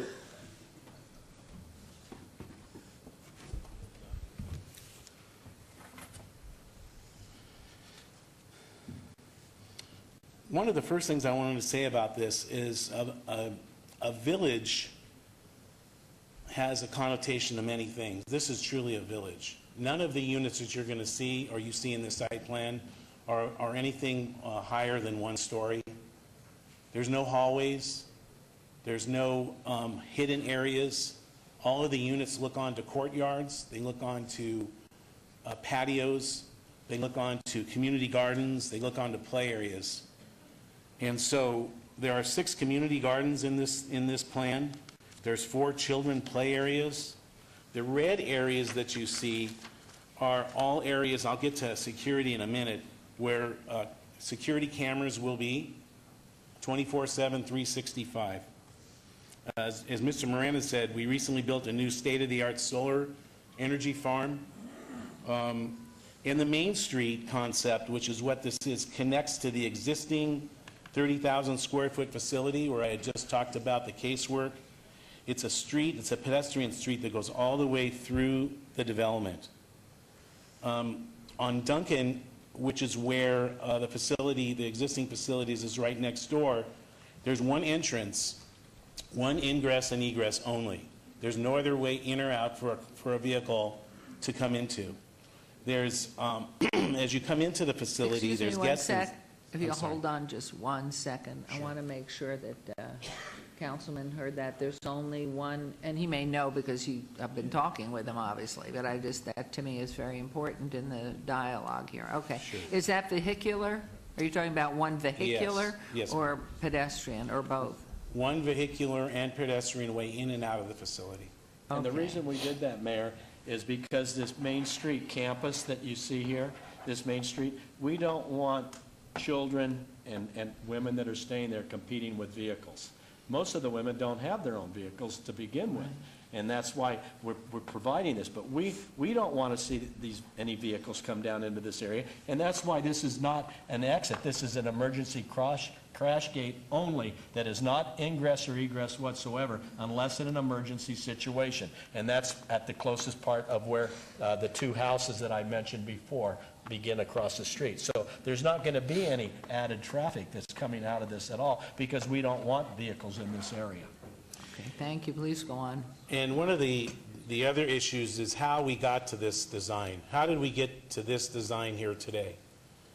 We've had numerous meetings, one-on-ones, meetings with neighbors, meetings with business people. We went door to door with every use that touches the property. We have letters of support that we've submitted into the record at the Planning Commission meeting. We have support from Metro Police, which I'm sure Mr. Moran will get into. And so when we put together a development, and I've managed these for many, many years, we listen. We listen to what the input is. And so as you look at the development as it moves, there's a the the technical front yard of the property is a 50-foot setback from Bradley. This is a crash gate. There's no entrance or exit on Bradley. On Duncan, there's a 35-foot setback from the property line. There's a 25-foot side yard all the way around this meandering sidewalk, which in that area, there's the development that is this office industrial park. And this is that meandering sidewalk I'm talking about. It's a 25-foot setback. It's a park-like landscape and concrete flatwork. We're taking it all the way around.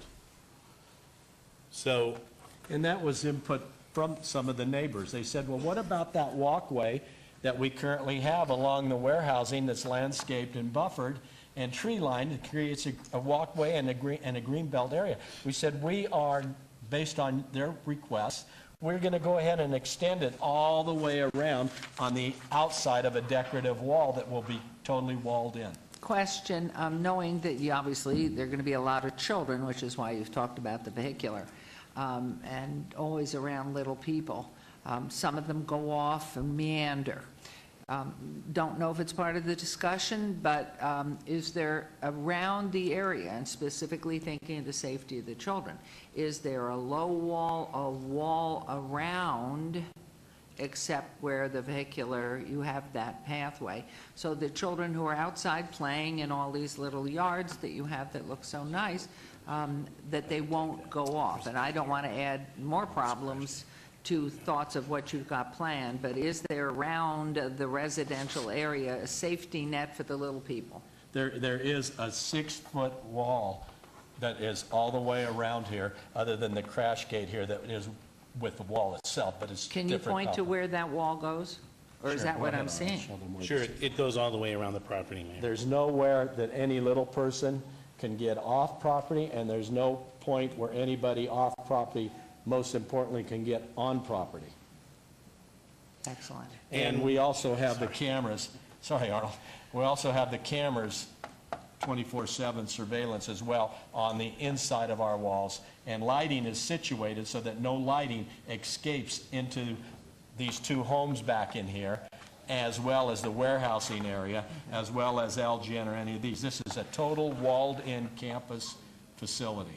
Okay, I was just really concerned No. about those little people running off. They don't know, they're out playing, having a good time, and all of a sudden one of your little babies is off, 3-year-old, gone off. So you're walled in all the way around. And I Okay. wanted to make one point, Arnold, I know was going to get to this perhaps, but I wanted, we mentioned the green area and the open area and the openness because we feel that that's good rehabilitative stuff. Sure. My wife and the people at West Care on our existing 12-year existing facility tried an experiment a year or so ago, and that was to put a garden there where the women and the children could actually go out and raise their own vegetables.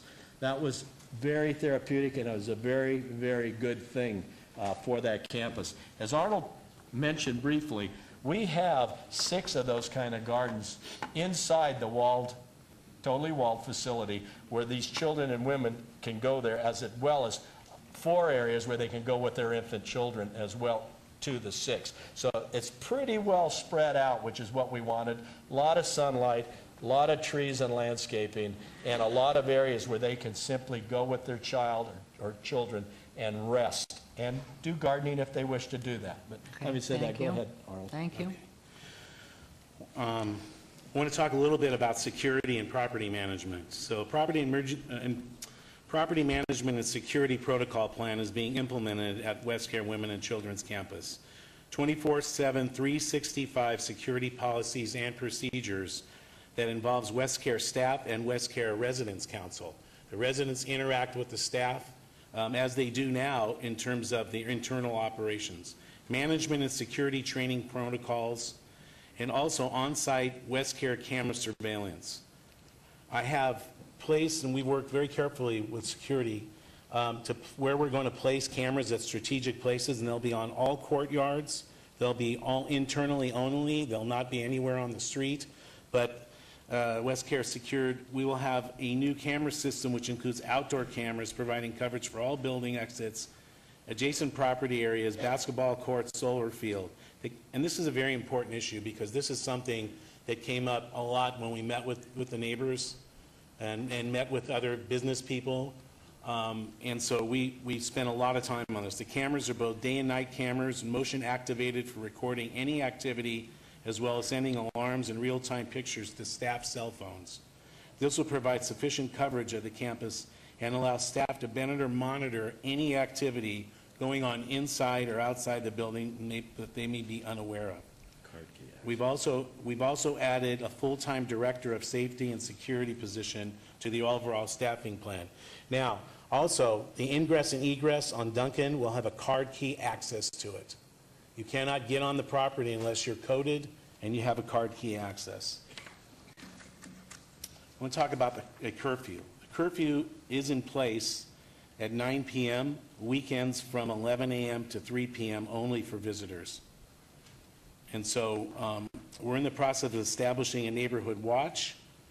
The average length of stay in transitional housing for this will be 18 months. A case management plan will develop individualized case plans for all women, families, and children. An integrated array of services will be provided for women and children and their families through the project partners and a variety of community agencies both inside and outside of WestCare. A resident council is being developed. It actually already is in place, but it will be developed for this new project if approved. We'll have 7 board members. It will have a president and a presiding council. I want to conclude with Okay, I want to talk about smoking and loitering on site. There is a designated area within the campus of WestCare for smoking. There's no smoking allowed in the facility and no smoking allowed off campus. I want to talk a little bit. Did you want to talk about that before I? Well, no, go ahead. I want to talk a little bit about community involvement and how we've got here since I've been on board and for sure before I got there. The Crossing Church has had major makeovers. We've almost completely redone the existing facility with a grant from the Home Depot Foundation, the Celebration of Service, the Crossing Church, Calvary Chapel Nursery, UPS Foundation, MGM International, and other churches we associate with that come onto the campus regularly and assist with a variety of things. Citywide Mission, New Revelations Baptist Church, Canyon Ridge Church, Terra Nova Ministries, St. Joseph Husband of Mary, Inter Christians Academy, and Volunteer Spiritual Care Services. We are also really proud to be the recipient of the Nevada Women's Philanthropy Grant, which enabled us to completely redo and put a new roof on, put all new windows and doors, and we're now in the process of using that grant to put all new flooring inside the facility. We probably had about, on a very conservative estimate, I've lost track, over 2,500 volunteers that have come onto this campus because the people that were able to actually get to the campus, and there has been a lot of people that, quite a few people that have not come despite our invitation. They say, where can I sign up? How can I get involved? This is a place I want to be involved with. This is what community is about. It's not about fighting it. It's about making it a great place for women and their babies like we have here so they have a fighting chance. I just wanted to add on that from the Women in Philanthropy who gave that $350,000 grant. That was a highly competitive bid process where they considered numerous other organizations for that, and it went in front of their board, and the presentation and the people that we sent there, which I'm a little partial since it was my wife and Tim Buck Rivera who were involved in that, but they actually were able to get that grant and beat out all the competition, which went a long ways together with our solar farm grant and some of the things that Arnold has done with the volunteers and things from that. So it was pretty exciting, the outpouring. I wanted to say one other thing on windows because I know Councilman Barlow has been very involved in this as well as the other councilmen in terms of us discussing aspects of this, and every once in a while we would get a message from Councilman Barlow's office that asked us about a certain issue, like what are you doing about security, or there would be a question about some of these things that would come to us, which were very good.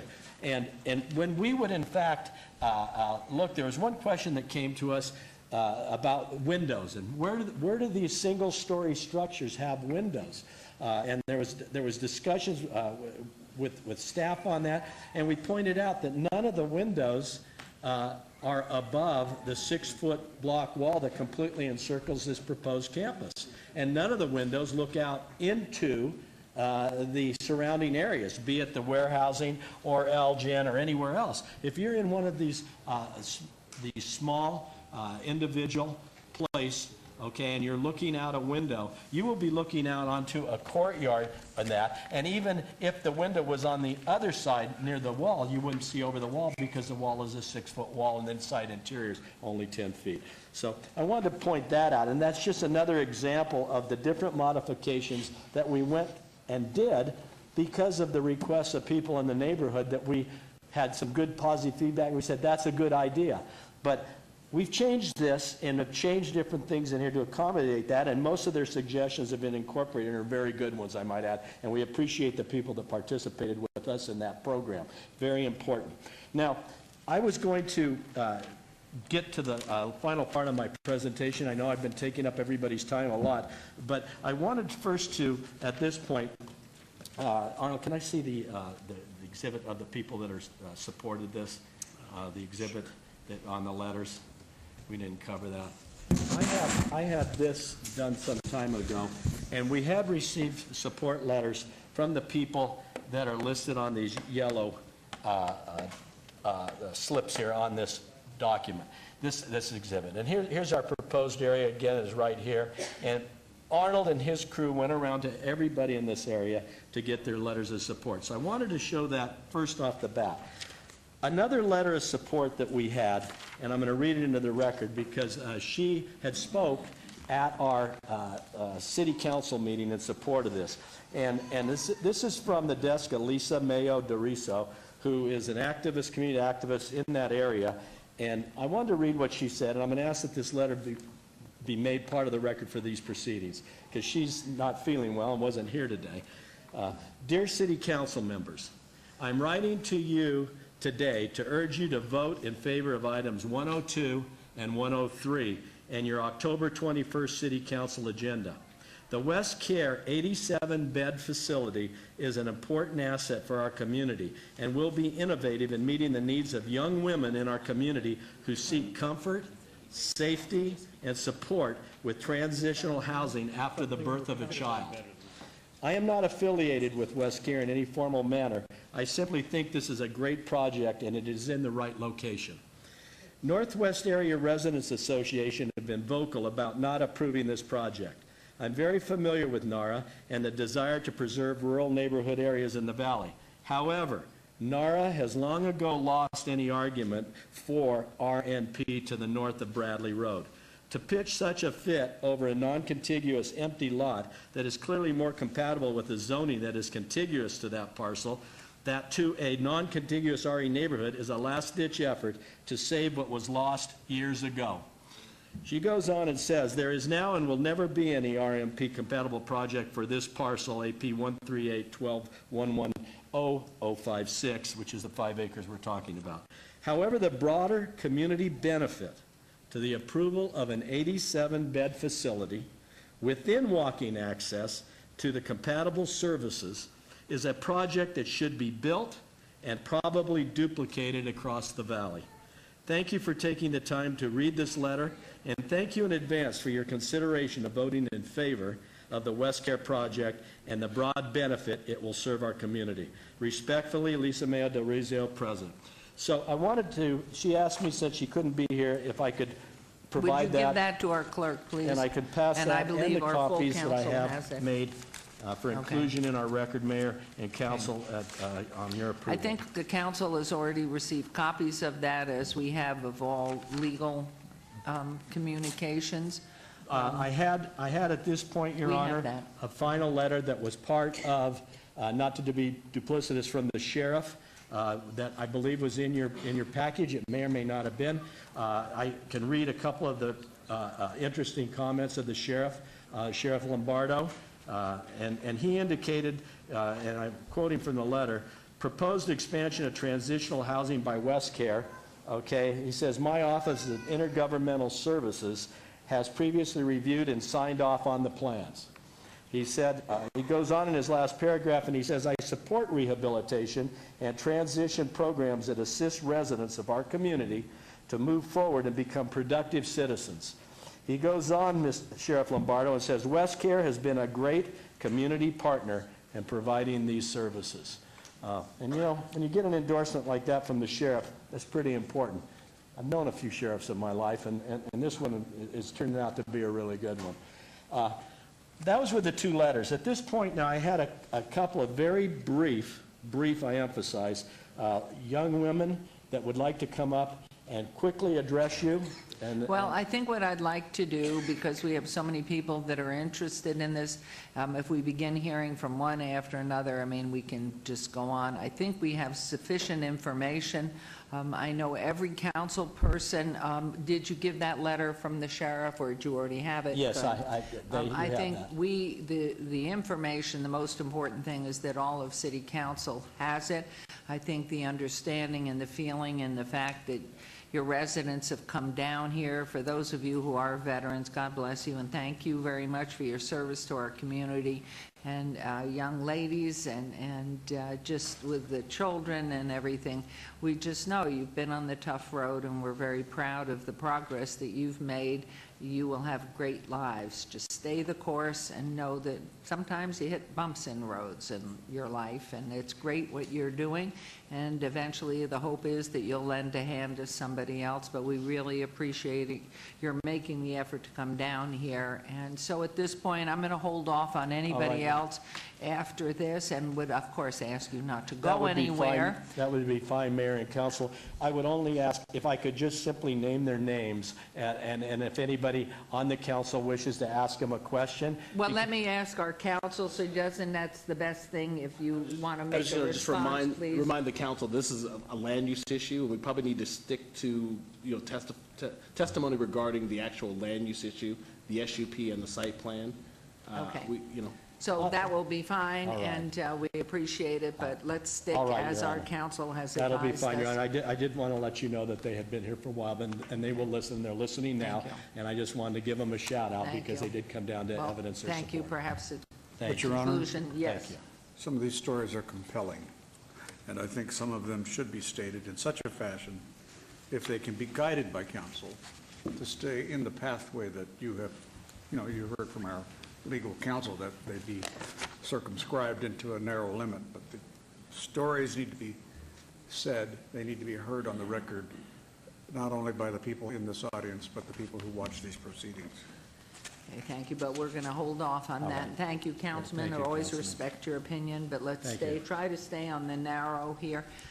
The other piece is certainly for those who have their own compelling stories, again, it's a humanization of everything that we're about here. We just joined in to become a compassionate city through our city council and proclamation, and joining that effort worldwide to be designated a compassionate city.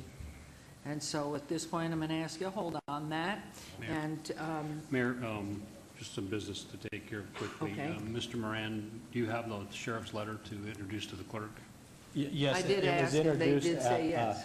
Council, thank you for your question. Luann said This yes. was the same letter that was okay. introduced at the Planning Commission and made part of the record. I think it may be in a package that you've received. If not, I can certainly It was have attached copies to the made. letter. Mine is highlighted and wrote. It is attached to this letter, and I was told by council that everything that has come in, either from NARA, from anybody else, everything has been given to the clerk's office, but if not, that was the advice I got from Mr. Jervik, that we have a packet this big. Oh, good. Then that letter will be in there. Okay. And the portions I read will be in there as well.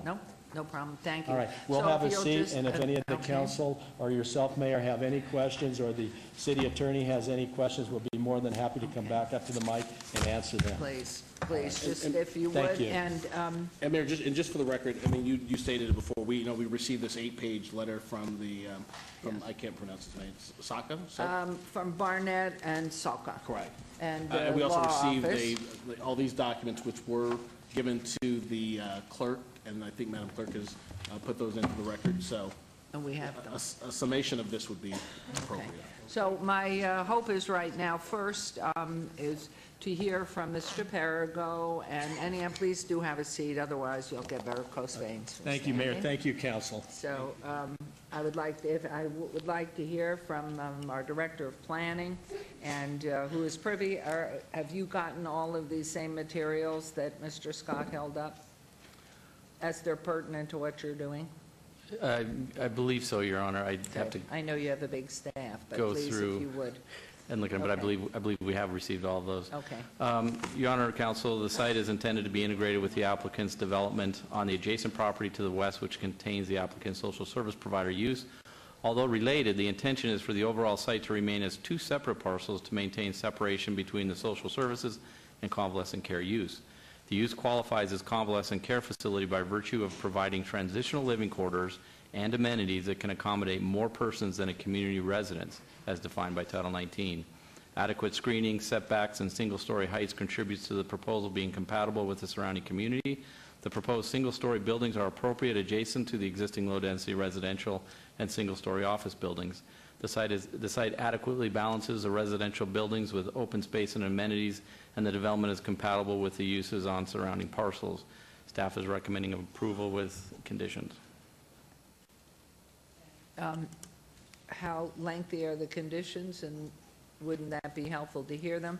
And planning has also approved, correct? According to my schedule? Planning Commission voted 5-2 in favor of items 102 and 103. Okay. It's the standard conditions for the SUP and the site plan. Okay, thank you very much. So what I'm going to do now, and since this is in your ward, Councilman Barlow, I'm going to ask, what I'd like to do is go to public comment with your agreement on that. And because we do have this very clear letter that's had a lot of input from Barnett and Soka, this very clear letter that was addressed to the mayor, Mayor Pro Tem, Councilwoman Tarkanian, Councilman Barlow, Anthony, Coffin, and Beers, then also sent to the city attorney, our city attorney, and our office of our city clerk. And then I think there were, just so that everybody knows, I don't know if they're page numbers. Yes, page 8 clarifies that it was CC'd to City Council with enclosures, Office of the City Attorney with enclosures, Office of the City Clerk with enclosures, West Care Foundation with enclosures, and NARA with enclosures. So what I'd like to do, we've had this proposal, these two items brought up before, and it was obeyed because of the fact and not taken at the earlier meeting this month because Councilman was out on business out of the state. And so it was continued and obeyed to today. But we did have public hearing at that time, and so what I'm going to do is I see a very handsome young man standing there, he's probably the age of my oldest son, and invite a representative to speak for those of you who have spoken before, and for anything that's included in here, and the comments, and the letters, emails, and phone calls that we have received and made note of. If there's something new to add, if you would probably get together and have a spokesman or two or three rather than individually repeating, but we do want to hear from you, and so I know you are ready for this. So please come forward. We don't need your address. Please state your name for the record, and thank you for coming down. We really appreciate it. Thank you very much, Madam Mayor. My name is Louis Zoka. I am with the firm of Barnett Zoka, 3883 Howard Hughes Parkway. So I was pretty close on your name, Zoka. Yes. And I don't mean, we've had a discussion up here on pronunciation. Does it happen to be Greek-based? Hungarian. Oh, my father's family. I know that, Okay, Madam please. Mayor. Thank you. Thank you very much. See, we're off. Good afternoon, Madam Mayor, members of the City Council. We have a number of interested people in the audience, and before we get to the substance of what we have to say, what I would like to point out is we have about 30 people in the audience or more who are homeowners in the area and are vehemently opposed to this particular application. And what I would like... Could I just see a show of hands who is representing Thank you. Thank you very much. Appreciate your coming down on today. Yes, way in the back. See you with your Hawaiian shirt. Wonderful. Thank you. Please, sir. Then continue. I would say that looking at the audience, probably my estimate of 30 was probably too low. I didn't want to be aggressive, but I would say probably close to 50 people are here today who are homeowners in the community who are vehemently opposed to this particular application. Now, what I would like to do is, instead of spending a lot of time, and obviously your time is very important, we'd like to have a limited presentation for you. What I would like to propose, subject to your approval, Madam Mayor, is we have a board member from NARA who's a historian for NARA speak for about 6 minutes. Then we have Ms. Linda Young, who's also a board member, speak for about 4 minutes. We're going to have, I believe, 4 additional people speak for about 2 minutes each, and I will conclude with a very brief 2-minute comment, and that will be the entirety of our presentation, if that's acceptable to Madam Mayor. You know me, I am a mother and a grandmother, and when you make a statement, you're going to do something, and I start these meetings on time.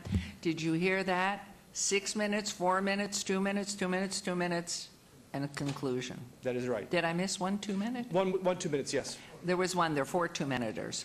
Okay? So when you're speaking, you'll hear, as you get to the last 30 seconds, a beep to remind you got 30 seconds left.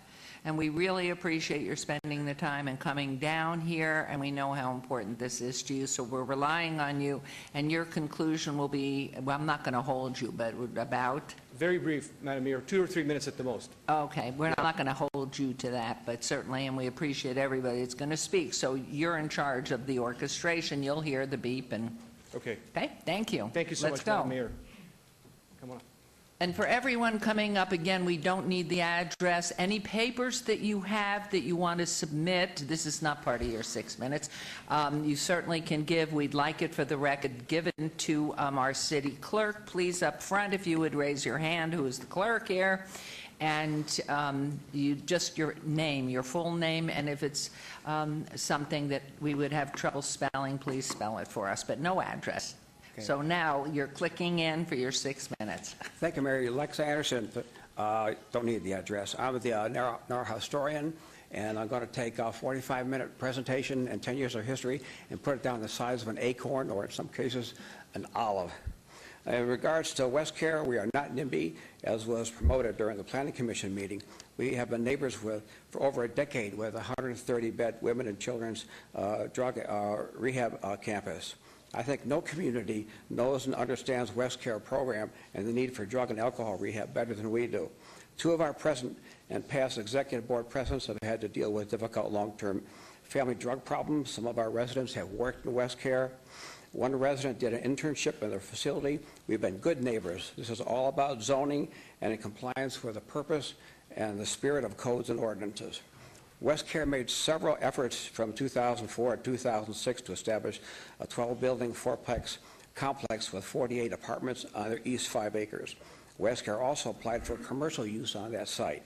These efforts were either removed by West Care without prejudice or denied based on zoning. After 2005, denial was also considered in regards to the new Rural Preservation Overlay District and both the Master Plan and the Master Plan 2020, of which we participate in from its inception.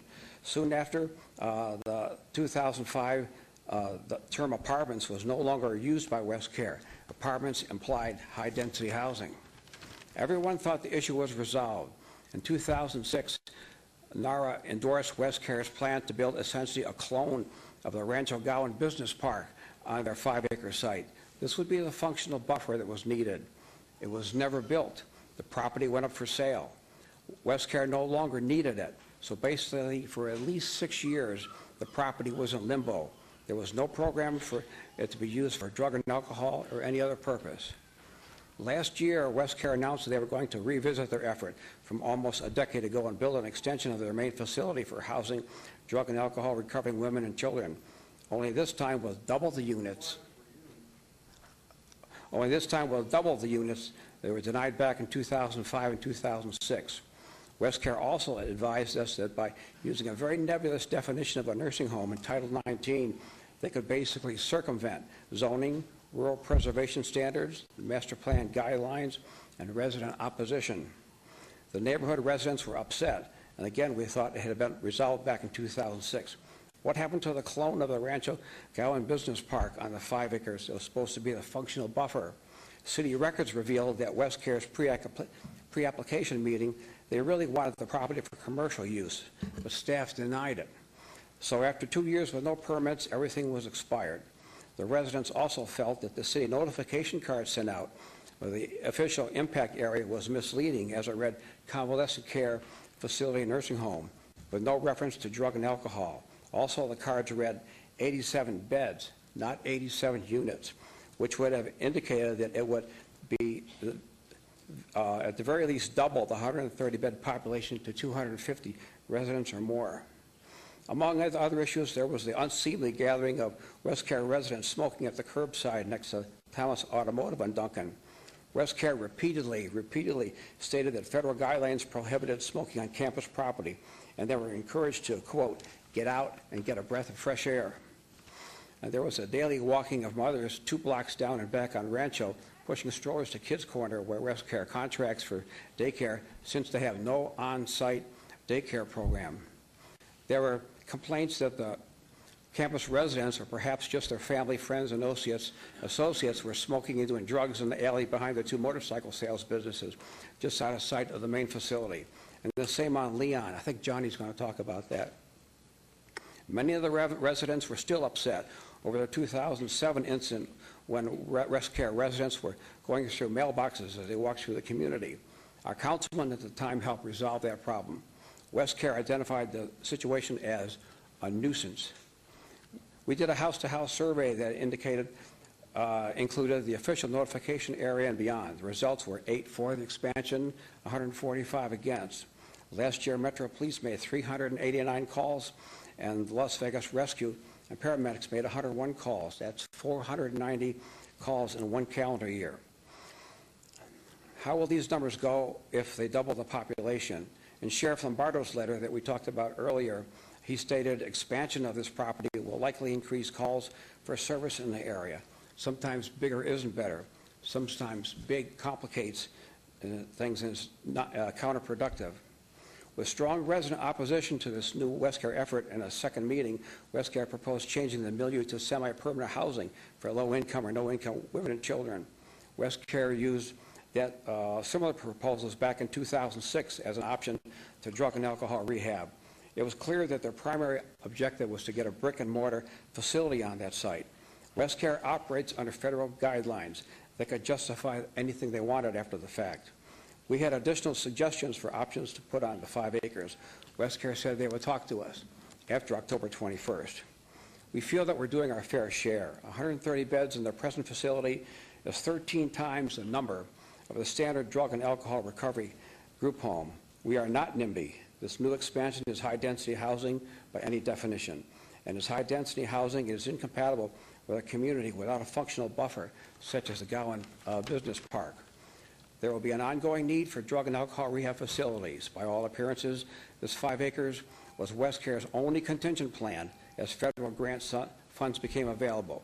West Care is a big corporation with lots of resources and smart people to do it right. Our community culture and values should not be expendable, and we depend on our zoning and ordinances to keep our community culture. It's not what goes on inside West Care community, what goes on inside West Care that the community is concerned about. That's West Care's business. And what goes on after they go out the front door, then it may be our business. West Care has the ability to do it right, but this is wrong. We ask you to deny the special use permit for this expansion. Thank you. You did that very well. You only went 30 seconds, 8 seconds over, and I'm sure that's in your computer. Is it not in your computer?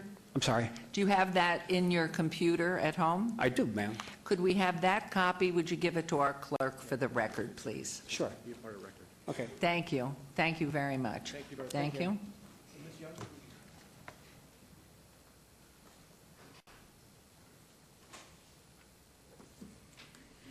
Good afternoon, Mayor and our esteemed councilman.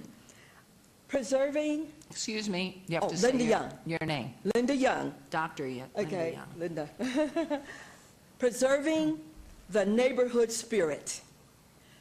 Linda Young, 4 minutes. Okay, I'm going to put my little timer on because I could go for another. It's all right, we have it. Okay. We'll start, we're going to start her again to give Okay, her, start because she again. was interrupted. Okay. Give her four.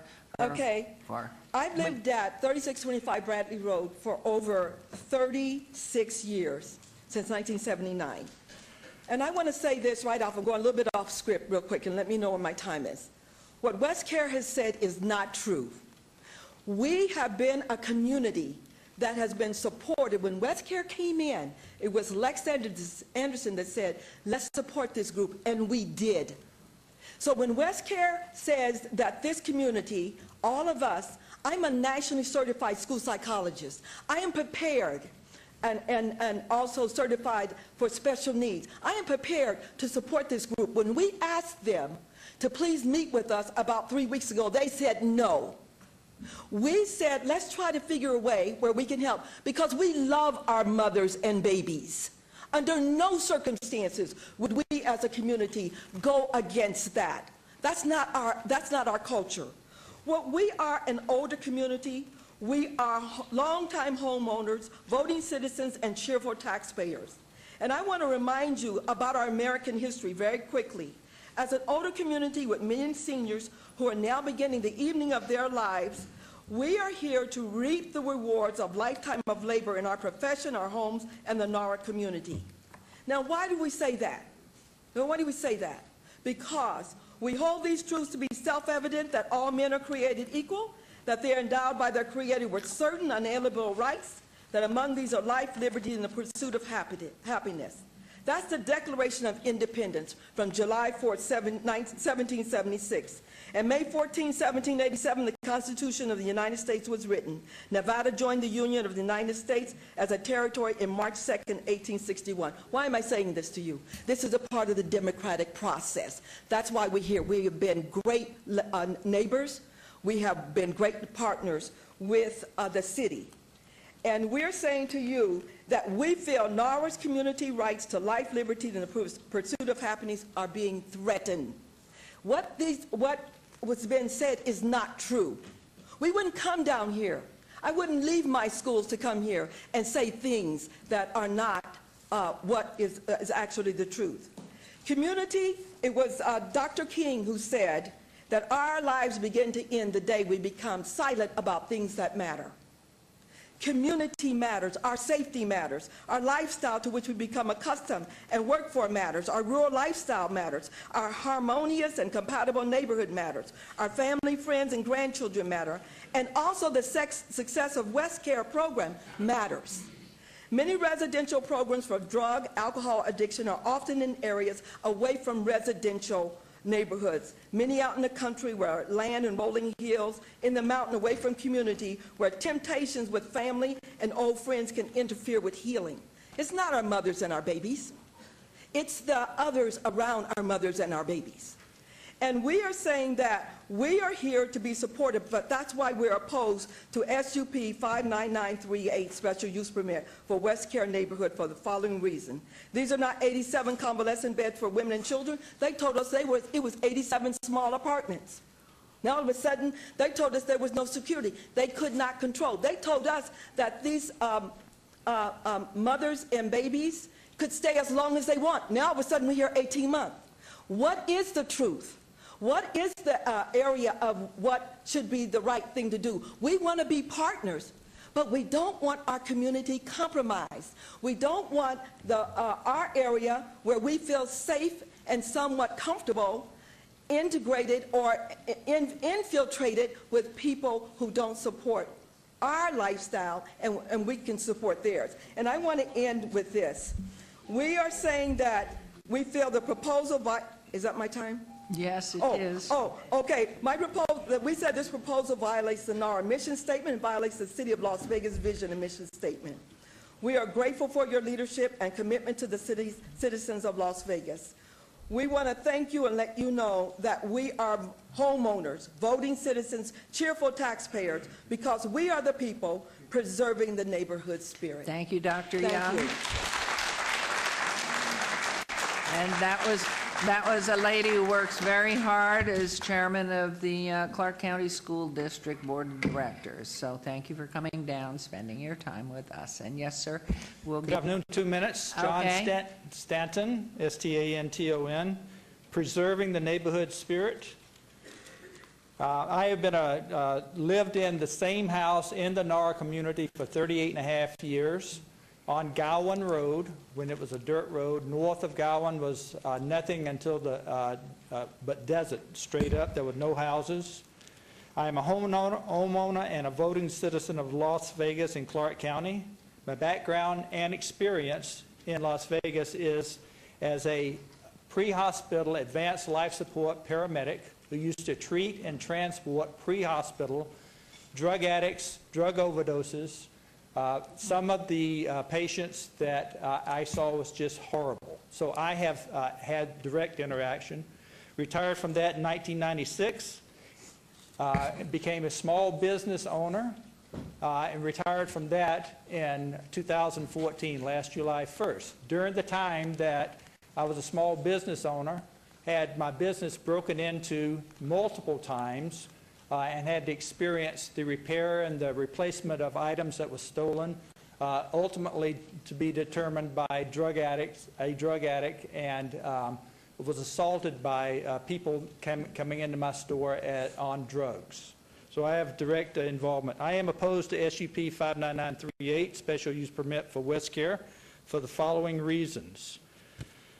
We are citizens of Las Vegas, voters, taxpayers, and homeowners who live and practice the principles of our democracy for our family and for our children to model.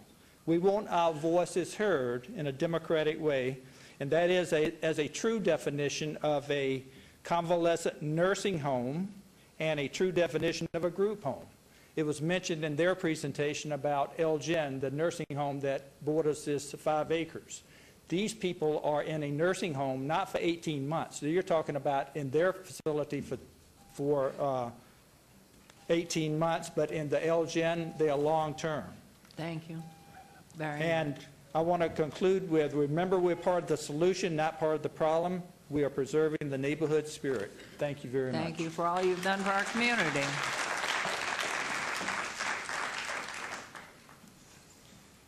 Good afternoon. Afternoon. Mayor and councilman. My name is Johnny Rodriguez. I live on Leon Avenue, which is the first street north, the very first street closest to WestCare. I just wanted to, since I don't have a lot of time, I wanted just to kind of give you my personal experience with WestCare and dealing with some of the females that go there, some of the people that are currently there right now, which in fear that I feel that if these 87 units do come up, there's going to be more problems. Personal experiences, I called Metro Police so many different times and different occasions because we've had witness to the females walking from WestCare down to our middle of our block where I live across from my home, have sex there in their vehicles, smoke drugs, and they smoke cigarettes. I found a lot of narco paraphernalia, whole bunch of drug-related items like aluminum foil, stuff like that, and also just condoms, used condoms.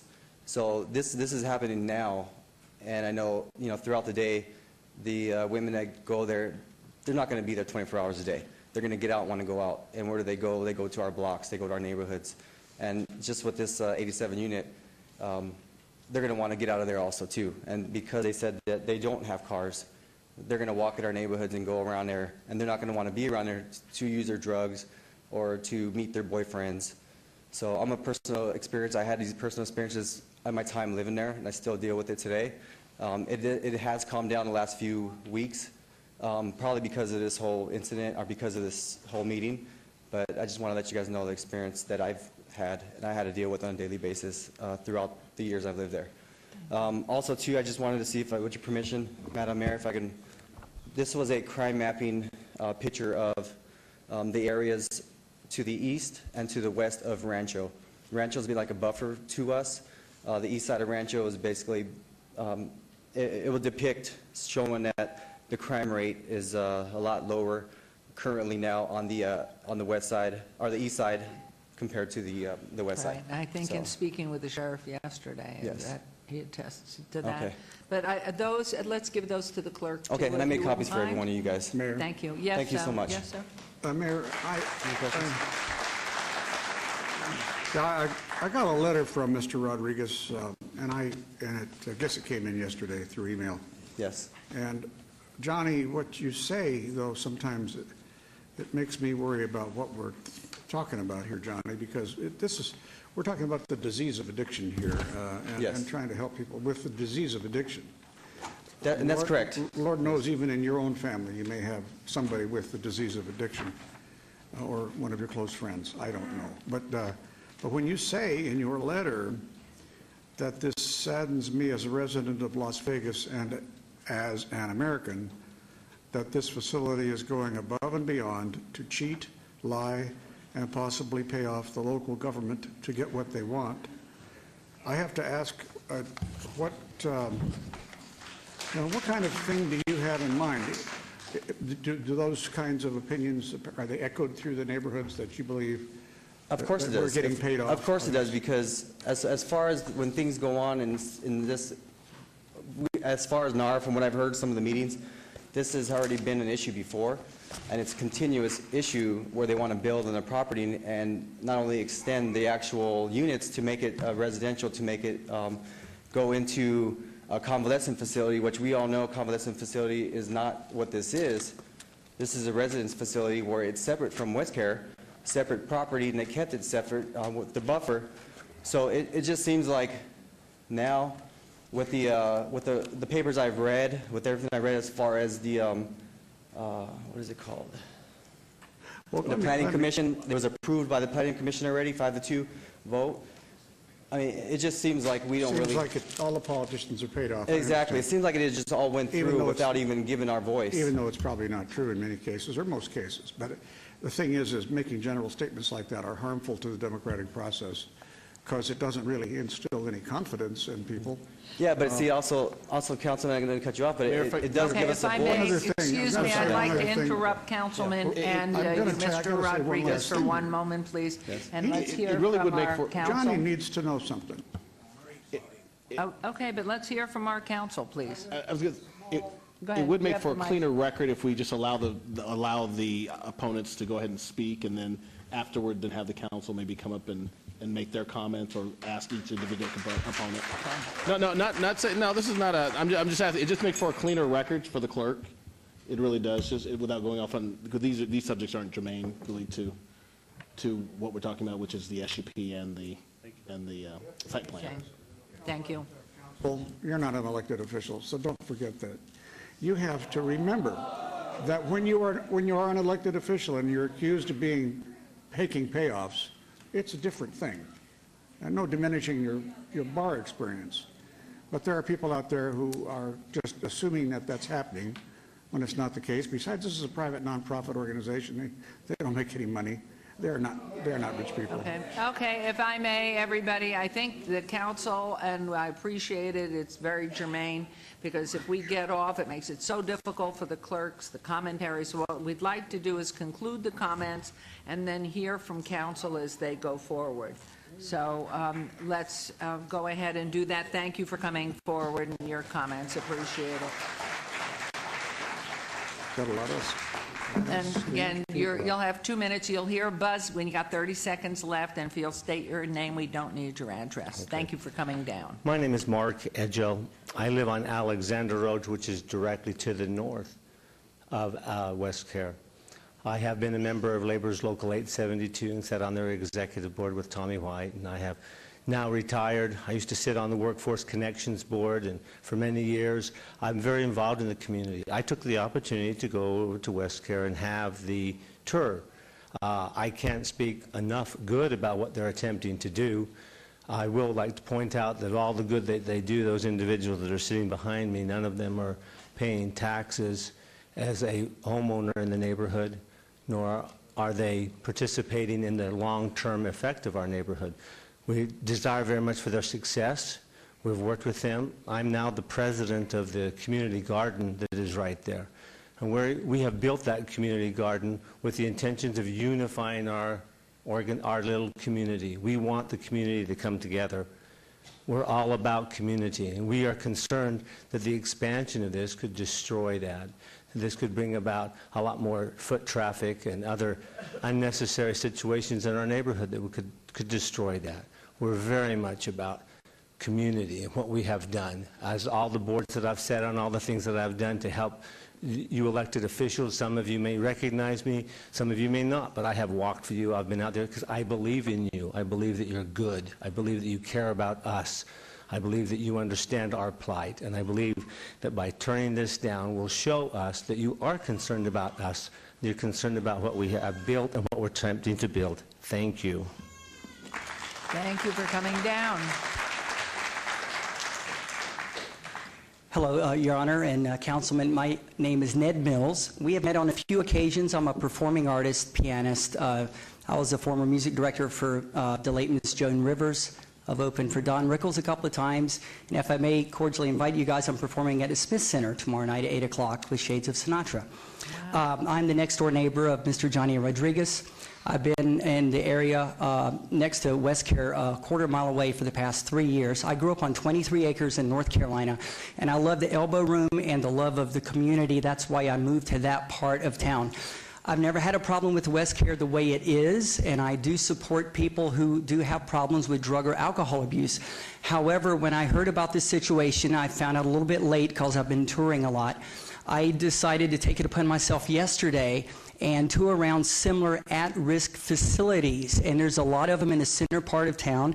And when I walked by there, I was very disturbed to find at a couple of them at Key Foundation, where veterans go when they need a place to stay.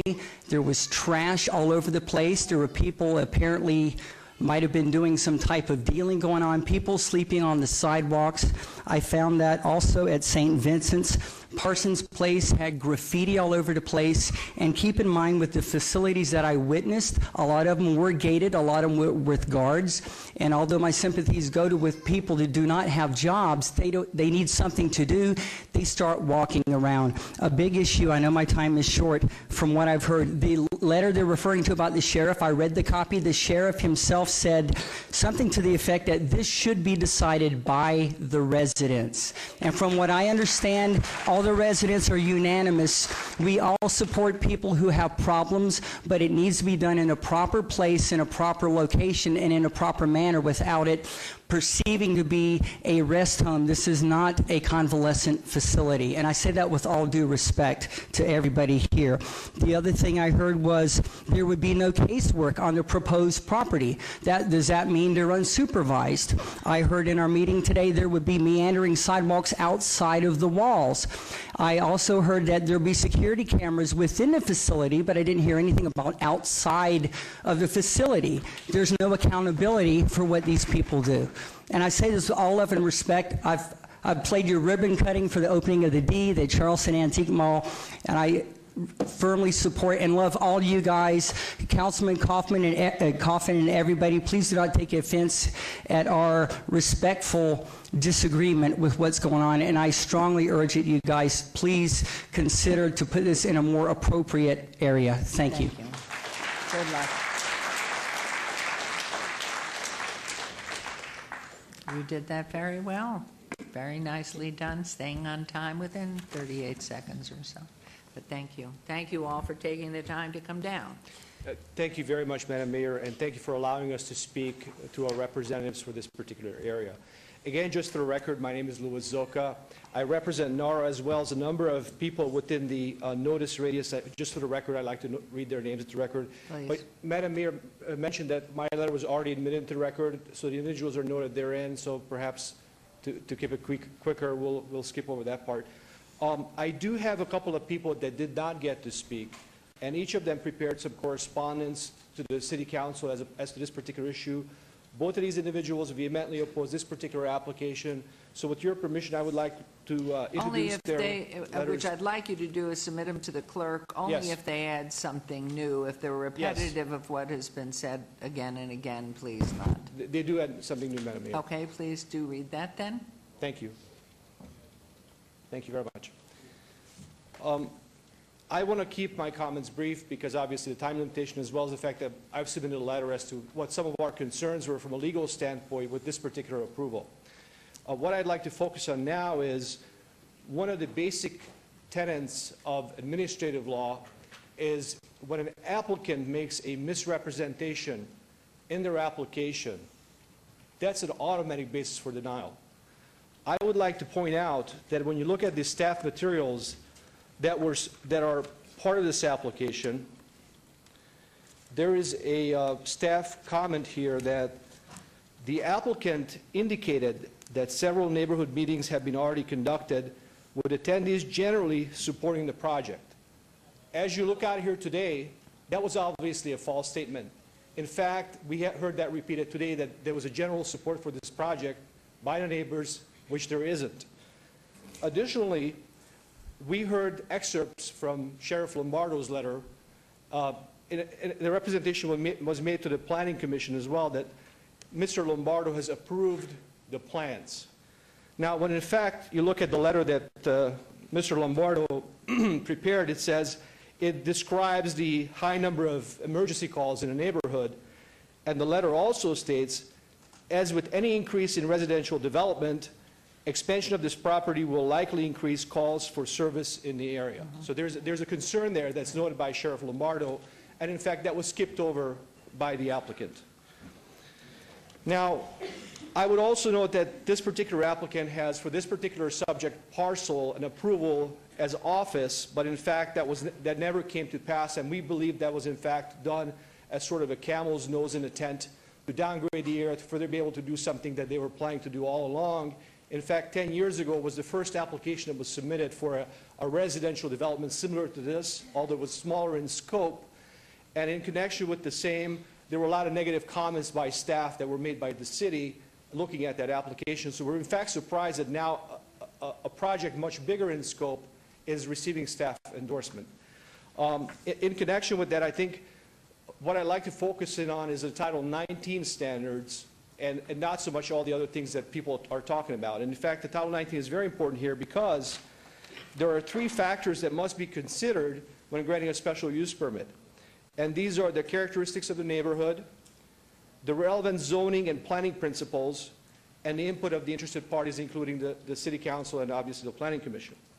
Now, the burden is on the applicant, and a use permit is not a matter of right. And in fact, when you look at prior applications that were submitted to the city, comments were made, similar applications, comments were made that even medium-low attached density residential was inappropriate given the character of this neighborhood.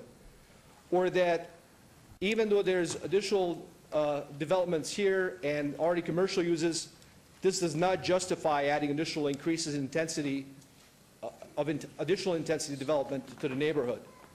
And so there's already, we have on the record, and this, I'm not going to read everything from my letter, but basically there's a lot of comments already from the city indicating that this type of project would not be compatible with the existing zoning and planning requirements for the area.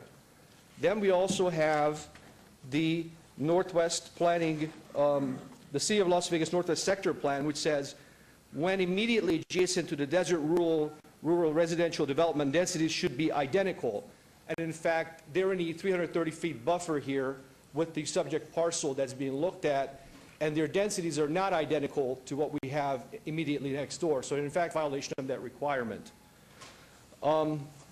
Additionally, if you look at the existing cases that have similar issues being considered by City Council all across the country, and it was mentioned by Ms. Young earlier that there's a reason that these type of developments are located in remote areas, because usually when you have a low-density residential development, this type of use adjacent to it would be deemed improper, and it has been deemed improper by most courts that looked at this particular issue. And this has been briefed in my letter to the City Council. The final thing I want to real quickly talk about is idea of convalescent care. And somehow the fact that we have 10 residents or more than 10 residents qualifies us as either a community residence or as convalescent care. And I realize that the interpretation that's offered up by the applicant, it certainly can be enforced within the code provisions, but I think the better interpretation is the one that's consistent with federal law, state law, as well as Clark County ordinances. And that is that a convalescent facility is something separate and different from a community residence or halfway house, if you will. So if you look at the definition that the city has for community residence, it specifically says it does not include any of the following, and then under number 3 it says convalescent care facility. So it's specifically carved out in the city's own definitions from community residence that convalescent care facility is not being the same. So when you look at the other section, it only adds convalescent care as an additional use, and regular uses being rest home and nursing home. And when you look at consistency with federal and state law, we believe the better interpretation as laid out in the particular is that, in fact, convalescent care is something very different from a community residence. And when you consider the Title 19 standards, a halfway house on an industrial scale is completely inconsistent and incompatible with what exists in the community here, which is low-density housing, resident estates with a rural preservation area. Thank you very much. Thank you very much. If I might, well, we'll go to questions, but again, for any definition about what we're charged with today, Mr. Scott, and in reference to what Mr. Soka said, could you make, or do you have any comments to that first? I think planning would be better to explain exactly what the difference is between the convalescent care and the community residence, I think. Yes, thank you. Thank you, Your Honor. The reason convalescent care is specifically carved out of the community residence is because that use, the community residence is limited to no more than 10 people, whereas convalescent care is for more people. So it doesn't fit in there. Convalescent care is intended for more people. However, for those types of facilities like transitional living facilities that require or that are proposed to have more than 10 people, then they appropriately do become convalescent care, or they're allowed under the convalescent care category. So I know that might sound confusing, but it's based on the number of people allowed in the facility. Okay, well, I did look it up before, and it does say gradual return to health after illness is convalescing. But I didn't know if there were anything specific here in any of our ordinances or anything else that restricts or anything else that would be relevant to this particular item. I don't believe so. Staff evaluated it pretty carefully, and we believe that the proposed use does meet the definition as residents are in need of counseling but do not need medical treatment as specified in convalescent care. So the way that the code is structured, we believe convalescent care is the appropriate use for this facility. Okay, thank you. And again, to reiterate from you on your birthday, by the way, it's Mr. Scott's birthday today. So happy birthday. So good way, hopefully you're going to have a good dinner somewhere. Our purpose here today, specific. Our purpose is to decide on a special use permit to determine whether or not the use is harmoniously compatible with the area. And With also the what? with the area that's Okay. currently developed. Also, it's also to look at the site development plan and determine if that's appropriate for the area as well. Okay, thank you. Okay, Councilman Anthony, you wanted to go, please. Thank you, Mayor. This is going to be a question to you, Mr. Moran, and Mr. Stock also, if you would come up here. So I appreciate all the public comment today. I've met with both sides of the issue. I met with all of you folks, and I met with NARA, and I've received, just like everybody else up here, received lots of emails, lots of phone calls, lots of packets, lots of information, and it really comes down to two observations. And I need you to kind of clarify the second observation. The first one is the folks here are very proud of their community. They love living there. They've been there a long time. It's very low in crime. Not only the neighborhood, but the current West Care. There's a current West Care facility there, obviously. And they wake up in the morning and they like where they live. And on the other side, what I'm hearing is that this proposal is, and this is based on the comments today and the emails I've received, if this is approved, it's going to increase crime, it's going to increase drug usage in the neighborhood, it's going to increase trash, there'll be more drug paraphernalia, the drug culture will increase in the neighborhoods, there'll be vagrants. I've heard some pretty strong language that this project is going to destroy their way of life, it's going to destroy their community, it's going to endanger their community. One email basically said that there's going to be drug-crazed women running down the street in front of their home. I mean, that's what the person said, that they're going to be men running down the street in their neighborhood in front of their home trying to kill a woman. That's what they're arguing. That's going to destroy their neighborhood. And I guess you need to focus on that like a laser beam, because that's really what this is about. I can and I will. They need to have some comfort Absolutely. that this is not going to impact their neighborhood compared to the way it is today. And I think it needs to be done, geographically, looking at where this facility, how it's set up next to this neighborhood, those sorts of things, the security. And I guess my other question would be is, the women the clients that you have there, if they misbehave, what happens? I'm ready to answer. If you could just put all that on the record, I think that will help me a lot. Absolutely. And just for a procedural matter, I came up to the podium, and I will answer those questions immediately. But I did come up to the podium because I had some comments to make about some of the comments that were made by the prior speakers.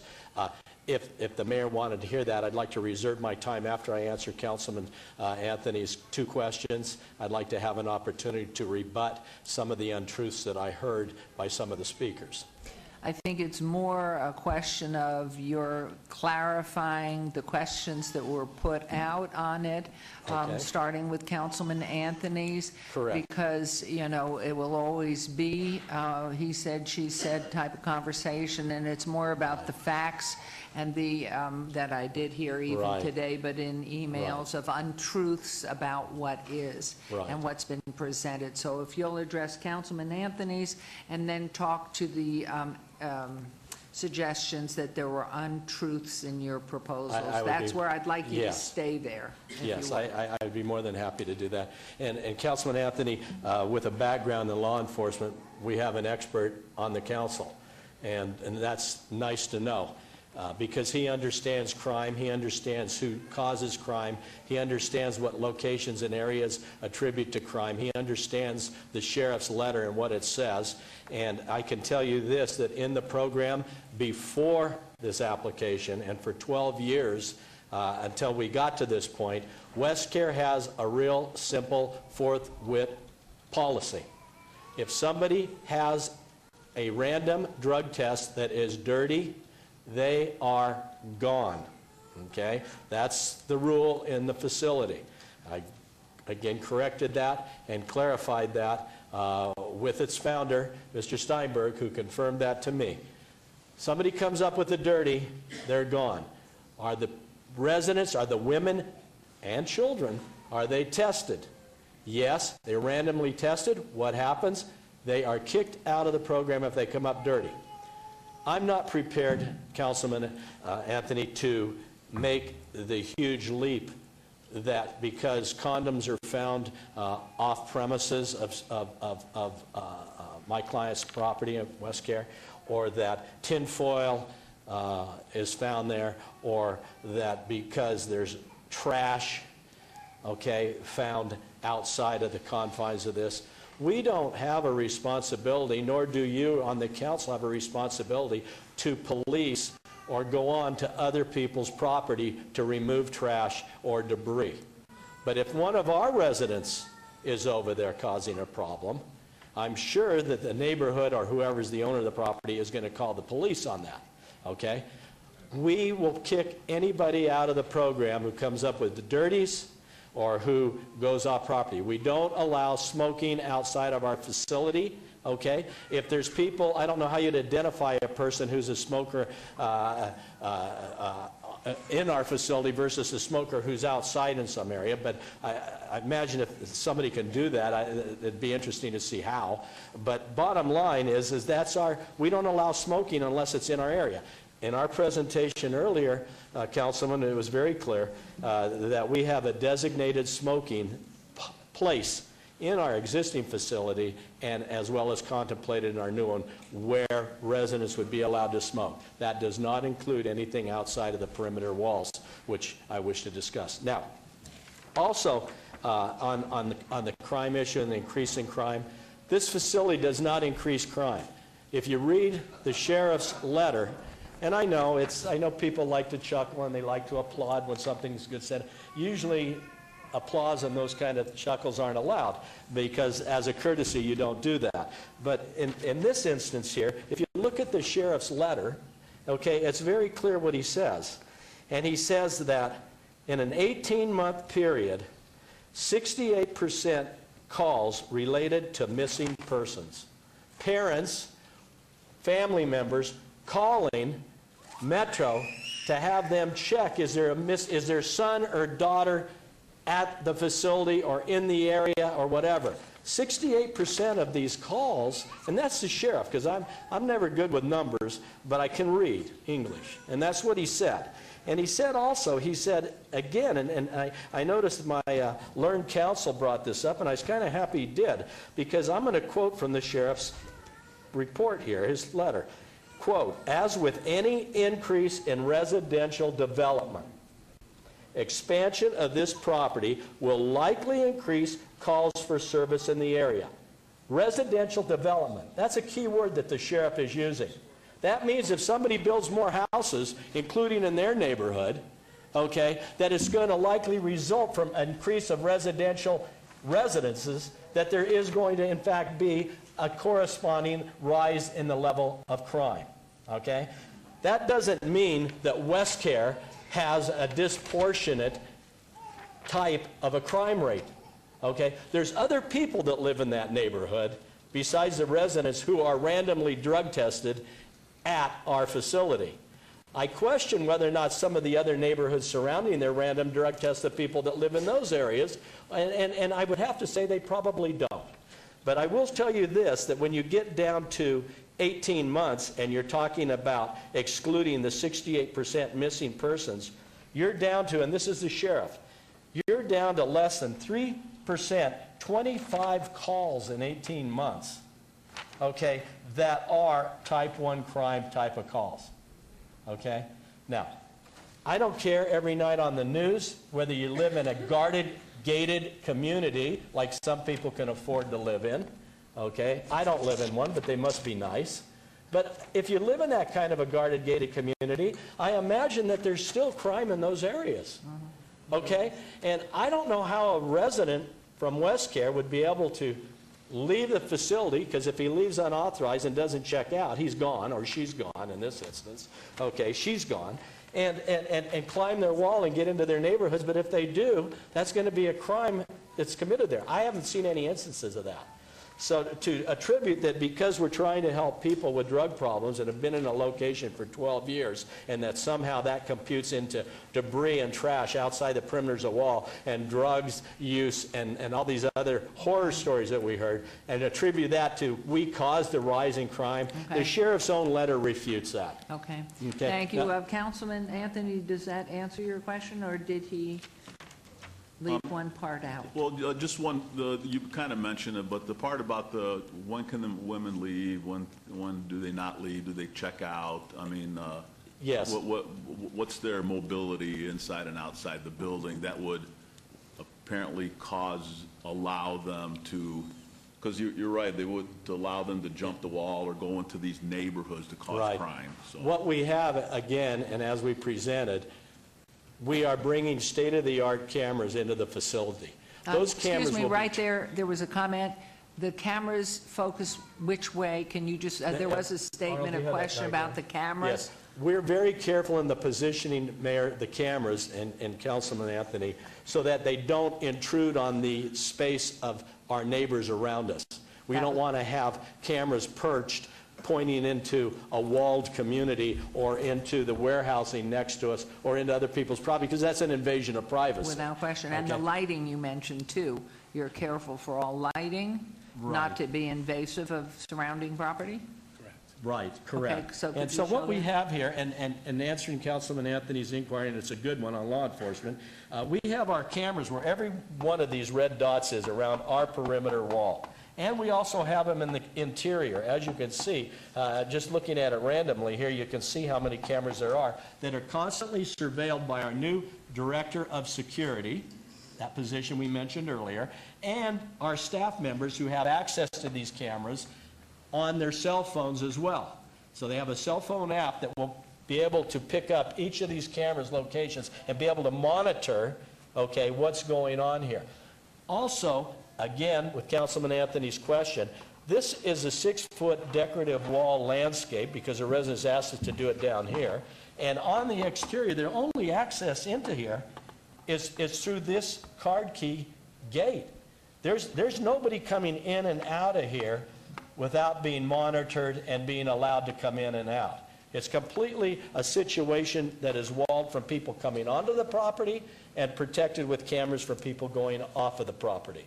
So it's completely monitored. And that's, one of the things that we picked up from some of the neighbors that they wanted to have there, and we agreed it's a good idea. So it's going to be card key entry. There's not going to be people coming on or milling around the outside of the wall that don't belong there, and there's not going to be people on site leaving the facility.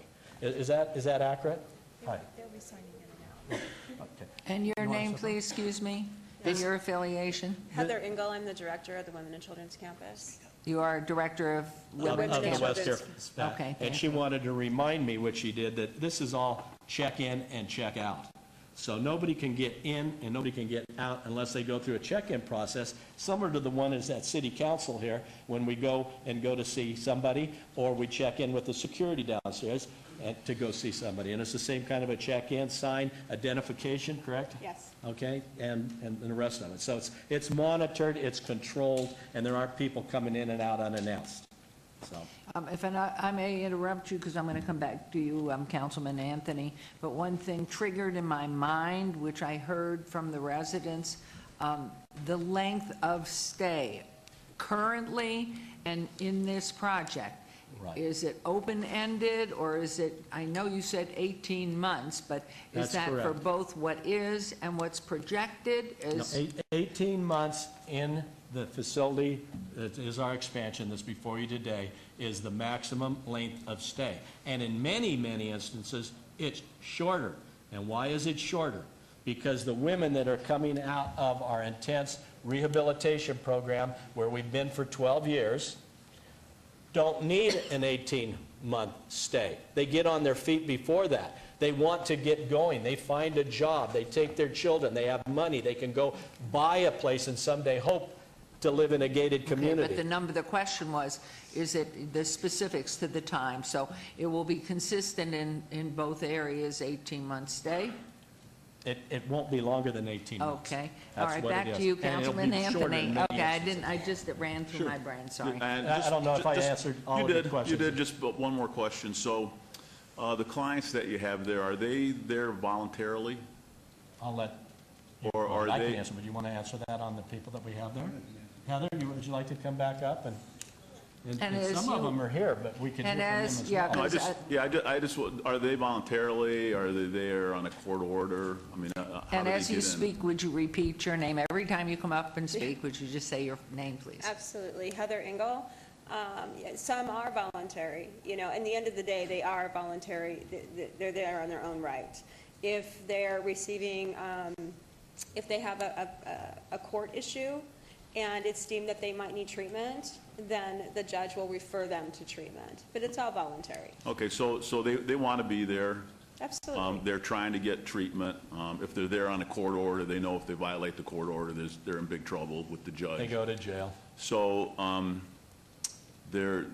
guess there's an incentive for them not to cause any trouble because they know they're going to get kicked out. And that's Absolutely. something that they don't want to do, I'm assuming. They want to stay in there and get the treatment, right? Yes, they do. So this isn't like an apartment complex where people come and go, tenants check in, tenants check out. You don't really know who's staying there unless Metro's doing background checks.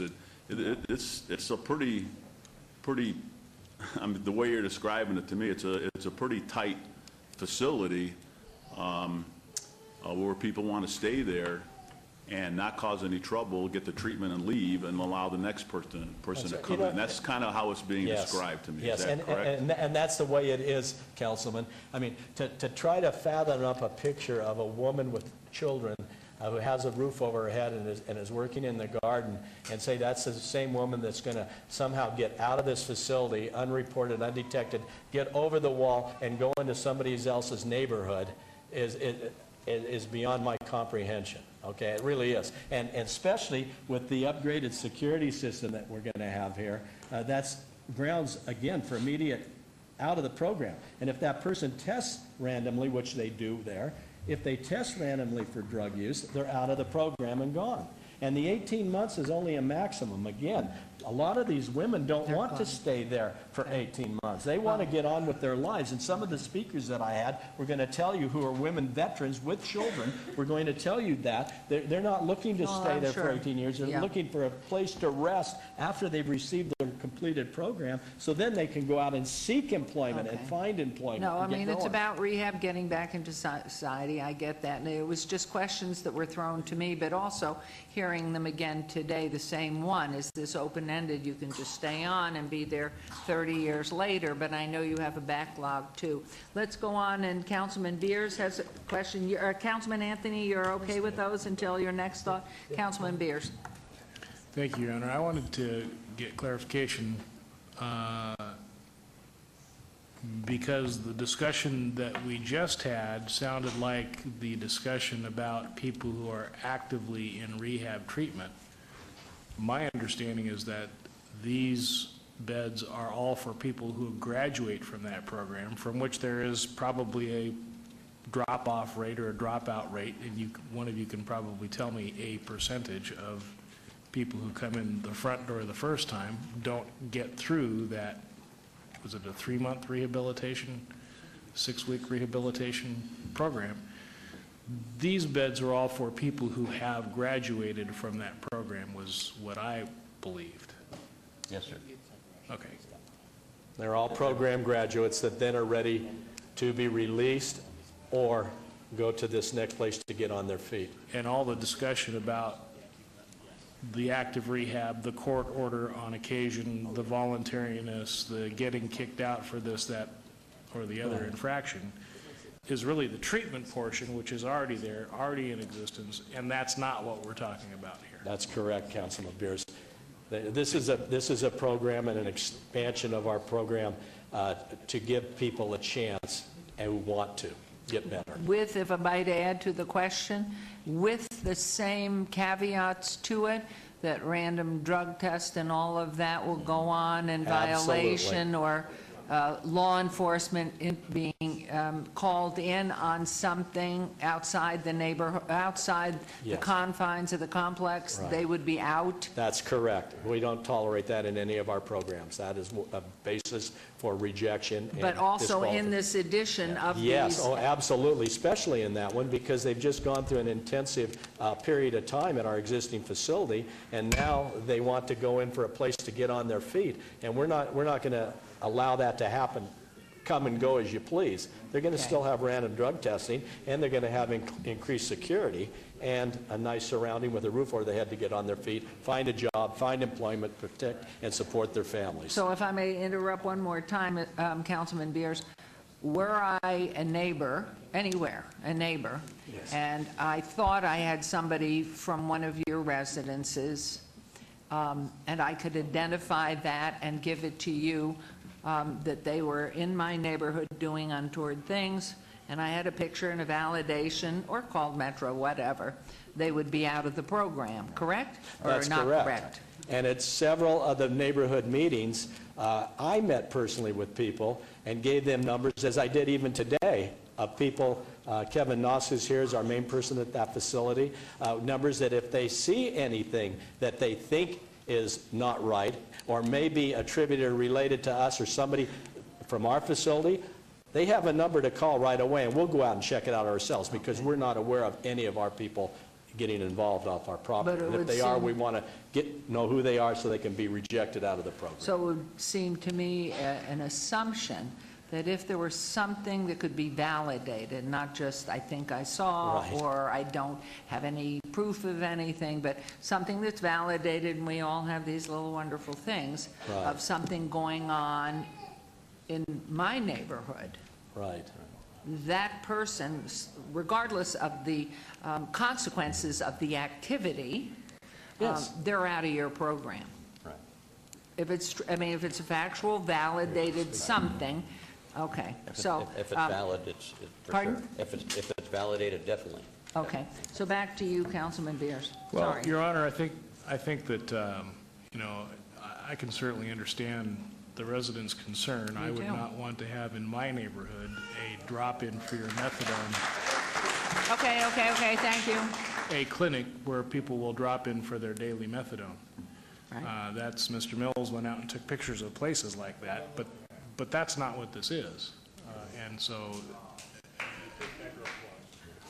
yeah, they take back their applause, apparently. Thank you, Your Honor. Thank you very much. Okay, Councilman Coffin. Thank you very much. Thank you. Thank you. Who do I talk to? Steinberg, I've known you for 35 years. I was in the legislature when this organization was beginning and getting on its feet.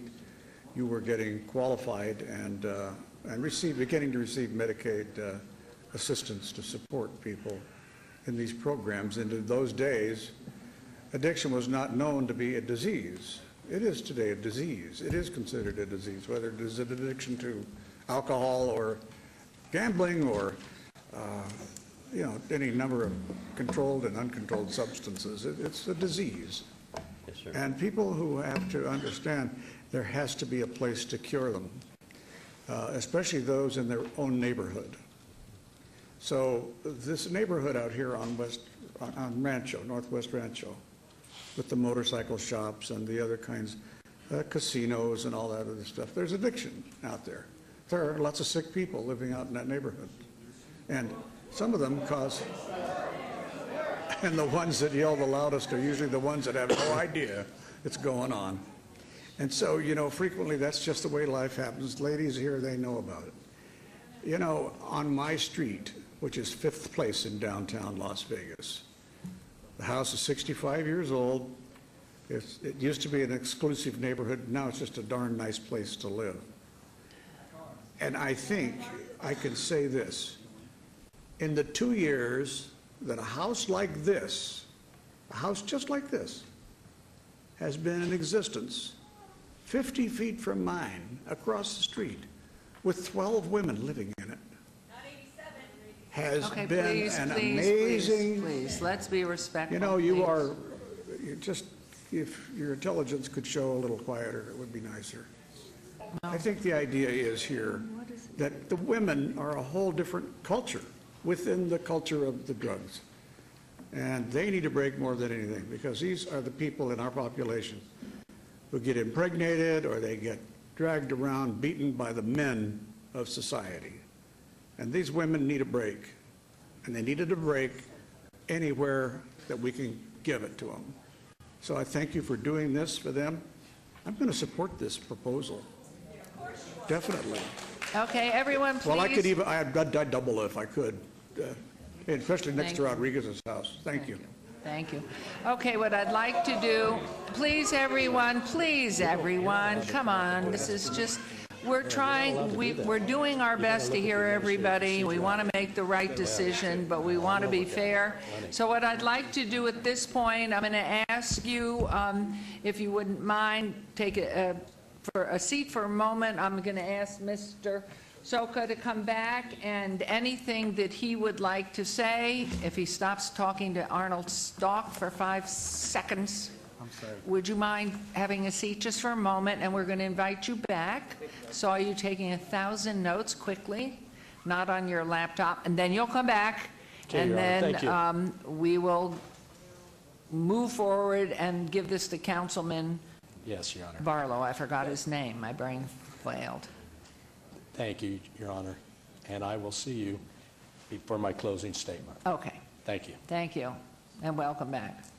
Thank you very much, Your Honor. Are you yourself from Hungary, or your parents, and you came over? I am myself from Hungary. I was born in Hungary. I was 15 when I came, 46 now, lived in Las Vegas most of my life. And isn't it wonderful? Thank you, ma'am. I remember the Gabors. They were all Hungarian. Yes, that's right. They always said they make the best-looking men and women. So there you go. Go for it. Thank you very much, Madam Mayor. Thank you. I'm going to keep it very brief. There's been a lot of time spent on this particular application. I want to make 3 quick points.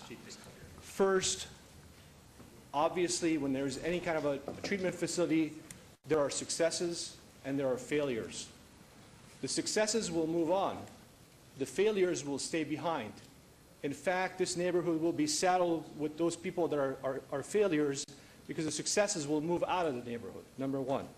Number two, when you look at the particular plans as laid out in the application, the actual areas where the number of residents can congregate are fairly small. So a lot of them will have to, just because the density, someone will have to radiate out in the surrounding spaces, which are not patrolled by security. There are no cameras. There's no safety. Now, in fact, whenever you have an applicant before you, you can make all kinds of representations. We're going to do A, we're going to do B, we're going to do C, we're going to do D. But in fact, you have to look at the reality on the ground. And what is the best indicator of reality on the ground? Past practice. Let's look at their prior statistics. Let's look at the calls to Metro and see what they reveal. In 2014 alone, there were over 100 calls to Metro.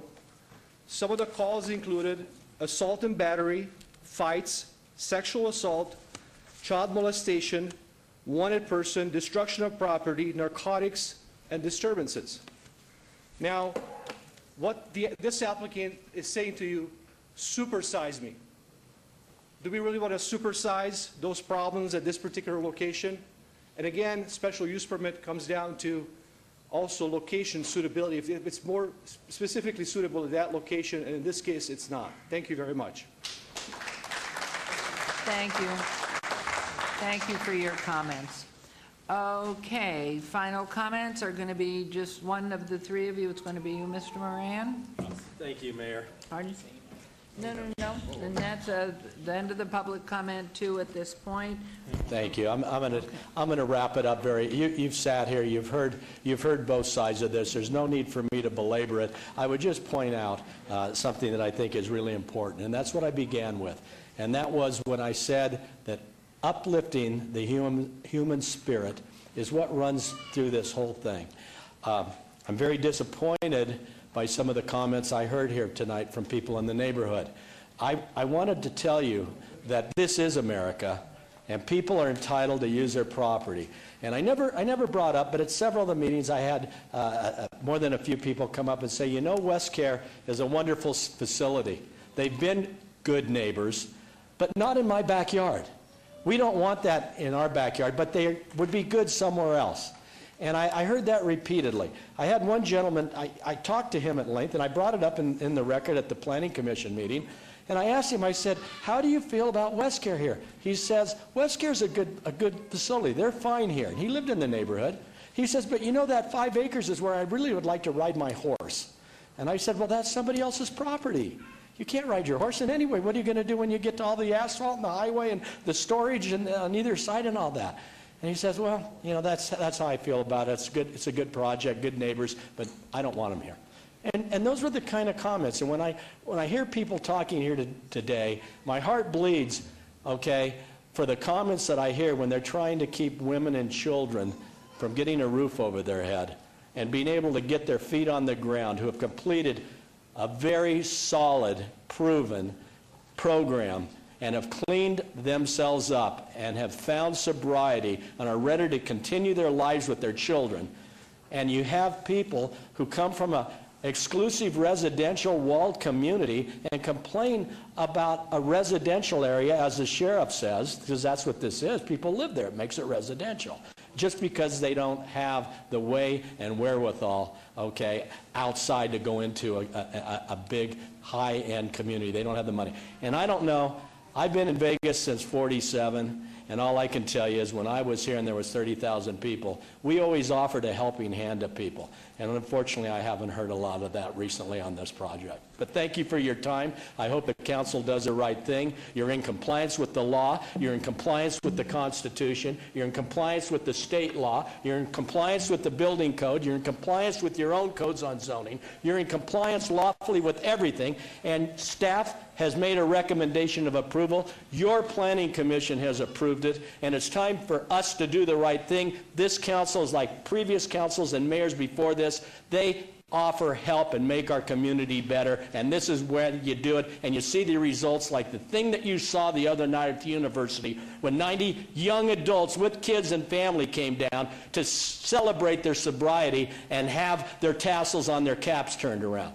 That, to me, is worth the price of admission anywhere in the United States because it's still America. Thank you very much. Thank you. Oh, Catherine, she's a lawyer. That's the law, good closing. Okay. Councilman Barr. Thank you. Thank you, Mr. Moran, for such compassion, because I know that you all have been working on this for a long time. But Mayor, if I may, I have to be me for a moment and take you back to when I was in elementary school. The principal at that time were allowed to take students that acted up inappropriately in the classroom, take them into the principal's office and bend you over and make you touch your ankles and give you a swat on your behind for acting inappropriately. And I thought about taking my colleague, Councilman Coffin, to the back and doing the same thing, giving him a smack on his behind for acting inappropriately today. But I'm not in elementary school. I'm an adult now, and all that stuff is illegal as far as swatting. But I thought about it. But I did have a conversation with him. Councilman Barlow?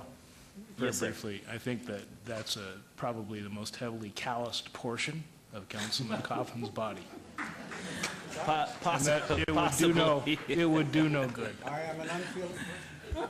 Possibly, but no. In a situation like this, where emotions are not only tied to one's asset, specifically from a residential standpoint, and a program that has done miraculous work in our community for a very, very long time, it's bothersome because I look out across the audience and I see women and children who need assistance, who have stumbled in their life and they're trying to turn their life back around and be upstanding, law-abiding citizens once again, to uphold their family values and be productive and provide for their family. And then I have to place my political hat on as the representative of the area and listen to my residents in regards to what they've shared. And I too have received, Mr. Moran and members of the council have received countless letters and emails, some not so nice, and that was kind of hurtful also because it was some racist things that were sent to my office that was very inappropriate. There were some things that were stated in emails that were not necessarily true, but there was a lot of passion for that came out of a number of those emails in relation to the support that they had also for WestCare, but they felt that the placement and the location could be in a better location than where it's being proposed today. And for a number of us, there's a term for that, and it's NIMBY, not in my backyard. And so when you weigh all of that, it makes it very difficult to balance that, because you have the political, you have the emotion, and you put that together, and it becomes very cloudy, unfortunately.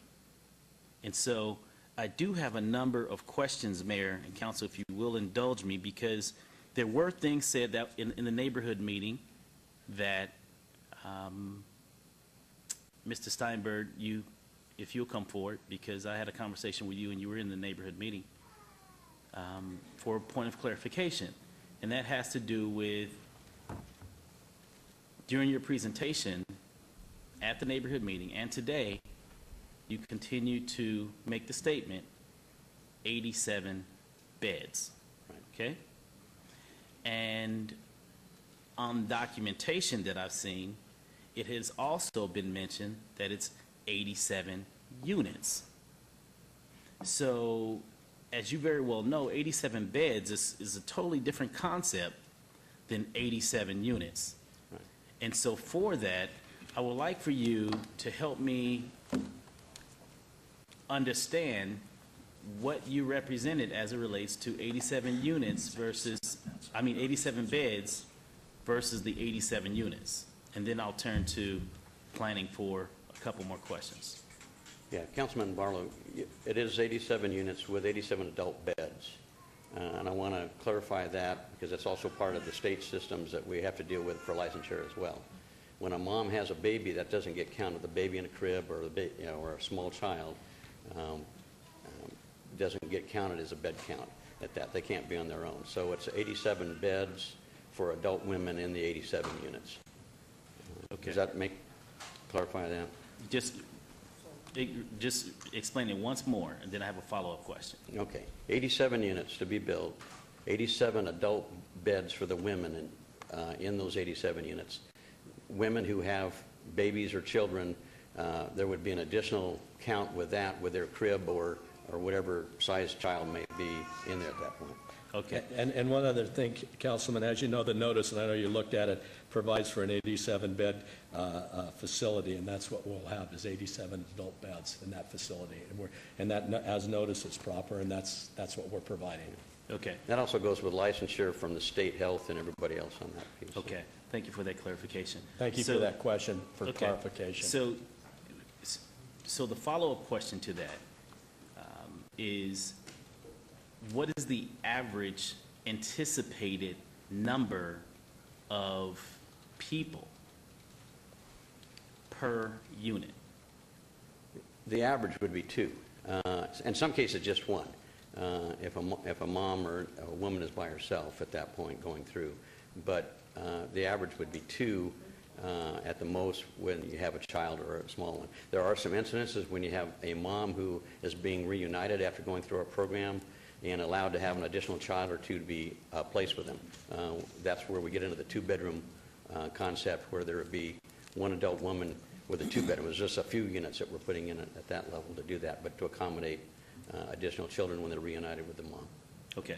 So we're talking approximately, using your numbers, right? And these are just approximates. We're talking approximately on this 5-acre campus that you're proposing, 174 people. Well, if you're including the babies, yes. Yes. Mm-hmm. Right. Mom and baby. Yeah, there's not always a baby with Well, every room, so. we're going to get to that. I'm just trying to walk us through the process Right. to keep everything in focus. Yes, sir. Right? So we're talking approximately 174 people. Right. Okay. So with that, is every mom, let me rephrase the question. Every mom don't necessarily have an infant. Some moms have children that are 15, 16, 17. Right. We have not set that up to do that with that age. We talked about that earlier. That was brought back for our consideration, what we're doing. Majority of all of our people are talking about children that are 5 and under. at this point, and not going to the adult piece or past that. There was some miscommunication early on as well, Councilman, because of the fact that we did the emergency runaway services in that one wing, that those kids would also be a part of that. They're not part of this piece at all. That's not a pass-on. And as and Councilman Barlow, as I recall, the statistic that we were approximating that we had looked at was 90% of the children would be of infants under 5, not school age. So that's almost the majority.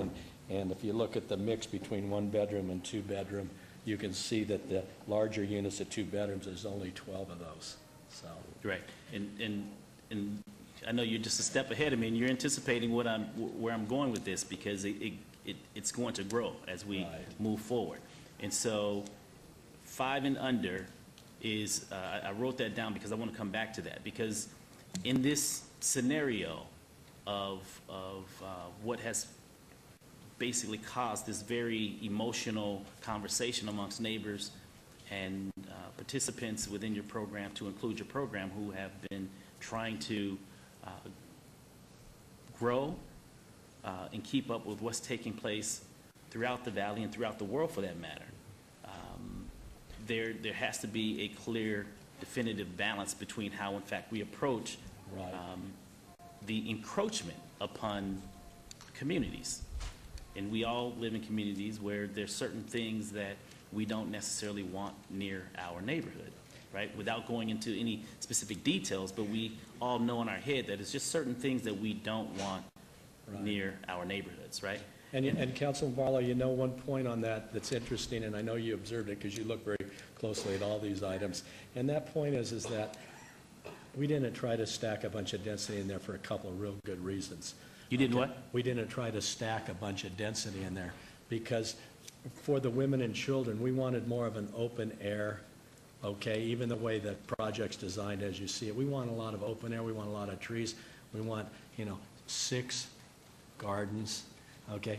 Those are, to a guy who's developing and trying to stack a bunch of density in, number one, that isn't what we did. We had plenty of room to put more density. We didn't want to do that. We want a quality of life there that's more open air, because number two, that type of environment living, rather than stacked in dorms and 3 and 4 stories and things of that nature, that isn't good for the health and going forward for women with children in that kind of an atmosphere. And that's why we said no to density, but said yes to open air, green belts, side setbacks that are humongous, putting the pathway in and the landscaping green belt around the exterior. All that eats into anybody who wants to do density, and that isn't us. We want a quality of life there that's going to be nice for an 18-month or less stay for women with infants. Okay, and that's fine. And so what I'm moving toward, just put a thumbtack in the 5 and under. We'll come back to that.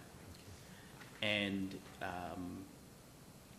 so with that, let's talk about the maximum stay, because that was something, if I may repeat, I have my notes here in front of me from that neighborhood meeting as well, Mr. Steinberg, is I asked you specifically, how long would someone have an opportunity to reside in a unit? And you specifically told me for as long as they need to be there. Right. Just let me just finish, and then we'll come back if you don't mind, because I just want to make sure that I'm clear. Right. Right?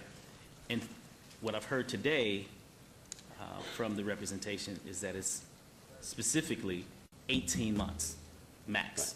Right. So take it from there. Let me back up in some of those discussions that we Yes, had, sir. because there's different pieces of the puzzle with that, as you will recall from conversation. When we bring somebody into the front part of the building, in the current piece that we've been operating for 12 years, the length of stay is no longer determined by being a 3-week or 3-month or 9-month or anything like that. It's all done in the state of Nevada under what they call using the American Society of Addiction Medicine, and you have to reevaluate what that person needs every 30 days to see what they really have to have for additional time and effort. That's also in the setup for those that have insurance, for those that are on the new system of healthcare reform that's going down. That has to be reevaluated. So there's not a specific piece of that. When you come to the back side of what we're doing and talking about here, this comes outside of that loop. This is where we're having the convalescent piece for it. This is where they can be, but we're not allowing that to be more than 18 months. Most of those people will not even be there 12 months based on what they want to do, because most of them are trying to get back on their feet to move back into other neighborhoods, back into school, back into work. And that moves that along as well. And So- Councilman Barlow, as well on that point, at the Planning Commission meeting, it was represented by myself that it was an 18-month maximum stay in instances like I have today, which is consistent Excuse me, with my thank you, statement. ladies and That- children, for coming down. We that it will be. appreciate it. Godspeed. Stay on the path. That it would be 18. So that is consistent on that, and I understand Dick's recollection, but that was pre-city planning, so that's how it's consistent with what we said at planning in here today. And again, on the record, it's 18 months, and I anticipate that in not very many cases will it go 18 months. I really do. I think that they'll be on their feet and out of there before then. Okay. Also, it was mentioned during the deliberation here today that the women are tested weekly, and I believe this came from Mr. Stock, that the women were tested either weekly or monthly. It's what we have to call now is what's called a random. It's called a random test system, and everybody's into the system, and they pull a number when they're going to be tested. That's a system that we've had to follow. That's a requirement that we have to use now. So it's in the old days it was like it would be every third day or every week, and that's the random testing is a much better tool, if you will. To make sure that you keep everybody on their toes. I don't know if that's So whomever's living in the unit, it will only be the woman that's tested. Right. Right? 5 years and under, you would not be testing. That you'd have another whole issue at that point. Okay. I want to make sure I'm clear with Well, that. that's why I mentioned it, because it was stated that even the children would be tested, and that's why I'm bringing that point back forward. Yeah. No, not if somebody. That's why 5-year-old is the key point, and that's why I put a thumbtack there, because I'm trying to figure out why would that Councilman, that if have there been stated? became an issue with one of our children that we had a concern at that point, then we have to bring in CPS and some other folks to assist with that process. That's not something we can randomly do. We'll have to bring in others who we deal with on a regular basis anyway as we're reuniting these families. So. Okay. I'm sorry, go ahead. No, that's Okay. Okay. I have a number of questions here. I'm just from listening. Let's go back to your overhead. If you can bring that your plan back. Which one, Councilman? This is good. Yep, perfect. Did you want the? No, I see it. Oh, is that the one? Yeah, Okay. Yeah. Did you want the aerial as well? or- No. This is perfect, but I do want the aerial next. Okay. I do want the aerial next. You bet. Let's talk about parking. And Tom, this is where I'm going to need your attention, if you don't mind, please. Parking. And you mentioned, Mr. Moran, that there would be no vehicular traffic in this area. Right. Because a minimal amount of women would drive. But for those women that do drive, help me understand the parking ratio. Right, and on the parking ratio, what we're dealing with, as you know from the materials and code, we are actually in compliance with the parking ratio that is recommended by staff. We're within the code on that. Our parking ratio, we want it even less because we're not looking for vehicular traffic. We're not looking for people to come on site and do that. We're looking for a quiet and enjoyable environment within the confines. And that's why, if you look at the numbers, and I don't have, I'd have to dig this out, and I don't want to take up everybody's. That's fine, but I'm just trying to understand where is the parking. Right. Okay, well, you want to show them on the graph, Arnie? It's on that graph here, too. Arnie? Yeah. Okay. There's some parking right here. Yeah, this is guest staff parking right here on this part right here. And this is tucked away in here, and then there's a few here. Because we didn't want cars to be on this side of the site. And again, most of the people, the women and children, don't have cars. They don't have vehicles and can't afford them and don't have them, and they're just out of the first part. And that's why we don't want vehicles in there, and that's why we were happy, to put a crash gate emergency only down here and not have through traffic, and the neighbors were happy with that as well. Tom, this question is for you, because I'm looking at this from up on high, and if we can go to the aerial now. The aerial? Councilman, is this the aerial that you're looking for? That's exactly what I'm looking for. Okay. And if you will turn it upside down. Is that better? No, keep going, keep going. All the way around. Okay. Perfect. One more? Yeah. Is that good? Okay. That's good. This is Rancho Drive here. Right. Here's the existing facility. Here's Duncan and Bradley on the rear. Right. Now, this question is for Mr. Perigo. Because as we look at this from on high and the impact that the neighbors have addressed, the neighbors are east of Bradley. Do you recall any conversation as it relates to the Elgin as far as what the conversations were when that was approved? Have we evaluated that in those comments? That was sometime in the 90s. I don't recall any conversation when that facility came in. And what is the size of that acres? Is that approximately 7 acres? I believe it's 7, yes, 7 or 8, right in there. And how many units to the acre exist? I believe it's 18. 18 units to the acre. Yes. And the proposed site that we're looking at is 5 acres as far as West Care. Yeah, I believe it's 4.69 acres.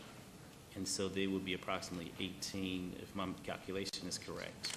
That's correct, at 87 beds. Okay. Okay. I just want to get those points forward. Mr. Steinberg, Mr. Moran, Mr. Stock. This is very interesting because even looking at what you all are proposing, it's Councilman, always- I'm really hard of hearing. With what you all are proposing, it's yeah, interesting. It's always, well, I wouldn't say interesting. It's refreshing to see neighbors come out on a unified front in relation to what they want and what they don't want. And I can understand their position. And I've been one that has always represented my community and my constituents. But it's also unique in the sense that, and what makes this difficult is to evaluate this on its merits and to look at what's currently there and what's around there. And I could see how or why staff has recommended approval as far as the compatible uses. Right, exactly. Precisely. If you look what's already in the neighborhood. I'm just looking on merits. I'm taking the emotion out. I'm just looking at it just from a black and white standpoint. And so I'm in a key position because the difficulty is having to weigh the interests, of course, of my constituents versus something on paper. If you take the emotion out of it, it actually is something that could that could actually fit on this parcel of land. And doing 40 years of this business, and you've done quite a few yourself. Right. I don't know how you ever remove the emotion. And so for me, looking at this, Mayor and Council, and I'm actually ready to make a motion, but I would actually like to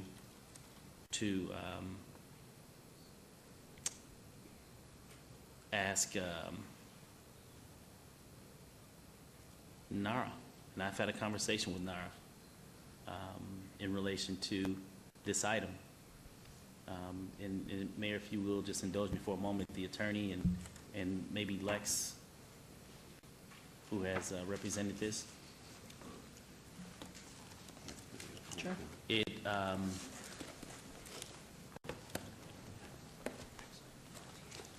And again, to ask you, as he asks you a question, please state your name. Yeah. Benyon. Okay, thanks. and more so, this is just If I really can for, understand you right, this is 'cause more I so. can't hear what you're saying. Okay, But I'll speak louder. I'll speak louder. No, thank you. I Okay. appreciate that. Just No, no, for my no. own- I'm with you. I'll speak louder. Yeah, it's. I don't have a no, problem no, no, speaking. No, it's all military stuff that No, no, I can't hear that good. It's But good. I would like you Yes. to, what are we doing now in this point of the proceeding? I'm going to ask Nara a few questions now. Okay, good, then I'll get out of the way then. Okay. Could you leave All that right. here? Could you maybe leave that here? Could you leave that here, please? Can you get the map, please? So if we could get that map back up, please, just so both parties can look at it? No, I don't need it. I don't need it. This is really more so for Nara, because I've shared with you all my thoughts in regards to the overall picture of how this is going to play out.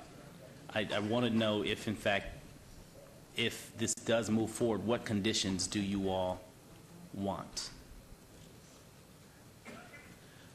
Councilman Barlow, we've presented a bunch of, Excuse me, quite a could list. you, I'm sorry, I know it sounds ridiculous, but for Name? those who can't, you got to say your name every betcha. time. Thank you. to Thank you, Mayor. differentiate. Lex Anderson, 3709 Waterhole Street. We submitted a list of considerations to go on that 5 acres that would accommodate some sort of a functional buffer. And I think you probably remember some of that. That would... But I'm saying, just please share with me Will I what... share it with you now? Yes. As I recall off the top of my head, well, the first one, of course, is to return to the 2006 commitment that they made to put a clone of the Rancho Gowan Business Park on there. To do That what? would certainly be nice. To do what? Okay, the first consideration would be for them to go back to their 2006 commitment to put a clone of the Rancho Gowan Business Park on there, which they said they were going to do back in 2006. What does that mean, a clone? Let me make that a little more clear. On Bradley... And your wait, name, I'm please, sorry. Yes, and I've... Keep going. Chuck Benyon. And Mayor, may I stop the proceedings, please? Gentlemen, please speak through the mayor to the council members. Oh, Out of I'm sorry. respect to the mayor. I didn't know that. would appreciate that. All Thank right. you. News to me. Sorry.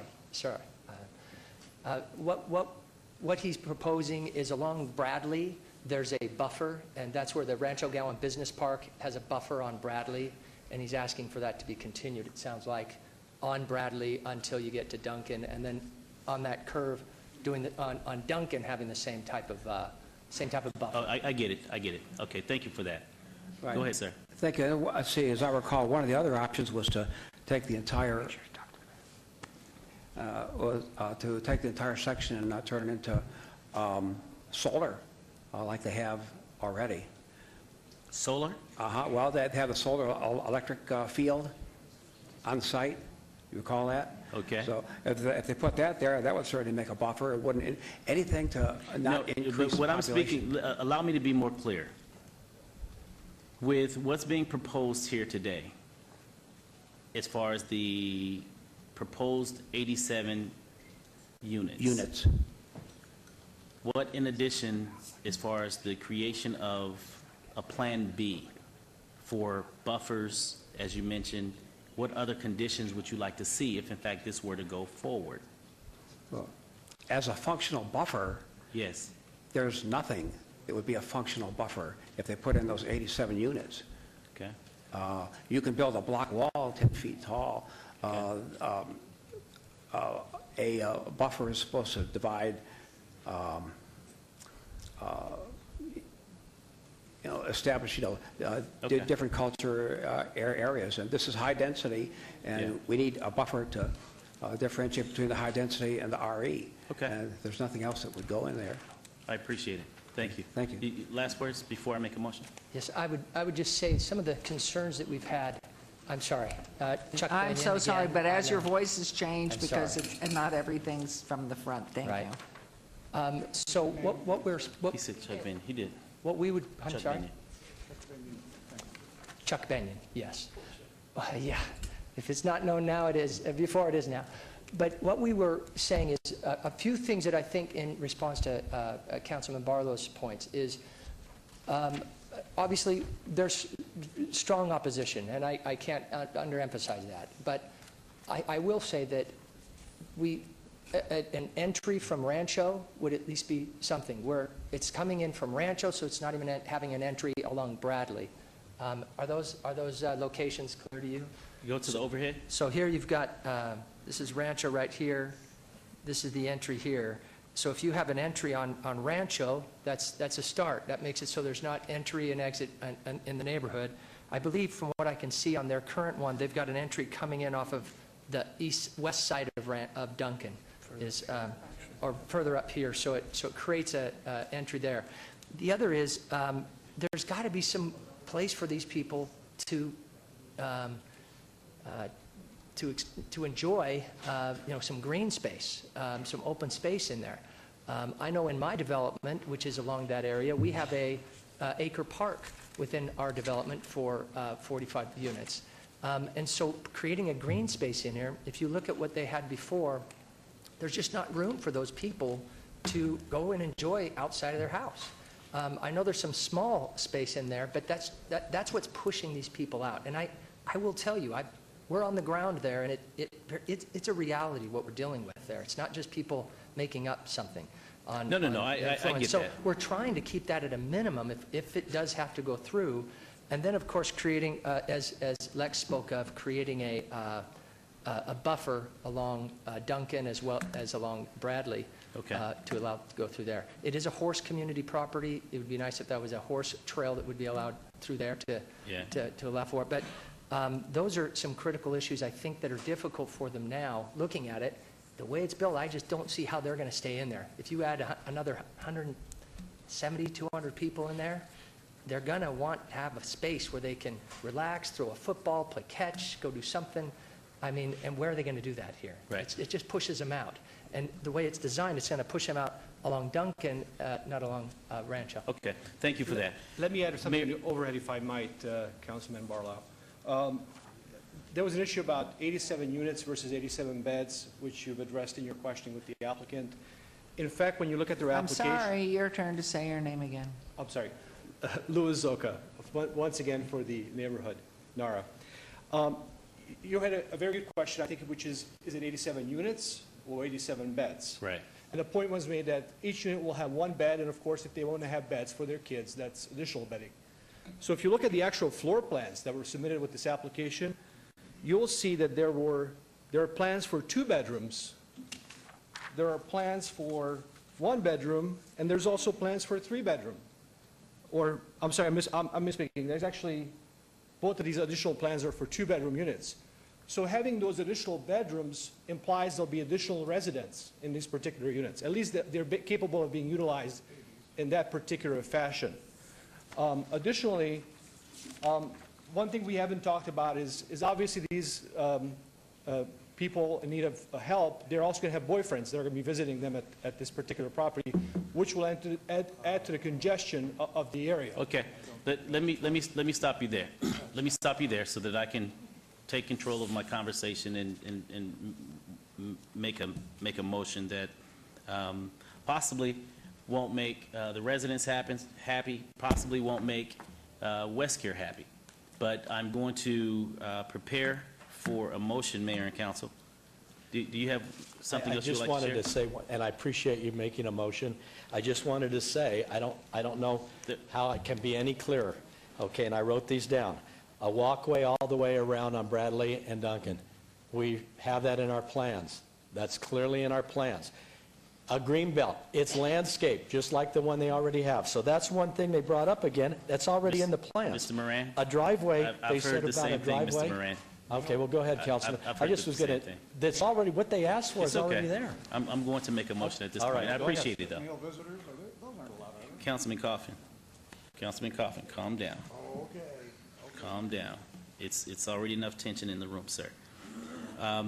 What I'm going to recommend to the council is, one, I'm going to ask that we approve the item with these conditions.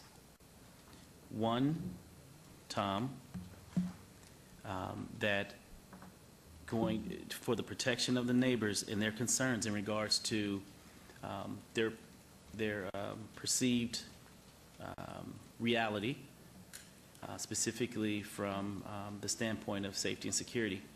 And West Care had already mentioned that they won't, the mothers will have 5 and under.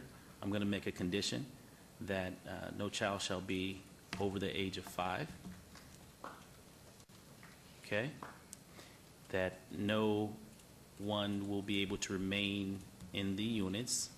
No Excuse more me, than- I have to interrupt you, Councilman. No resident will age of 5 or under, or are you talking about visitors too? Well, no, I'm not. Resident. I'm speaking of women and children. Okay. So the women, no child over the age of 5.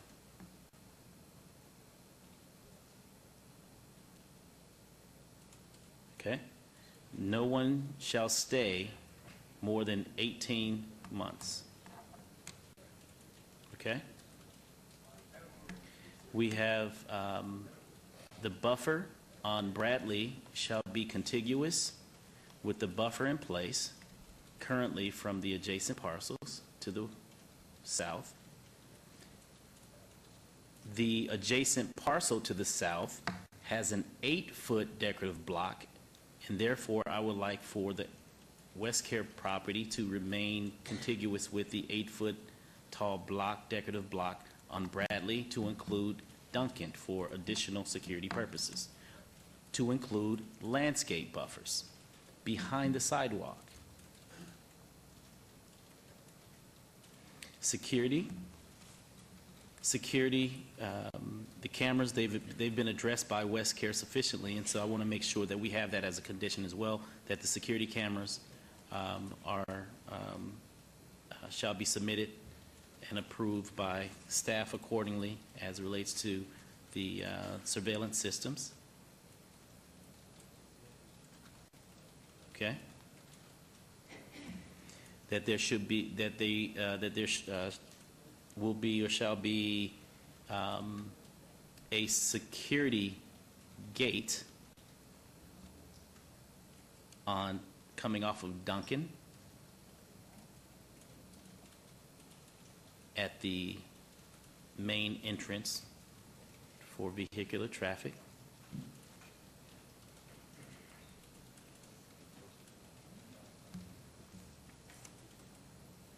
And I know some of these conditions, Tom, will have to be placed in the SDR as well on the next item. So I want to make sure that we have it very clear on the record as to where we're going with this.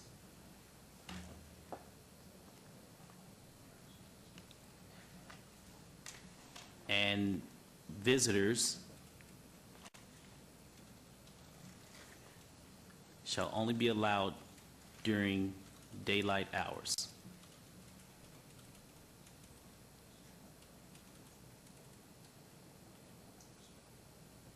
Or just say 8 a.m. to 8 p.m.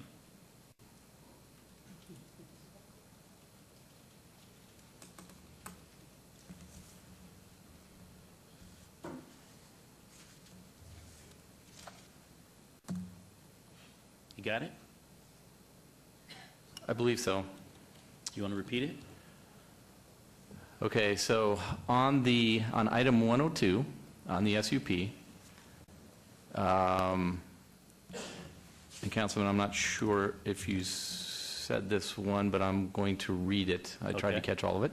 Okay. On the SUP, condition, added condition 1, the total number of convalescent beds within the facility shall be limited to 87. Added condition 2, the maximum length of stay by any one person shall be limited to 18 months. Added condition 3, no child over the age of 5 shall be allowed to stay on premise. And Mr. Scott, I might ask that, I don't think it's on the premise, but isn't it just somebody who resides there? to reside, right? So I was sort of looking, shall be allowed to reside. Okay. Okay. Added condition number 4, visitors shall only be allowed between the hours of 8 a.m. and 8 p.m. On item number 103, SDR 59939, added condition number 1, a revised site plan. And this is something to capture all of these changes. So added condition number 1, a revised site plan shall be submitted to the Department of Planning prior to the submittal of building permits reflecting the updated unit type counts and associated bed counts conforming to conditions of approval for SUP 59938. Added condition 2, the perimeter wall shall be 8 feet in height and shall be constructed to match the existing wall found on the adjacent commercial property to the south. The perimeter wall shall be installed along both Bradley Road and Duncan Drive. Added condition number 3.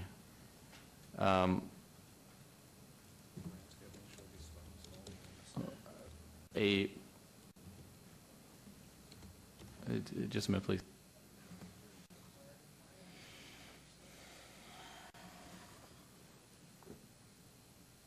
It's tough enough. So, Mayor, through you, Councilman, there is on the site plan a security gate on the access from Duncan, so I don't know that we need a condition there. They have to... We'll keep it as a condition Okay. Because You just want to add it? Because I want to make sure that it remains as a condition so that the council, it would have to come back before council if they choose to remove it versus it not being a part of the condition, they can remove it at any point. Okay. So added condition number 3, a security gate shall be required on Duncan Drive. And then, just one moment, please.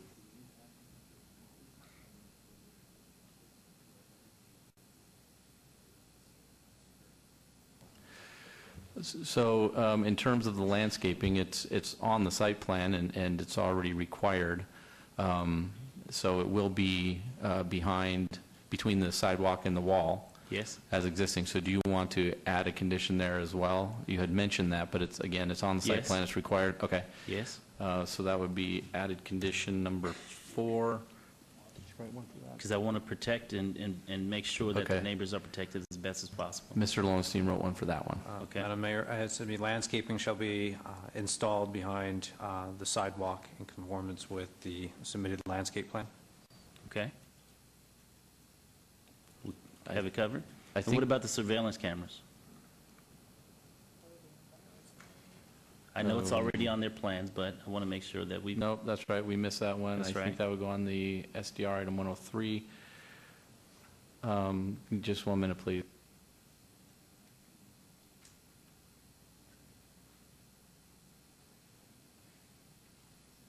Through you, Madam Mayor, it's just the applicant shall submit to the Department of Planning a security plan indicating locations of security cameras to be approved by administratively.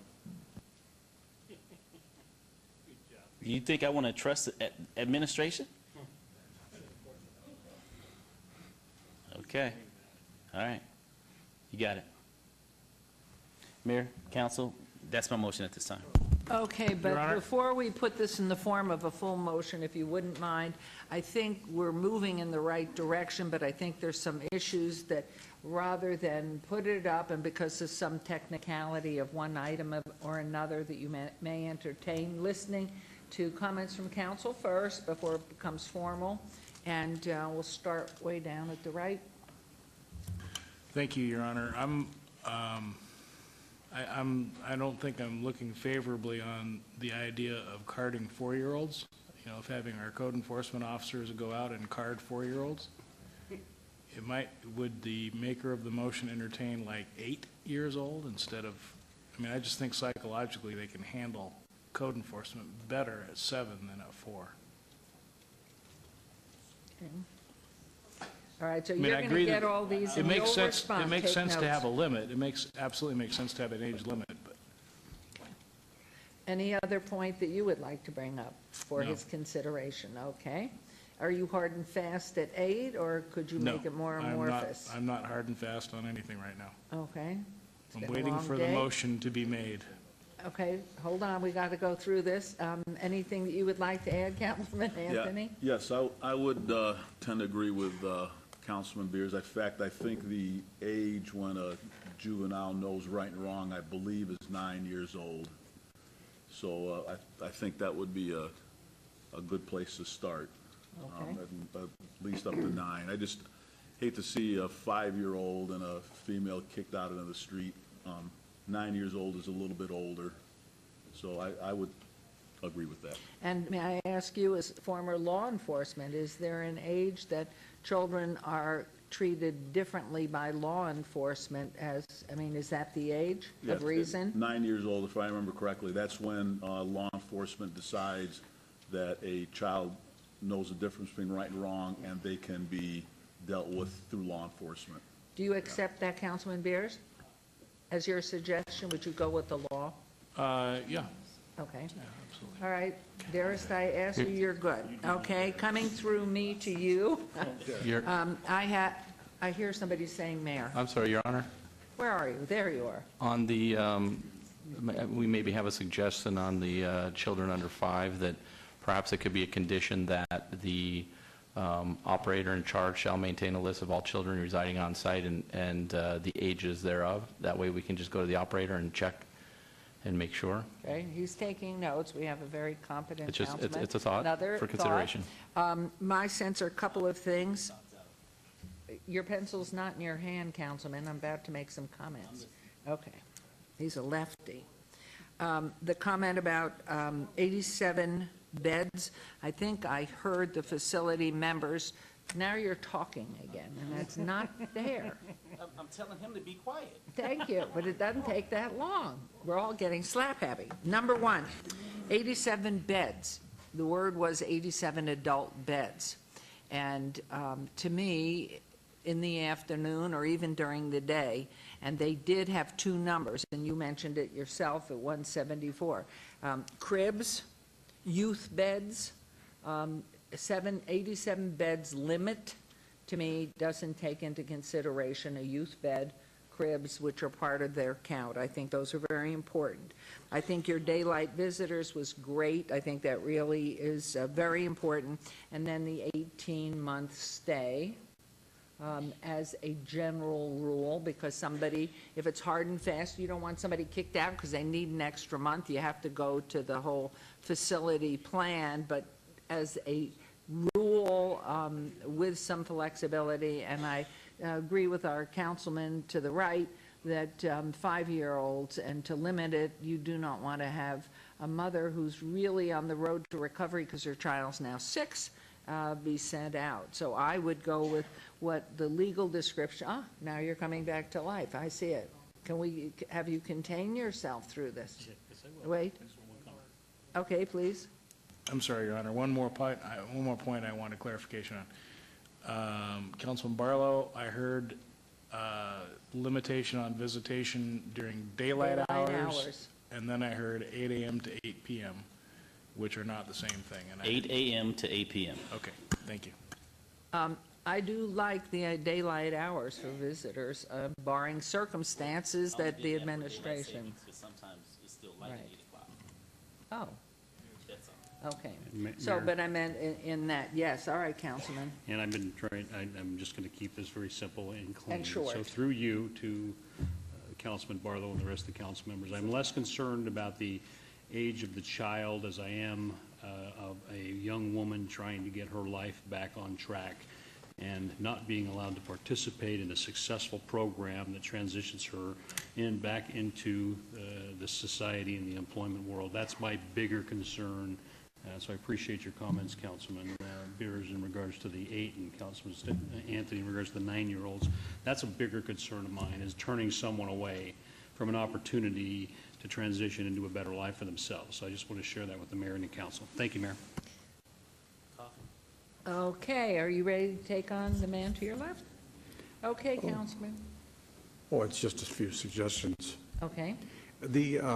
I was troubled about the age, but no one has talked about the possibility that a lady might have more than one child. And that's very likely going to happen a lot. And so one child might be 1 month, 1 year, 2 years, the other one might be 4.5 or 8.5, or depending on the scenario. Those are As you drew that up, little cribs. and that person's stay might have happened, might be in its very first month or two, and so therefore she'd be in violation, and the unit would be in violation.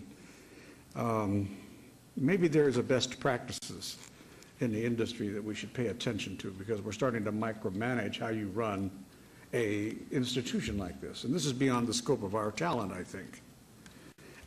The one thing I think probably could be within the scope of our talent here is the 18 months limit, simply because they said that's about right. But I agree with your concepts on the walls. Oh, I want to make sure that the councilman hears I agree with him. I want to make sure you know I do like your walls. Decorative too, especially, and you're going to get your landscaping, you're going to get security gates and lights. Visitors, okay. So there's, I want to get some clarification on what the best practices are. Again, this is where we ask the professionals to come on up, since we seem to be legislating here at the dais. So if we're legislating here at the dais, we are allowed to call up witnesses to help us. What is the best practice on visitors? Because there was a question, if I may, there's a question about, first of all, I'd heard somebody say, one of the opponents said, and men will be in their rooms. If I may, I don't think we want to bring any more comments up. I think we Ma'am, I really need to ask, concluded that.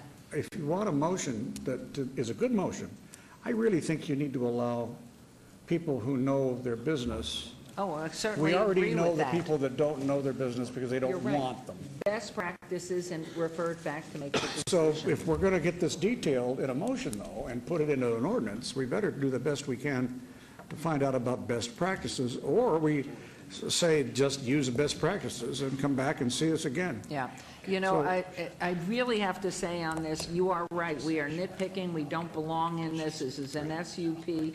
And if councilman goes ahead and can give some generalization, we would assume this is a professional organization run according to best practices, and we have to wait for his final motion here. But the specifics of how they run their program really should not be ours to be deciding. It's Yep. about an SUP and to approve it with some extra conditions to it, and that should be where we're Yeah, headed. Mayor, I sure am glad that you agree with me here, because I was getting nervous the more we got specific. And so, but I mean, like an 18-month stay max makes sense, but there's other stuff, the land use stuff that we know something about, that we have the purview over, great. But I don't know about visitor hours, I don't know about gender mixing inside the institution or outside. I probably would say you shouldn't allow it, frankly, inside, but that, inside each unit. But that's, I don't know what best practices are. I would think it would tend to help prevent further pregnancies. Okay, Councilman Barlows, is back to you. You've got all these suggestions. Thank you, And I have gentlemen. No taken- more And I comments. have taken everything Thank into you. consideration, Done. Mayor. And so, Tom, if you will, so that we can wrap this up, hopefully, Mayor, I would adjust my motion as far as from age 5 to age 9. In addition to that, I would like to make a clarification on the gate, the hours of the security gate. The hours of the security gate shall remain open from 8 a.m. until 8 p.m., and after which the gate will be closed. And so I guess the car key or whatever mechanism you all choose to use in order to have the residents come in and open the gate at that point is fine with me. It's on the record, and you all could choose to do what you want to do, but this is what I'm legislating, because at the end of the day, we tried several neighborhood meetings, and so you put the onus on your council to make the decision for you. I would have preferred for the neighbors in West Care to have come together and sang Kumbaya and then brought us a good application. So this is what I'm proposing. I don't know how it's going to come out on the dais, but this is what I'm proposing from the best judgment of trying to make the best possible motion for Okay, both Councilman. entities. So with that being All right. said, that's my Councilman motion at Stark this is- time. All right, I would like clarification on this. Let's do it succinctly, and then I'm going to call up representation to accept what assuming this vote, well, you better accept what is being offered first, and I don't know if it's going to pass here, but you could go through this succinctly with Tom Perigo, telling you the succinct, what is this proposal to us, this motion being made, and what are the specifics that Councilman Barlow has put into this motion, finally.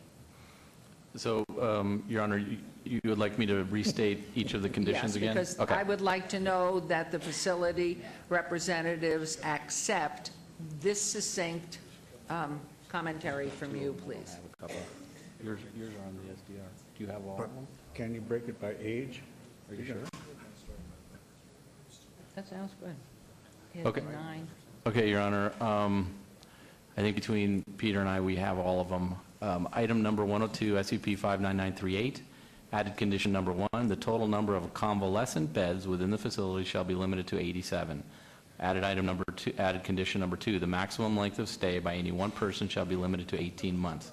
Added condition number 3, no child over the age of 9 shall be allowed to reside on premise. Added condition number 4, visitors shall only be allowed between the hours of 8 a.m. and 8 p.m. On item number 103, SDR 59939, added condition number 1, a revised site plan shall be submitted to the Department of Planning prior to the submittal of building permits reflecting updated unit type counts and associated bed counts conforming to conditions of approval for SUP 59938. Added condition number 2, the perimeter wall shall be 8 feet in height and shall be constructed to match the existing wall found on the adjacent commercial property to the south. The perimeter wall shall be installed along both Bradley Road and Duncan Drive. Added condition number 3, a security gate shall be required on Duncan Drive and allowed to be open between the hours of 8 a.m. and 8 p.m. and closed during all other hours. And then Mr. Lowenstein has, I believe, 2 more conditions. Okay, would you like to comment to those? Oh, sorry, Madam Mayor, 2 more. the other 2 conditions placed on item 103 are landscaping shall be installed behind the sidewalk in conformance with the submitted landscape Mr. plan. Lowenstein, would you do that one again, please? Sure thing. Thank you.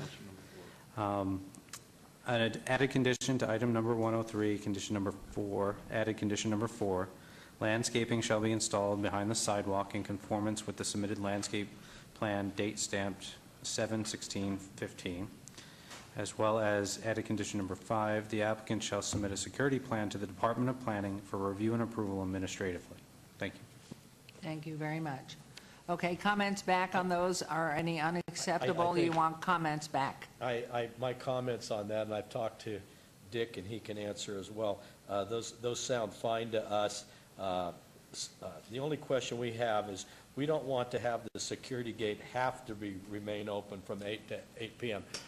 We want to be able to close that at a different time, if that would be acceptable, because we actually don't want to leave that gate open that long. No, I just placed that there. I'm not saying that it has to remain open. I'm saying that you have the option of keeping it open between those hours if in fact you need to leave it open. Perfect. Okay, thank you. You follow me? I think But come 8 p.m., it needs to be shut. Okay. Right?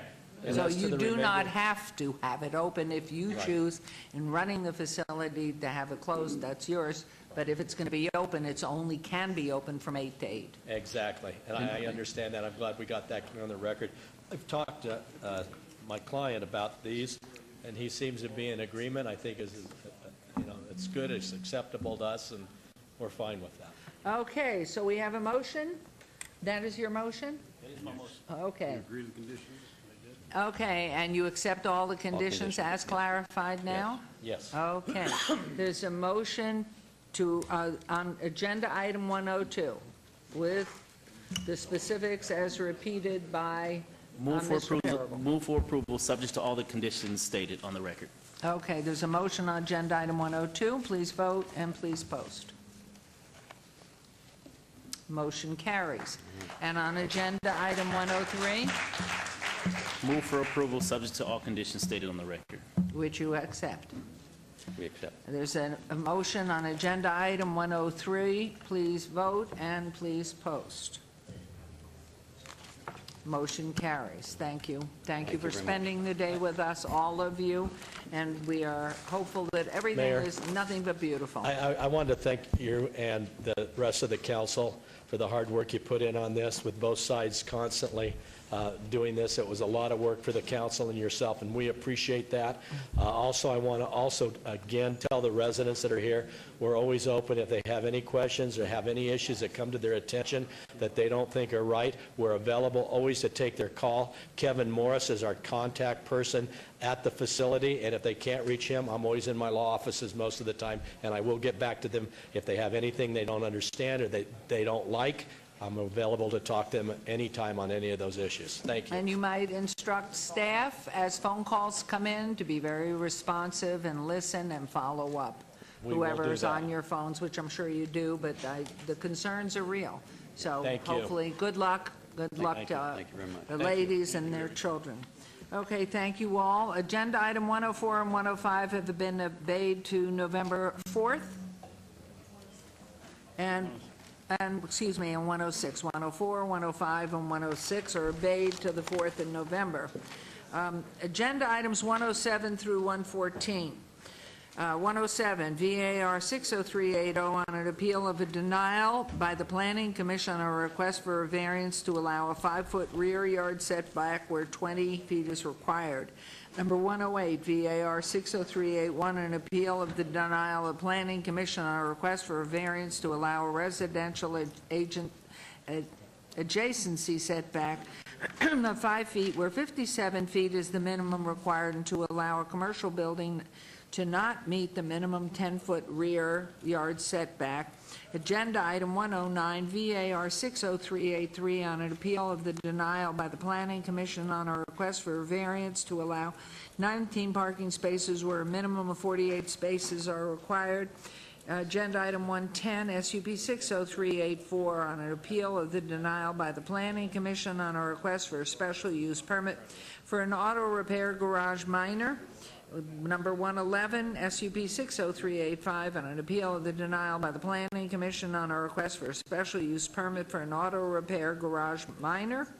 112, SUP 60386, on an appeal for the denial by the Planning Commission on a request for a special use permit for an auto repair garage minor. That looks just like, those two look exactly the same, just the number changes, but okay. Agenda item 113, SUP 60388, on an appeal of the denial by the Planning Commission on a request for a special use permit for an auto repair garage. That's 3 times the same thing. And agenda item number 114, SDR 60389, on an appeal of the denial by the Planning Commission on a request for a site development plan review for a proposed 5,177 square foot commercial garage with waivers to allow a 0-foot wide landscape buffer, south perimeter, and a 3-foot on the east where 15 feet is required, a 5-foot wide landscape perimeter buffer along the west perimeter, and a 0-foot wide on the north where 8 feet is required. The applicant owner is Tepidi Family Trust at 2147 North Decatur Boulevard, C1 Limited Commercial Zone. Planning Commission and staff recommend denial on all items. These are in Ward 5 of Councilman Barlow, and these items are public hearing items which I declare open. Is the applicant or representative present? Yes. Hello? Good afternoon or good evening, I'm not sure. We're Goodman still and in the council. afternoon, and your name, please? Are you the applicant or representative? I'm the representative, and my name is Kerry Shahan. I'm the architect, 8705 West Post Road. Thank you very much. Mr. Barago, how Thank you, Your come we Honor. have 3 identical things to begin with? Thank you, Your Honor. Mr. Lowenstein will make a report on that.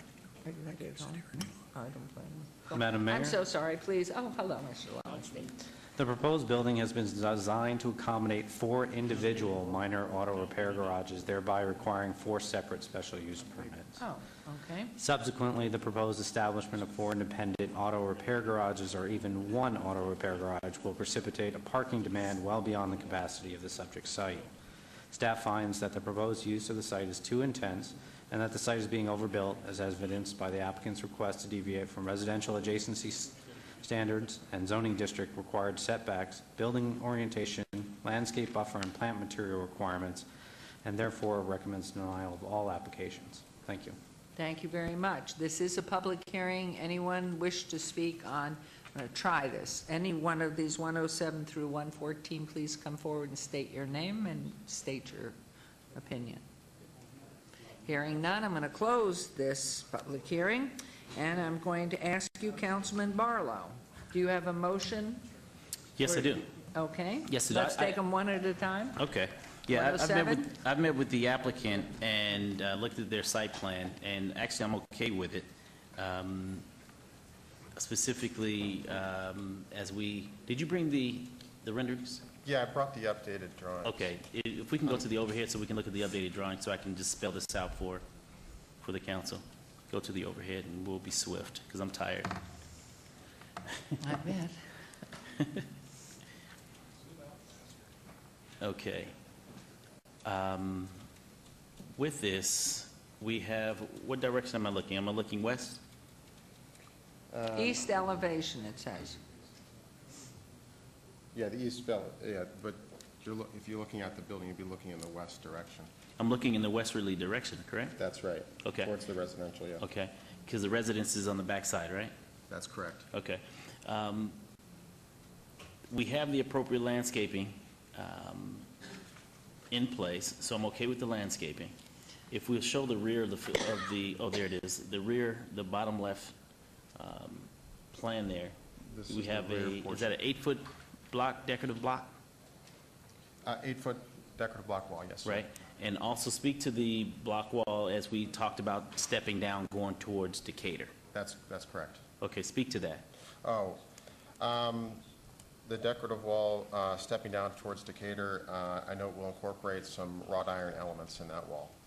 Right, and so as a condition, I want to make sure, Tom, that we have the 8-foot decorative block to the, on the west property line. And we will have, and you need to help me with the language here, a decorative block to include the decorative wrought iron as it steps down towards Decatur, going east, coming back towards Decatur. Council member. From the west wall. Can you see that, Tom? You have it, Peter? Or Peter's typing. Just for a point of clarification, through you, Madam Mayor. So the western perimeter, which abuts the existing residential, you want a installation of an 8-foot decorative block wall. Yes. And as it gets to the southern portion of that adjacent property, tapering in decorative wrought iron. Is that correct? It'll be block with a mixture of wrought iron as you step down towards the front of the property. Okay, to give that line of sight through for the driveway. That's correct. Okay. Give me a moment to try to crack Okay, something. all right, so work on that. Yes. Yeah, I believe that detail is on our site plan of how that wrought iron is shown. Okay, do you have it? Let's see. Oh, yes, right here. Right here in Okay. this area. And that will be on the southern boundary of the development. Right, that'll be along Stacy Avenue. Stacy This Avenue. portion right here. And then also it looks like we're adding that on the north side as well. On the north side, to include the north side as well. Yes, sir. There will be no ingress egress onto Stacy. All vehicular traffic will come in and out onto Decatur. That is correct. Your trash enclosure, where is it located? The trash enclosure is right here, and it'll have a decorative metal trellis element on top. Okay, good, because I was going to suggest that you do that. So you already beat me to the punch. And show your landscape plan. Landscape plan.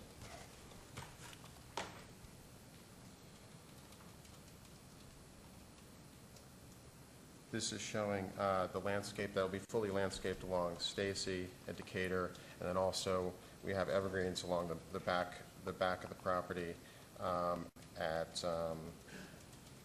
looks like 16 foot on center. Okay. Okay, you have that, Peter? Tom? So, through you, Madam Mayor, I have to address the western perimeter wall. If the applicant shall provide an 8-foot decorative block wall along the western perimeter of the site and incorporate a decorative wrought iron element into the perimeter wall as it approaches Stacy Avenue, or Stacy Avenue, sorry. And then I also have, there shall be no vehicular access to Stacy Avenue. And I believe the trash enclosure already is called out on the plan to conform to Title 19 standards. Unless you want an additional condition, just reiterating that. That condition would be the trash enclosure shall conform to Title 19 development standards. And if you could reiterate the fourth one I'm missing, I think, was it the wrought iron on the southern perimeter? North and south. North and south perimeter, in conformance with the exhibits that's displayed on the date stamp site plan.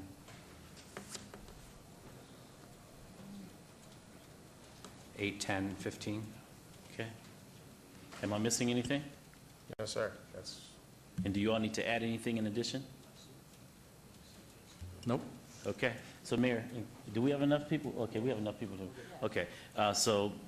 My motion will be to add those conditions, and do you agree to those conditions? absolutely, yes, sir. Okay. And so with that, I'll move for approval, subject to the conditions that were placed on the record today. So we will start with 107. 107. For So- variance, move for approval. Thank you. There's a motion to approve on 107, subject to all conditions. And And you on- agree.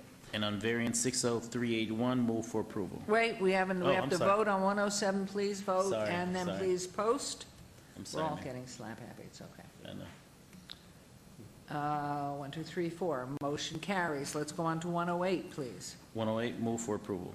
Thank you. Motion to approve on 108, subject to all conditions. Subject to all conditions. Please vote and please post. That motion carries. On agenda item 109, Move for approval, subject to all conditions. there's a motion to approve, subject to all conditions. 109, please vote and please post.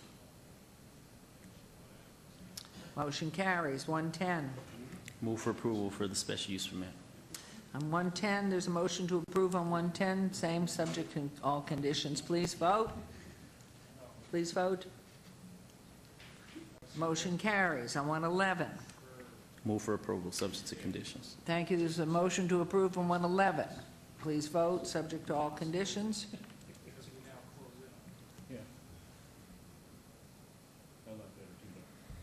Please post. Motion carries. On 112, Move for approval, subject to conditions.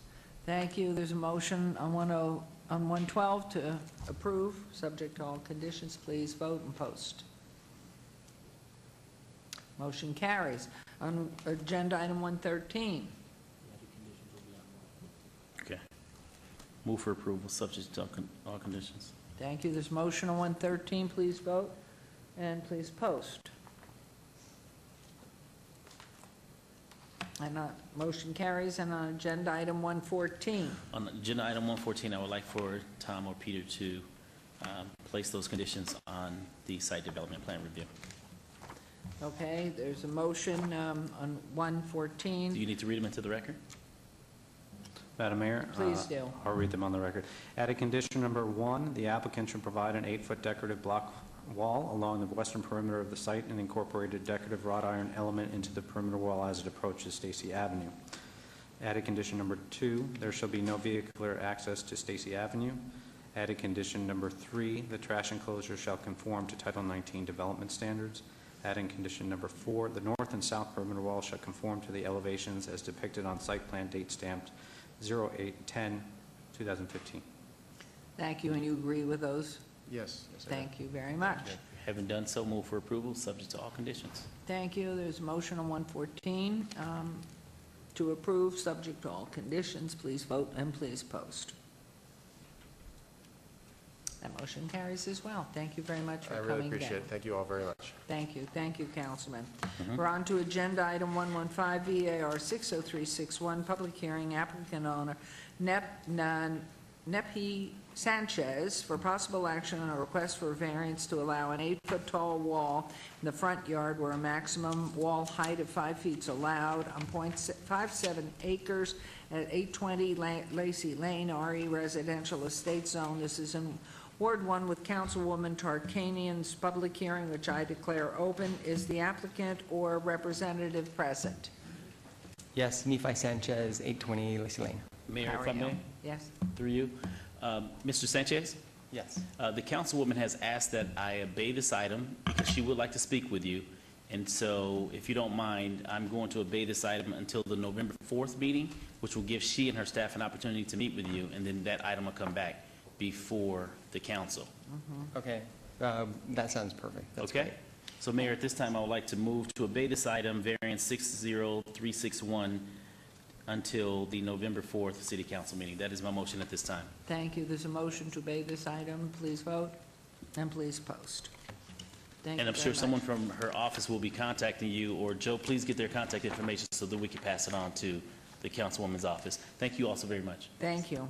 Now we'll move on to 116, SUP 60329, public hearing, applicant Aggies Market, Inc., owner Rancho Circle Shopping Center, LLC, for possible action or request for a special use permit for proposed beer wine cooler on and off-sale establishment use within an existing 4,756 square foot general retail store other than listed convenience store at 2301 West Bonanza Road, C2 General Commercial Zone. This is in Ward 5 with Councilman Barlow.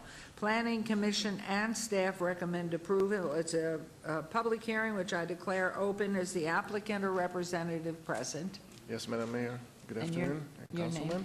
My name is Andrew Regos. I reside at 10118 Reflection Brook Avenue, Las Vegas, Is this Nevada. your application, or are you representing? My mother, Agnes Regos, is the owner of Aggies Market, which is located inside of Rancho Circle Shopping Center, located at 2301 West Bonanza Road, Las Vegas, Nevada 89106. Aggies Market currently has 16 surveillance cameras for the exterior and interior, 360-degree view of the store.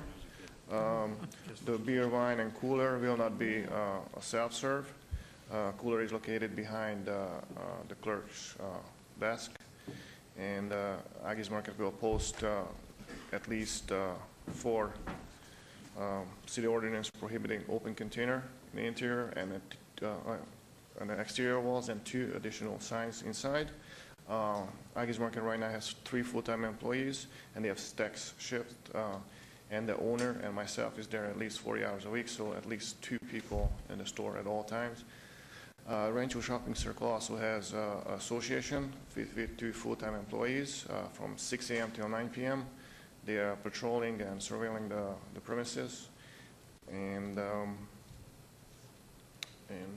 we also implement a no ID, no sale, so unless age was verified prior time, they will not be able to purchase any alcohol, beer, wine, unless it's verified. So it's a no ID, no sale policy we're implementing at this point.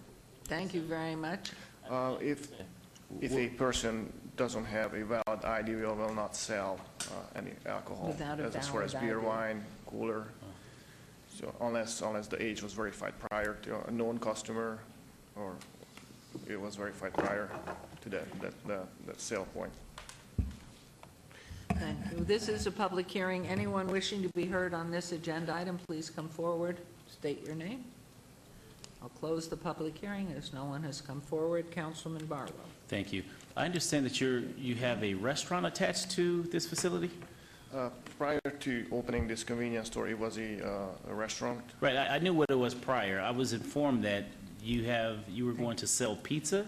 Yeah, at this point, it's a convenience store, and it has a full kitchen, but we're not operating the kitchen as of yet. As we grow, we're not prepared for another about 3 to 6 months to.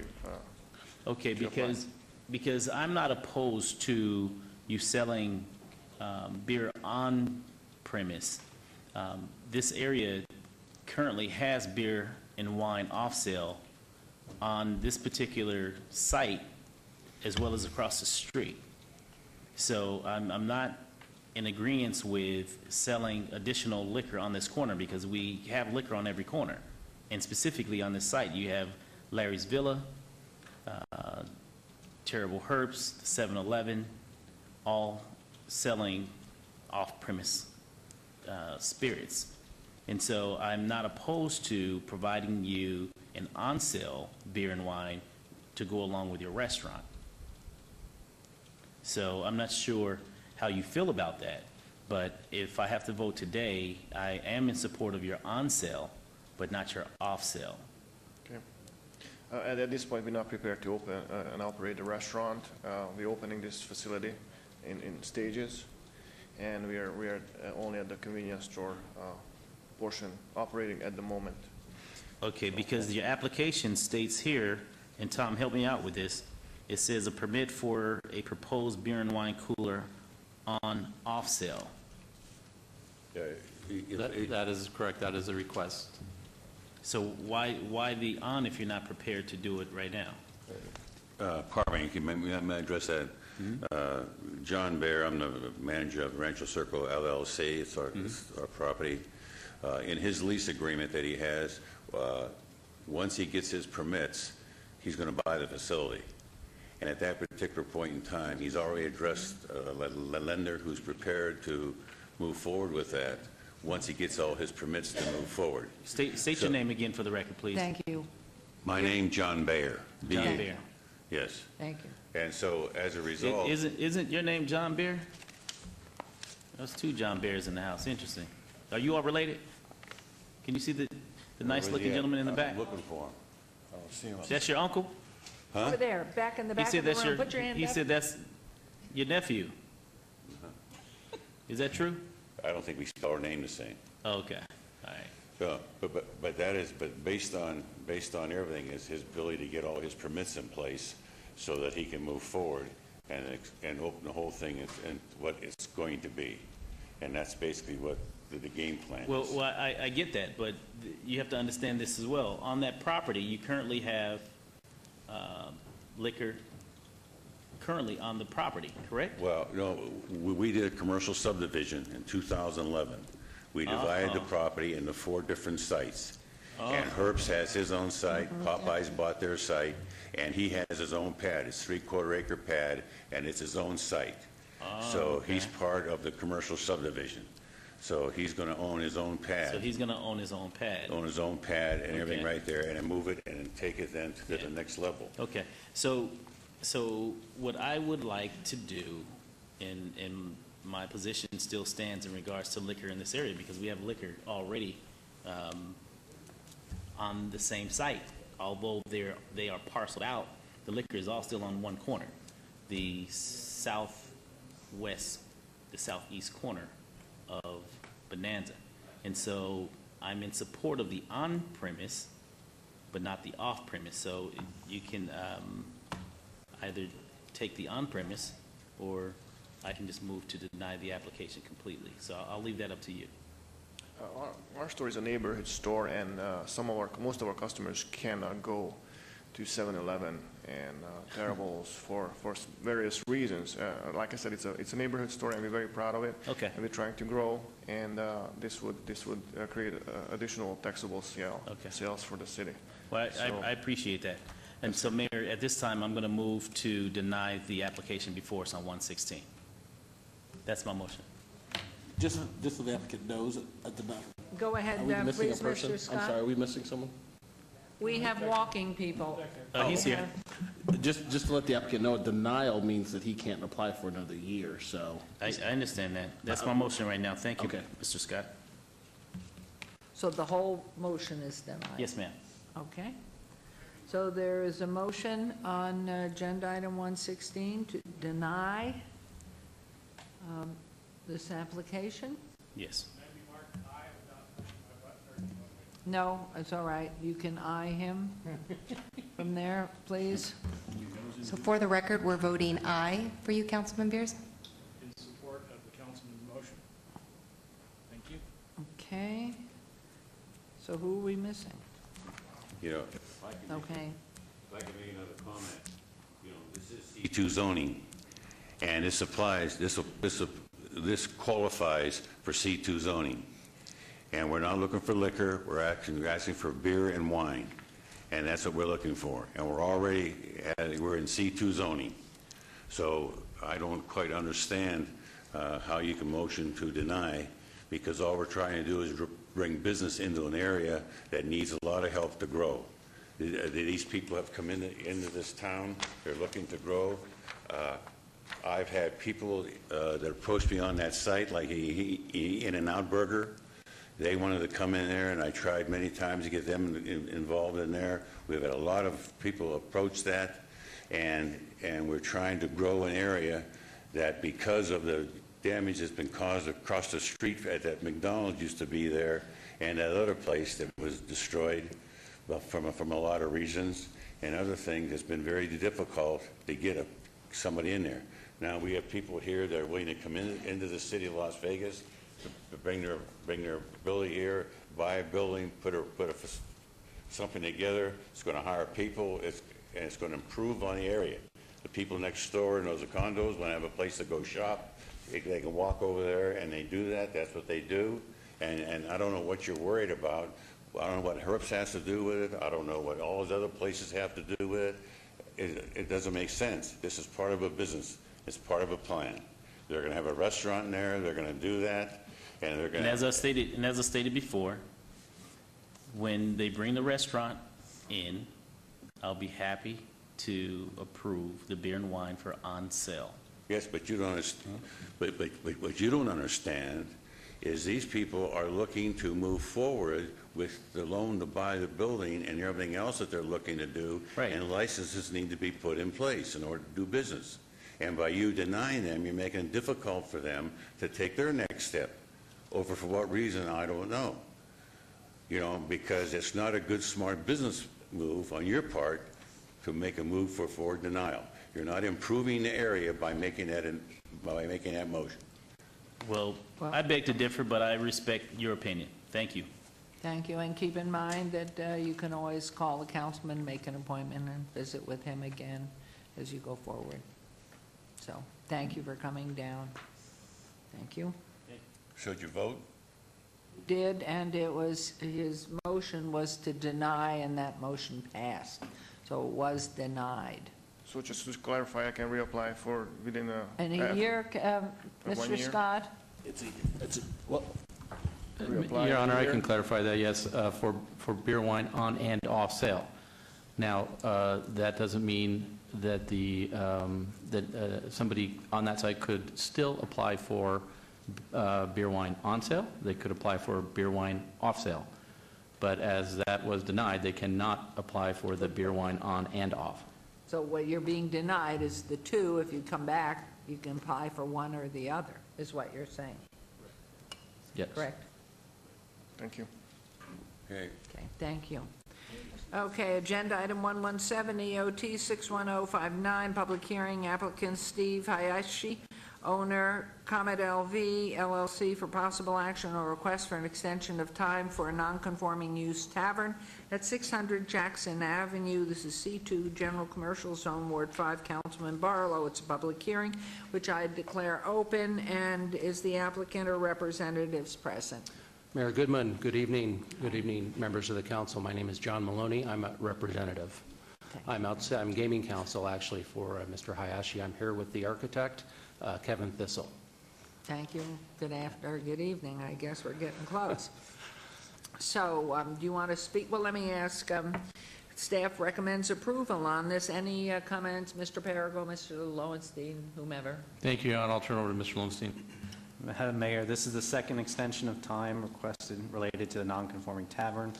As the extension does not jeopardize public health, safety, and welfare and falls within the intent of Ordinance 6114, staff is recommending approval with a one-year time limit. Thank you. Thank you. With 1 year time limit on this is a recommendation. Okay, it's a public hearing. Anybody wishing to speak on this agenda item? Hearing and seeing none, we'll close that part. And any comments you wish to make? No, I'd like to thank staff, thank Councilman Barlow and his office for their assistance, and Okay. thank you. Thank you. Councilman Barlow, how say you? Yes, I would like to move this item, extension of time until March 1st. That would be my motion at this time. Okay, there's a motion then to extend time, the extension of time to March 1st, 2016. Yes, ma'am, 2016. Yep, got it. Okay, there's a motion, please. Please vote and please post. That motion carries. We'll see you before or at March 1st. Thank you, Mayor. Thank you very much. Have a good weekend. Agenda item 118, please set the time. I instruct the city clerk to set the public hearing dates and appeals from the City Planning Commission meetings and dangerous buildings, nuisance litter abatements. Thank you. And 119, citizen participation. Public comment during this portion of the agenda must be limited to matters within the jurisdiction of the City Council. No subject may be acted upon by the city unless the subject is on the agenda and scheduled for action. If you wish to be heard, please come to the podium. Give your name for the record. The amount of discussion on any single subject, as well as the amount of time any single speaker will be allowed, may be limited. Are there any members of the public who wish to speak under this portion of the agenda? Yes, sir. Good afternoon. Ma'am, please state your name. Hi. Am I on? Yes, you are. Okay, real good. Stanley Washington, Las Vegas. Thank you, Your Honor. Two items I'd like to go ahead and bring forward to your attention. Number one, similar to the brilliant idea that Councilman Barlow came up with to go ahead and have the Dream Fest following the Martin Luther King parade, so the party would not end at 12 o'clock. I'm now working with Tom Coach from American Legion's Post 8, who we are proposing a similar type of endeavor following the Veterans Day parade, which ends at 12 o'clock, and we've decided that the party shouldn't end at 12, so we're proposing that a free Veterans concert take place on the parking lot of Post 8, American Legion's Post 8, following the parade, which will continue on in the same fashion as the Dream Fest as we attempt to go ahead and raise the bar to cherish our veterans for that particular day. Have a letter here from Tom Koch. He does say hello there. I do have my permit package I got from the first floor from Ms. Carter relative to what we want to go ahead and do. We want to have it in the parking lot of Post 8, but also we need to go ahead and utilize the street as well based on the crowd. So with that, Your Honor, I'd like for you to go ahead, and I know that you're going to be involved in the parade, and I'd like to extend an invitation to go ahead and be a part of the concert that's going to follow the parade. We're going to be extending an invitation to all our celebrity strip performers who are performing that Veterans Day to come do their part for the veterans. And hopefully, if the sun shines right, Diana Ross is performing at the Venetian that night. So we're working with the crowd, and we're working with Spears, we're working all the rest of them. We think that that's something that they could go ahead and do to extend the quality for our Veterans Day. So we're working on that one. We would like a letter of support from you to go ahead and do that. I got off the phone with AEG, and they said, oh, is the mayor going to be involved? I said, well, of course, she's always involved with her veterans. She says, oh, okay, well, then that makes a lot to us. So you got some fans over there at AEG. So that's the good news on that part there. As we go ahead and extend our Veterans Day support, the name of it is going to be Cherishing America's Veterans Again is the theme. Secondly, Your Honor, need your support. There is the new publication that's coming out relative to the new industry, the transportation network companies, called the TNC Report. The inaugural edition is going to be out in January, and on the cover, we basically have CEOs from Uber and Lyft, and we have our fine Your Honor here. We would like for you to go ahead and extend the interview for the inaugural edition, and also a photo shot to go ahead. There'll be 3 new photos to go ahead and come. We want to go ahead and get a good photo of you there. So, if that is something that makes sense, this publication will be going out all over the world, Your Honor. Okay, representing TNC drivers. This will be the inaugural edition, and the theme of it is TNC's Uber and Lyft finally arrive in Las Vegas. What can be expected? So that's what the storyline is all about, as we'll interview the gaming moguls, everyone in town. This new thing's finally arrived. What is it all about? This is what the world will basically find out. So that's the request, to make an appointment with you to go and get a photo and have one of the writers interview you for your share. Each Uber, Lyft, Evergrade, Transportation Authority. So this will be the official publication for the new industry that's coming into play. So with that, that's basically all I have to go ahead and say. So I guess I can follow up with Cheryl in the normal process to go ahead and get you with your photo and your interview, I take it, huh? Just call my office, you know that, everything has to be, I have a schedule, so just call my office and they'll follow through with you, but thank you for everything you're doing for our veterans. You know, we're hopefully closing in on functional zero with homeless veterans. Yes. To have every veteran in a place with a bed, a housing facility of apartments, whatever it's going That'll to be. be perfect. So You know, we're there's working still- very hard on that, and we're pretty There's darn still plenty of close. vacant houses in Las Vegas and the Valley, and we need to see veterans put in. There's no Right. question about that So situation. thank you very much, appreciate it. Okay, real good. So I'll Thank follow up with staff on my request. Thank you. Thank you. Thank you. Anyone else? Nope. So this part, we will move on to 120. Agenda item 120, council member recognition. Comments made by individual city council members during this portion of the agenda will not be acted upon by the city council unless the subjects on the agenda scheduled for action. Any member of council who is remaining, we will start right down at our right. Go for it. He fell asleep. No, you're alive and well. Well, thank We're you, Mayor. still I here. would like to start with a sincere apology to Christine Kramer for what I said this morning. You gotta say why. If you'd like to come out and have a chat over a cup of coffee with me, our next coffee with the councilman is going to be Friday, November 6th. We'll be out at the Lakes Business Park at the Einstein Brothers Bagels there. The actual address, 9031 West Sahara Avenue. But you will have to arrive early to catch us. We will be gone by 9 a.m. Here is a name from the past, Phil Rizzuto. Oh, shortstop, New Phil York Yankees, Rizzuto. saw him play all the time. I not only saw She's Phil good. Rizzuto, but She's Yogi good. Berra was the catcher. Lopat, Rashi, and Reynolds were pitchers with him being there, and goodness, I saw Joe DiMaggio, who was in center field. I can also go through the lineup of the Brooklyn Dodgers and the Giants because they were playing in the Polo Grounds. Yeah. So that's how old I When the am. Yankees, when the Yankees, Yeah. And nobody gave up and went to another team. and Your Honor, I bring this up because He sings or has a song? it was 38 years ago today that the Meatloaf album Bat Out of Hell was finally released, and Phil Rizzuto did the baseball play-by-play in Paradise by the Dashboard Lights. One of my favorite songs. Yeah, and that's all we got from Ward 2. I'm astounded. So he was playing 20 years before that. That is awesome. That's Okay. one of my favorite songs. Now I know. I'm letting Councilman Barlow take a nap right now Okay. so that he can get ready for his, you go, I'll be quick. Okay. You guys ready up there? go, go, go. Okay. I'll go as quick as I can.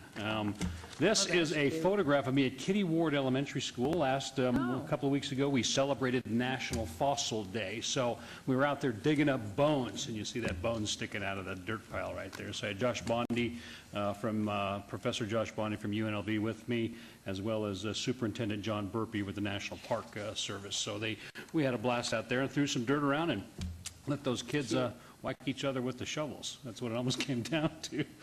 But they had a blast. Mayor, you are going to be out in Ward 6 here before you know it. As a matter of fact, it's going to be Thursday, October 29th from 7 a.m. to 9 a.m. at Lulu's Bread and Breakfast. 7 a.m. to get all the way out there from the heart of downtown? piece My of gosh, cake. you're going to get me up at 5:30 in the morning? It's easier to drive to the north in the morning than it is for me from the north to drive into downtown. Okay. That is true. So you'll make it in plenty of time. Folks, I encourage you to come on out. It's at the corner of Sky Point and Cimarron. It is right behind Metro Pizza. You can see it from US 95. Easy access. Come and ask the mayor some great questions about what's going on in the city because To she'd love try and give to her a see you. little berth to like 7:30, 7:45. Well, I'm sure they'll have good hot coffee Okay, ready for you good. when you get there. They got some Gosh. good stuff there. Whoa. Also coming up around the corner, actually, it's coming up November 14th. So we're starting early to notify folks. It is our Ward 6 document shredding event, and I'm starting early because if you see in the red letters there, it is a prescription drug turn-in that has been very, very popular throughout the city of Las Vegas. In all of our wards for our shredding event. So folks, if you see that, get this on your calendars. We will be announcing it again before the event. It is Saturday, November 14th, starting at 10. Bring your prescription drugs. I think I'll have the marshals out there handling all that for us. So that's an important event coming up. Also announcing something early, because Christine is getting phone calls in the office already, is our annual Cowboy Christmas. So it's down the road. It's December 5th, Saturday, but if anybody wants any information, please contact my office, 702-229-6154 if you want to be a vendor. You can also go to lasvegasnevada.gov/Ward6 for more information. But folks, we're doing this early as well because we're getting phone calls already. It is that popular of an event. And Mayor, I think you've got me doing a dog contest this year. Yeah, out they there. could dress the best The best, holiday yeah, outfit yeah, on just the one more doggy. great event. It's free for all ages. And- And now the And mayor's... good prizes. You Good have to have prizes. Yep. And on a more serious note, we do have our continued relationship with our Nevada Child Seekers. We do have a missing young man. His name is Antonio Cunningham Jr. Tony is 16 years old. He's 5'9", 156 pounds. He was last seen in the area of West Bonanza and North Decatur Boulevard. Councilman Barlow and I know that area very well. It was unknown what he was wearing last. He does have gauged ears. Those are the big ear loopy things in the earlobe there. He also has scars on his legs. So anyone that has information to where the whereabouts of this young man, please contact the Las Vegas Metropolitan Police Department at 702-8283-111, or you can always call Nevada Child Seekers at 702-458-7009. Let's find this young man and get him home. I'm easy to contact. If anyone is interested in reaching out to me, it's easy to do so. You can always find me at lasvegasnevada.gov/Ward6. I'm also on Facebook and Twitter, or you can call my office. That number again is 702-229-6154, especially if you want to participate in Cowboy Christmas. Thank you. Don't you go yet, Councilman Barlow. Meatloaf, If you have love it. any energy left, go for it. Well, I have Councilwoman Lois Tarkanian's items. Oh, And then true. we have my own. So we'll start with Ward 1. Okay. On behalf of Councilwoman Lois Tarkanian, the Bolden Area Command Halloween event, Metro's Bolden Area Command is hosting a Halloween event on Thursday, October 29th from 6 p.m. to 8 p.m. The area command is located at 1851 Stella Lake. There will be candy, food, games, as well as costume contests. For information, please contact the Bolden Area Command at 702-828-3347. The Enterprise Area Command Truck or Treat and Haunted House. Metro's Enterprise Area Command is hosting a Truck or Treat and Haunted House on Tuesday, October 27th from 6 p.m. to 10 p.m. at their area command, which is located at 6975 West Windmill. All children under the age of 18 attending the haunted house must be accompanied by an adult. For more information on the haunted house and Trick or Treat, for the Enterprise Area Command, you may contact them at 828-2843. Fall Festival and School Safety Fair. The Clark County School District's Police Department is hosting a Fall Festival and School Safety Fair on Thursday, October 29th from 3:45 to 5:45 p.m. at OK Addock Elementary School, which is located at 6350 Hyde Avenue. Councilwoman Tarkanian is helping sponsor the event, which includes Trunk or Treat Candy, a Halloween costume contest, carnival games, and a bike and pedestrian rodeo. For more information, please contact the School District Police at 702-799-7830. And that concludes the Ward 1 City Council updates.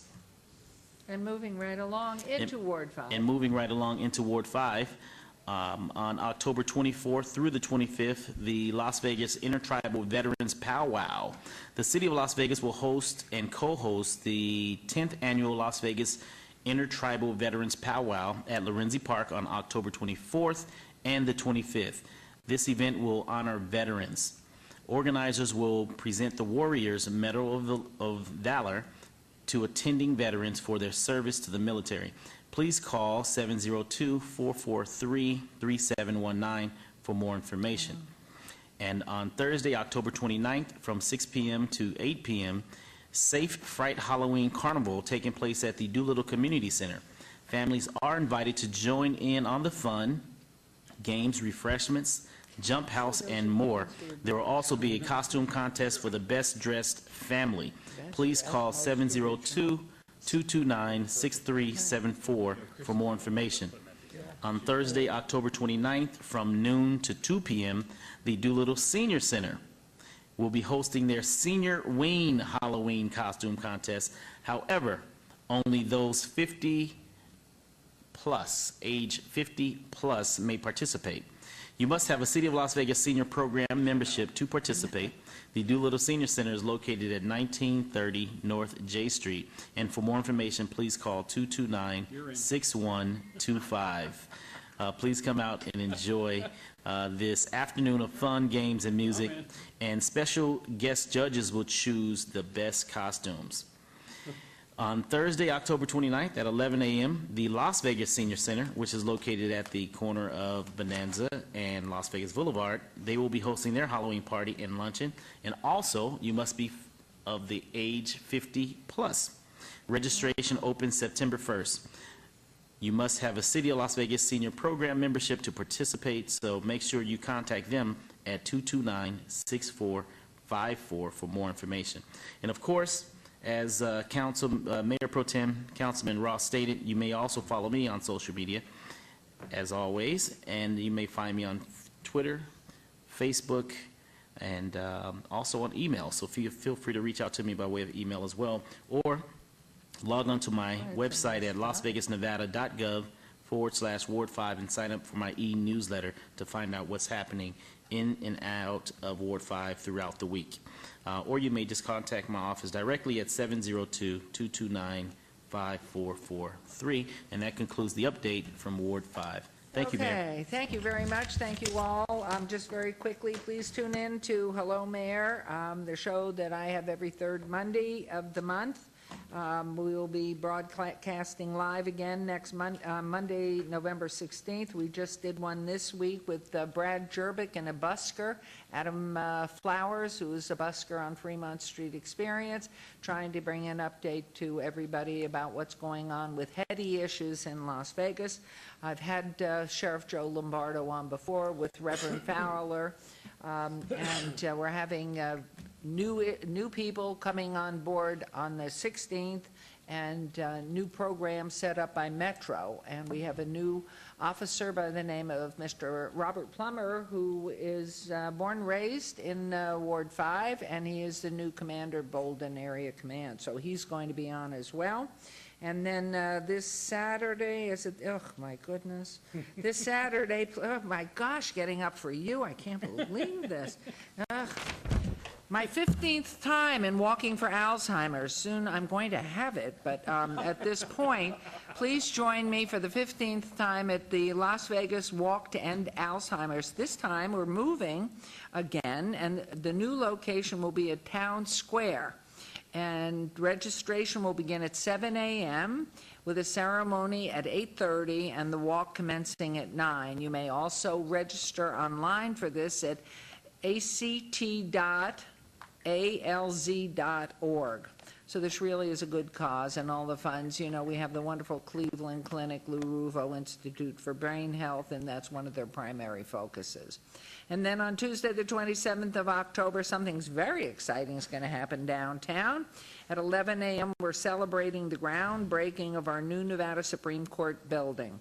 This magnificent courthouse will be an amazing addition to the ever-changing landscape downtown. We're so excited to welcome it, and our next council meeting is Wednesday, November 4th at 9 a.m. here in City Council Chambers, but also this Thursday, and I believe at the site of the former courthouse, which is now this great entertainment area with stage and music and everything.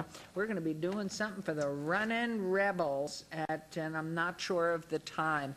So please call the mayor's office. I can't tell you what time it is. I just follow whatever they give me. Go to this place, go to that place. So anyway, staff, thank you all for your long time today and keeping us honest. Thank you very much. You're all alone, Mr. Lowenstein, but our thanks to everybody that was accompanying you, and certainly and there's Ms. Duddleston back, and our officers, marshals, everybody on IT. Thank you all, and I'm not sure Mr. Adams is awake. Yes, he is. Thank you. And of course, our clerk's office. This council's adjourned. Thank you. Thank you, everybody. Hello? And you thought your item